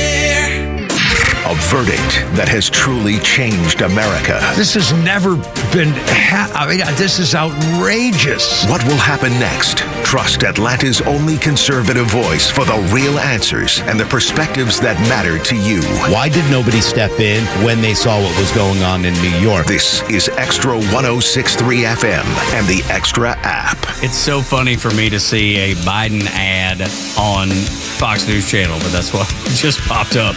And it almost stands out like a sore thumb. Not because he shouldn't be reaching out to the people that watch Fox News Channel. It's because most of the people that watch Fox News Channel don't like him, don't support him. And I know that he's trying to reach out to them to potentially get them to vote. But the bloodbath, the dictator, and all the buzzwords were all in the same ad. And 99.9% of Fox News Channel viewers just rolled their eyes just like they would if you are listening this morning to the Morning Extra. When you see bloodbath, I'm going to be a dictator on day one, taken out of context, you roll your eyes. They play you for a fool. They think you're a fool, and they treat you like a fool most often. Well, you act like a fool most often, too. You know, we've seen it so many times. There are a lot of people on both sides that act like fools. Oh, sure. No, I don't think anybody's going to be like, yeah, I saw a Biden thing on Fox News and I'm going to go vote for him. Just like Stacey Abrams playing her commercials on this did her no favors whatsoever. Yeah, but she did. In getting to the governor's office. She obviously got blown out. Well, she's a real governor of Georgia. I mean, you know that, right? Well, no, she's president of the world and galaxy, I think, right? Yeah, she was the galaxy on Her and Star Trek. Hillary won every race they ever ran. Well, according to them. Yeah. Because they've been robbed she never out. ran a They've race. That's totally you meant different. political. My bad. That's totally different. Totally different. I think I could outrun her. Yeah. What do you think? I'm not saying anything, but I know one thing about NASA. You got to be in better shape to get on a spaceship than that. That's all I'm saying. Yeah, right. No, it's just, it is what it is, and they'll continue. It's funny that the election denier conversation comes up so often, and it's always, from the mainstream media, it's always pointed to conservatives or Republicans or whatever. And I'm like, well, wait a minute. What, did y'all forget about 2016? Did y'all forget about the elections prior to that when they were saying the election was stolen and rigged and all this sort of stuff? That's the convenience that the politicians have now. They don't own up to mistakes because there's always tomorrow. Yeah, that's right. I mean, that's on both sides. And I hate Oh, yeah, it is. No question. We've talked about 2 or 3 issues today, the Justice Department being one of them, where, one side today says it's rigged, the other side yesterday said it's rigged. The chances are they're both right in some way. Yeah. And with the election, my answer has always been quite simple. They didn't have to cheat. They didn't have to break the law to cheat. Right. So there's a difference between all the things that were alleged and never proven in court and what we saw happen. That's right. And, the amount of mail-in ballots, the amount of early voting, the amount of drop boxes and opportunities to go out and register people in unconventional ways. Hey, listen, if we're deciding that's how it's done, if that's illegal, all I know is quit complaining and start registering people to vote. If Stacey Abrams can go to an apartment building in Midtown Atlanta and register 1,000 people, and you have to go to a neighborhood in rural Gordon County to register 1,000 people, well, I hate it, but you're going to have to work harder. Let's go do it. Yeah, definitely. Let's go do it. Yeah, it is frustrating because we just don't do the legwork. And I'll give Kelly Loeffler a lot of credit for what she's done with Greater Georgia. I think it's brilliant. And she's taking what they've done, get to the gas stations, stand out there with tents and register people as they're coming in, say, hey, I know that you are disillusioned about safe elections, but let me assure you that we need you to register. We need you to get out there and vote. She's done a great job with that, but we got to continue that. I'm glad she's doing something to help the state of Georgia. We have 2 Democratic senators right now. We sure do. Man, I don't know that. Hey, John Ossoff's taken on the postal service. Well, which, look, that's the most pressing thing in the world right there, Joe. No, the most pressing thing is saying, hey, it's obviously inefficient. Why are we spending taxpayer money? Get rid of it and let private industry take it. But the most pressing issue is we're potentially, if you listen to the news, we're potentially on the cusp of World War III, and he's worried about the post office. Yeah, good for him. I mean, the guy's 25 years old and doesn't know his head from a hole in the ground. It was an amateur filmmaker or something like that. Activist, I'm sure. Listen, we own that shame worse than the 2018 Super Bowl. Yeah. Oh, wow. That's the shame of Georgia killed my right dog. there. That's the shame of Georgia right there is letting him be a United States Senator. Yeah, it is embarrassing for our state. And Warnock. But let's be honest.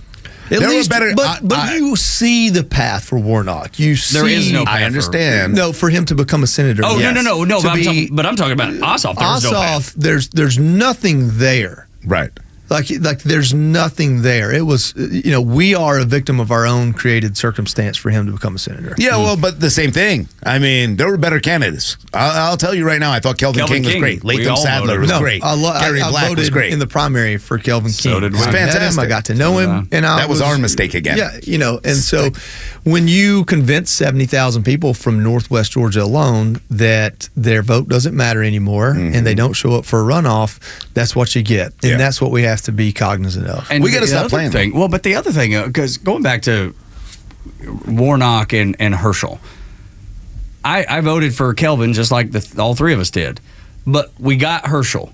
The problem that I struggle with is that Warnock has the same past. If you look at what they've done, what they're accused of, what they're guilty of, or what they're innocent of, it is like hand in glove. They are almost an identical person. It's like looking at Mike Tyson and Ray Lewis, right? They both have a lot of baggage. The difference is Mike Tyson didn't have a PR campaign to handle it, right? So if you like Mike Tyson, you like a convicted rapist, right? If you like Ray Lewis, well, he did kill somebody, So it's like, that's the difference in conversation. But it's the same thing with Herschel and Warnock. Warnock's had this infrastructure of PR and people around him his whole adult life to excuse, hide, and push away those things. But that's exactly what I'm saying. Herschel walked through it in the public eye. Yeah, that's exactly what I'm saying. But because of that PR, people thought Warnock, holier than thou, Herschel, low down as a snake's belly. And I brought up Ray Lewis because he shows himself as a Christian preacher guy. Now. But what you don't do, and this is where the big mistake was made, I understand that Herschel Walker had a big name in Georgia. I understand the appeal of why Herschel Walker would be a good candidate. But then when you do go down that and say, hold on one second, you got Raphael Warnock, who's already been in this position, and then you've got the guy who's almost the same as him, and so much baggage that you know is going to be used against him, and you put all your money behind that, that's a huge mistake here in the state of Georgia. No, he's a personal friend of Donald Trump. And that's why Donald Trump. But that's how Donald Trump operates, and it works for him in a lot of ways, and it bites him in others. Yeah. And so that's baked into that package. And Trump is very popular in the state of Georgia. There isn't many things that is in Trump's past that have haunted him among his supporters. He's been able to outlive it. He probably saw Herschel and said, "Well, that guy can outlive it too." Especially with different brand, his reputation, different micro demographic, different culture. Not the same, and it didn't work out the same way. No, it didn't. And it didn't work out for David Perdue as well. I mean, that was you got to show up in campaign if you want to win. Yeah, well, that's part of it. The one thing I will say is Kelly Loeffler campaigned for her and David Perdue. Yes. And so, that's kind of obvious to a lot of people why he didn't win. I thought it was going to be handed to him, and that it's an easy win. It still irritates me though that people think Raphael Warnock, I don't know that I'll ever be able to get over it. That people think Raphael Warnock is some good man, and look, but between him and the Lord, maybe he is, and I don't know. There's no way. But I know the president. But You're surprised? I know what he is accused of, and I know what his baggage is. And if you compare it to Herschel's, it ain't different, and that will bother me till the day I die. It's with elections have consequences. They do. That's it. But they also come again. Yes, I know, right. Yeah, I'll have to let it go at some point. Maybe. 2024. I'm open. And 26. And 26. And reset the matrix here. That's right, as best we can. Joey, thank you for taking the time. Much, man. Yeah, thanks for having me, guys. I appreciate it. And hopefully next week, if you're around, you'll come back again. Yeah, I think maybe one day next week I'll drop in. Sounds good. good. Like Wednesday or Thursday when I'm back. Yeah, absolutely. Yeah, late in the week, whatever. We'll be awesome. We'll work it out, but you're always welcome. You know that, and it's always a pleasure to have you.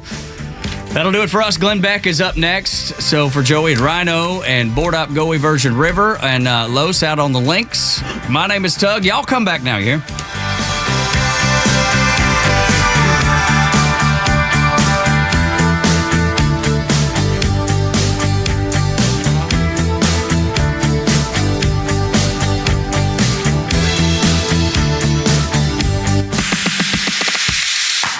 If you love news and talk, you have to connect with the biggest personalities in the South at thepodcastpark.com. It's more original Atlanta content from Atlanta's hometown talk crew. From legal news to sports and politics, and even archives of interviews from years past. Find the podcast that you love and subscribe everywhere you get podcasts.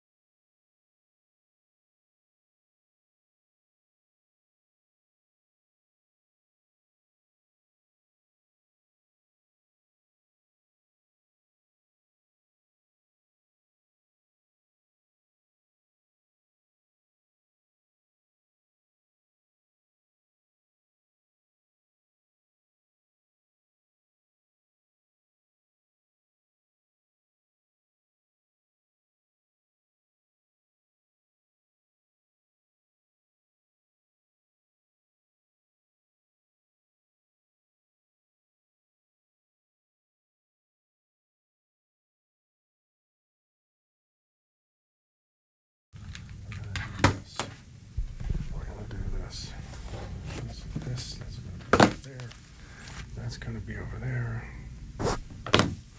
This is going to be here. Okay, and this is sample questions. Thing.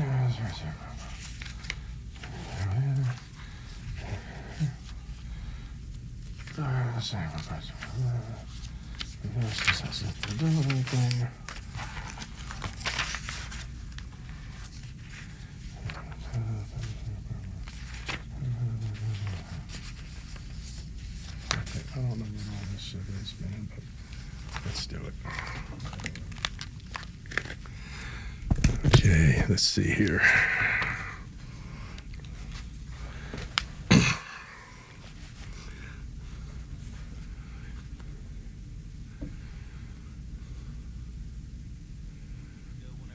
Okay.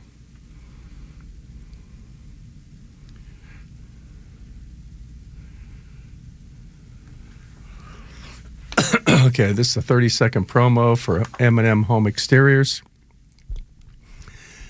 Jim Niarchos here for the All Four Seasons Home Show, where our guest this weekend will be Fernando from M&M Home Exteriors. We're going to be talking about painting, windows, decks, porches, siding, roofing, gutters, and more. Thinking about making some home improvements around your home?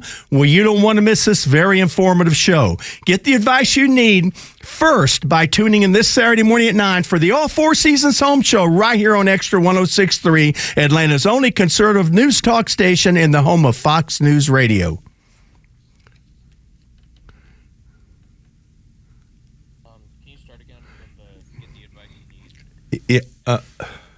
Yeah. Sure. Get the advice you need first by tuning in this Saturday morning at 9 for the All Four Seasons Home Show right here on Extra 106.3. Okay, podcast teaser for M&M Home Exteriors.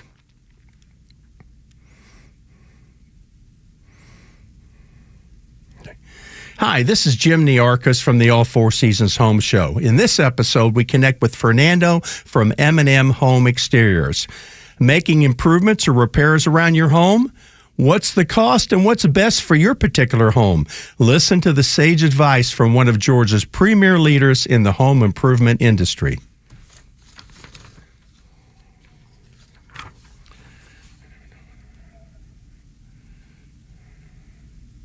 Okay, this is the 30-second promo for Georgia Roof Advisors.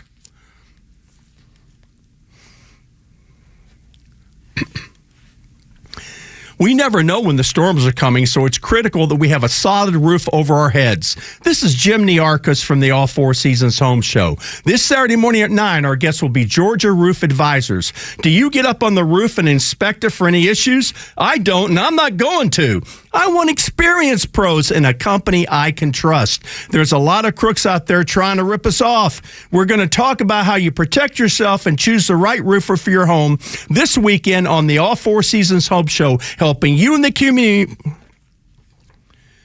We're going to talk about how you protect yourself and choose the right roofer for your home this weekend on the All Four Seasons Home Show, helping you and the community right here on Extra 106.3. Yeah. We never know when the storms are coming, so it's critical that we have a solid roof over our heads. Okay, podcast teaser for Georgia Roof Advisors. Hi, this is Jim Niarchos from the All Four Seasons Home Show. In this episode, we'll be visiting with Georgia Roof Advisors. Having a safe roof over your head is very important. That's why we need to be particular about who we trust with our roofs. They will help us navigate the process. Listen and learn. We're done. Okay.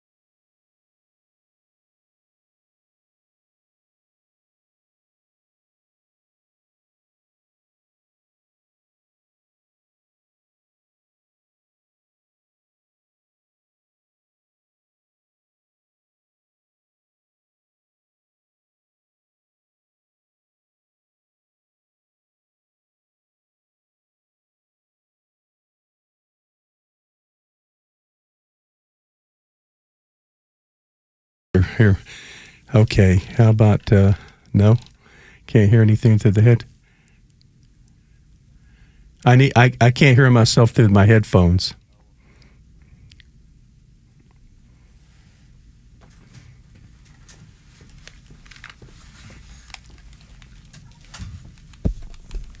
Hello, hello.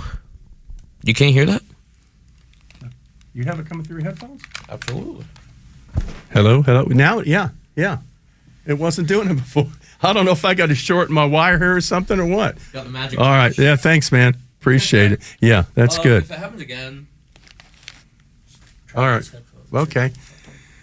All right. Thanks, man.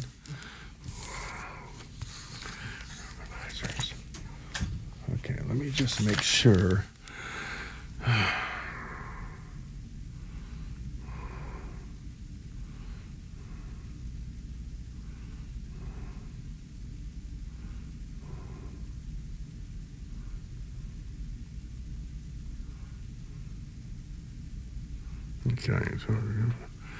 Okay, Georgia roof advisor for M&M exteriors.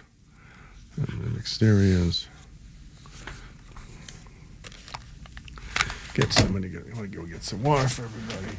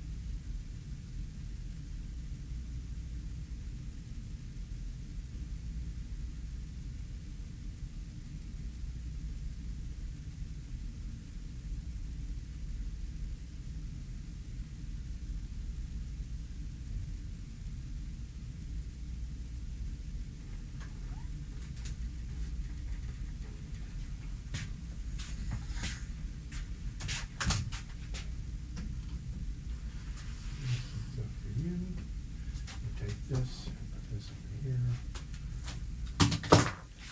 This up here. This up here.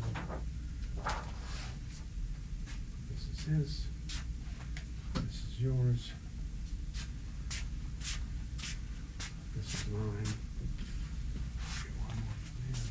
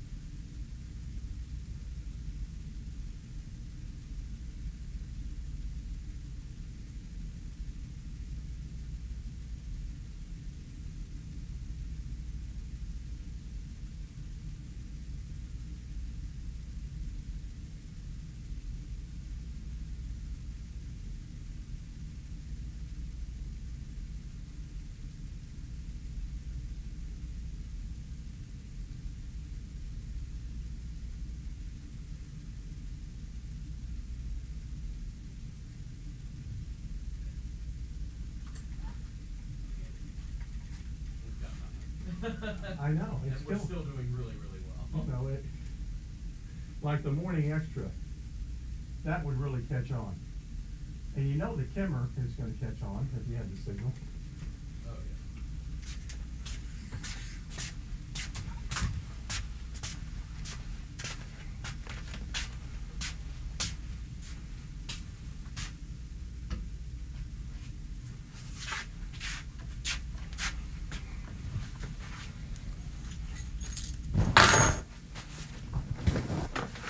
Okay.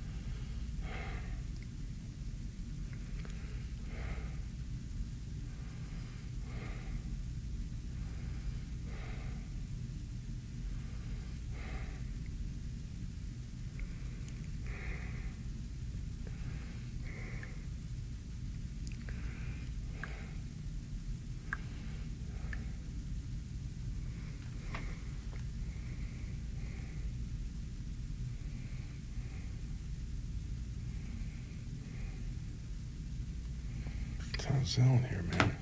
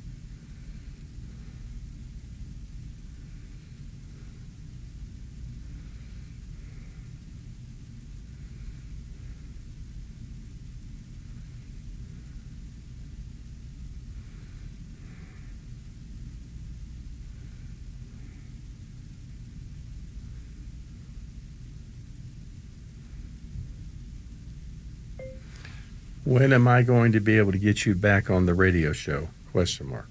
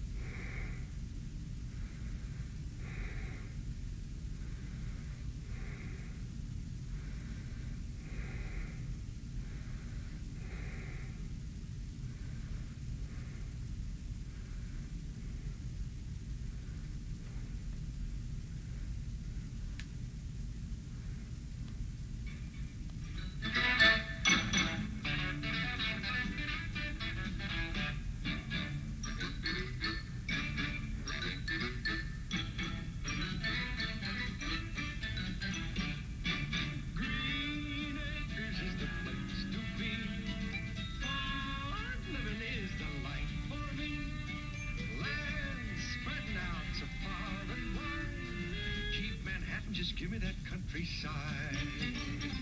New York is where I'd rather stay. I get allergic smelling hay. I just adore a penthouse view. Darling, I love you, but give me Park Avenue. The chores. The stores. Fresh air. Times Square. You are my wife. Goodbye, city life. Green and sweet.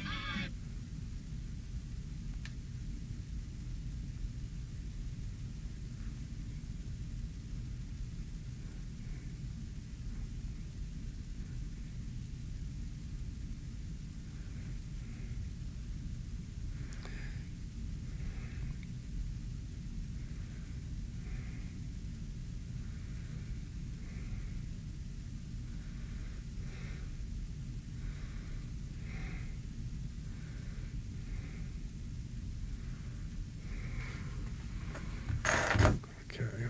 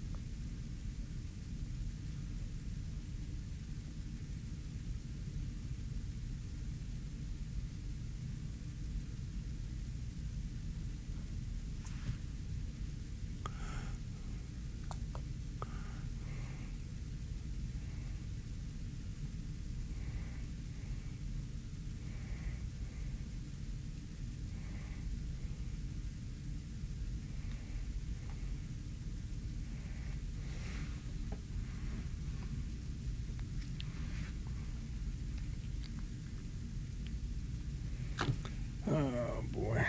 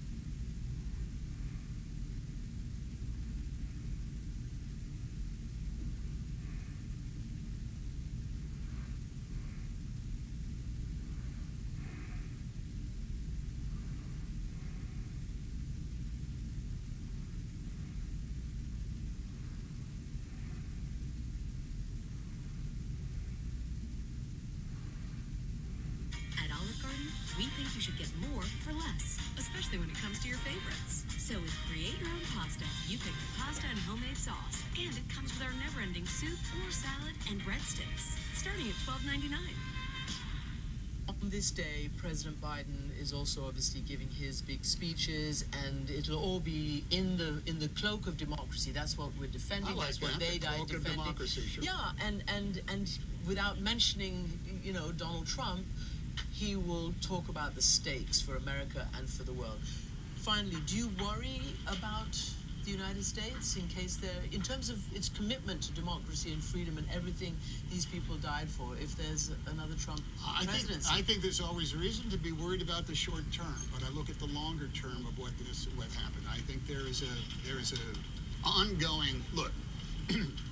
Our Constitution says, we the people of the United States, in order to form a more perfect union, that journey to a more perfect union has missteps in it. We know.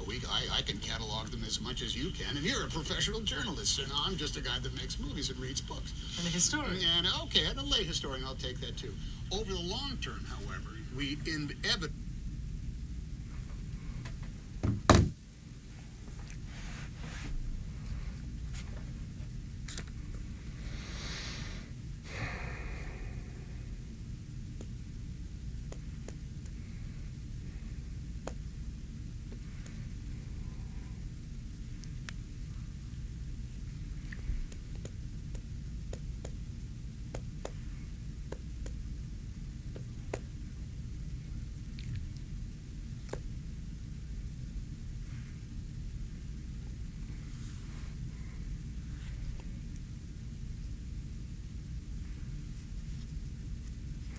Chris, how you doing?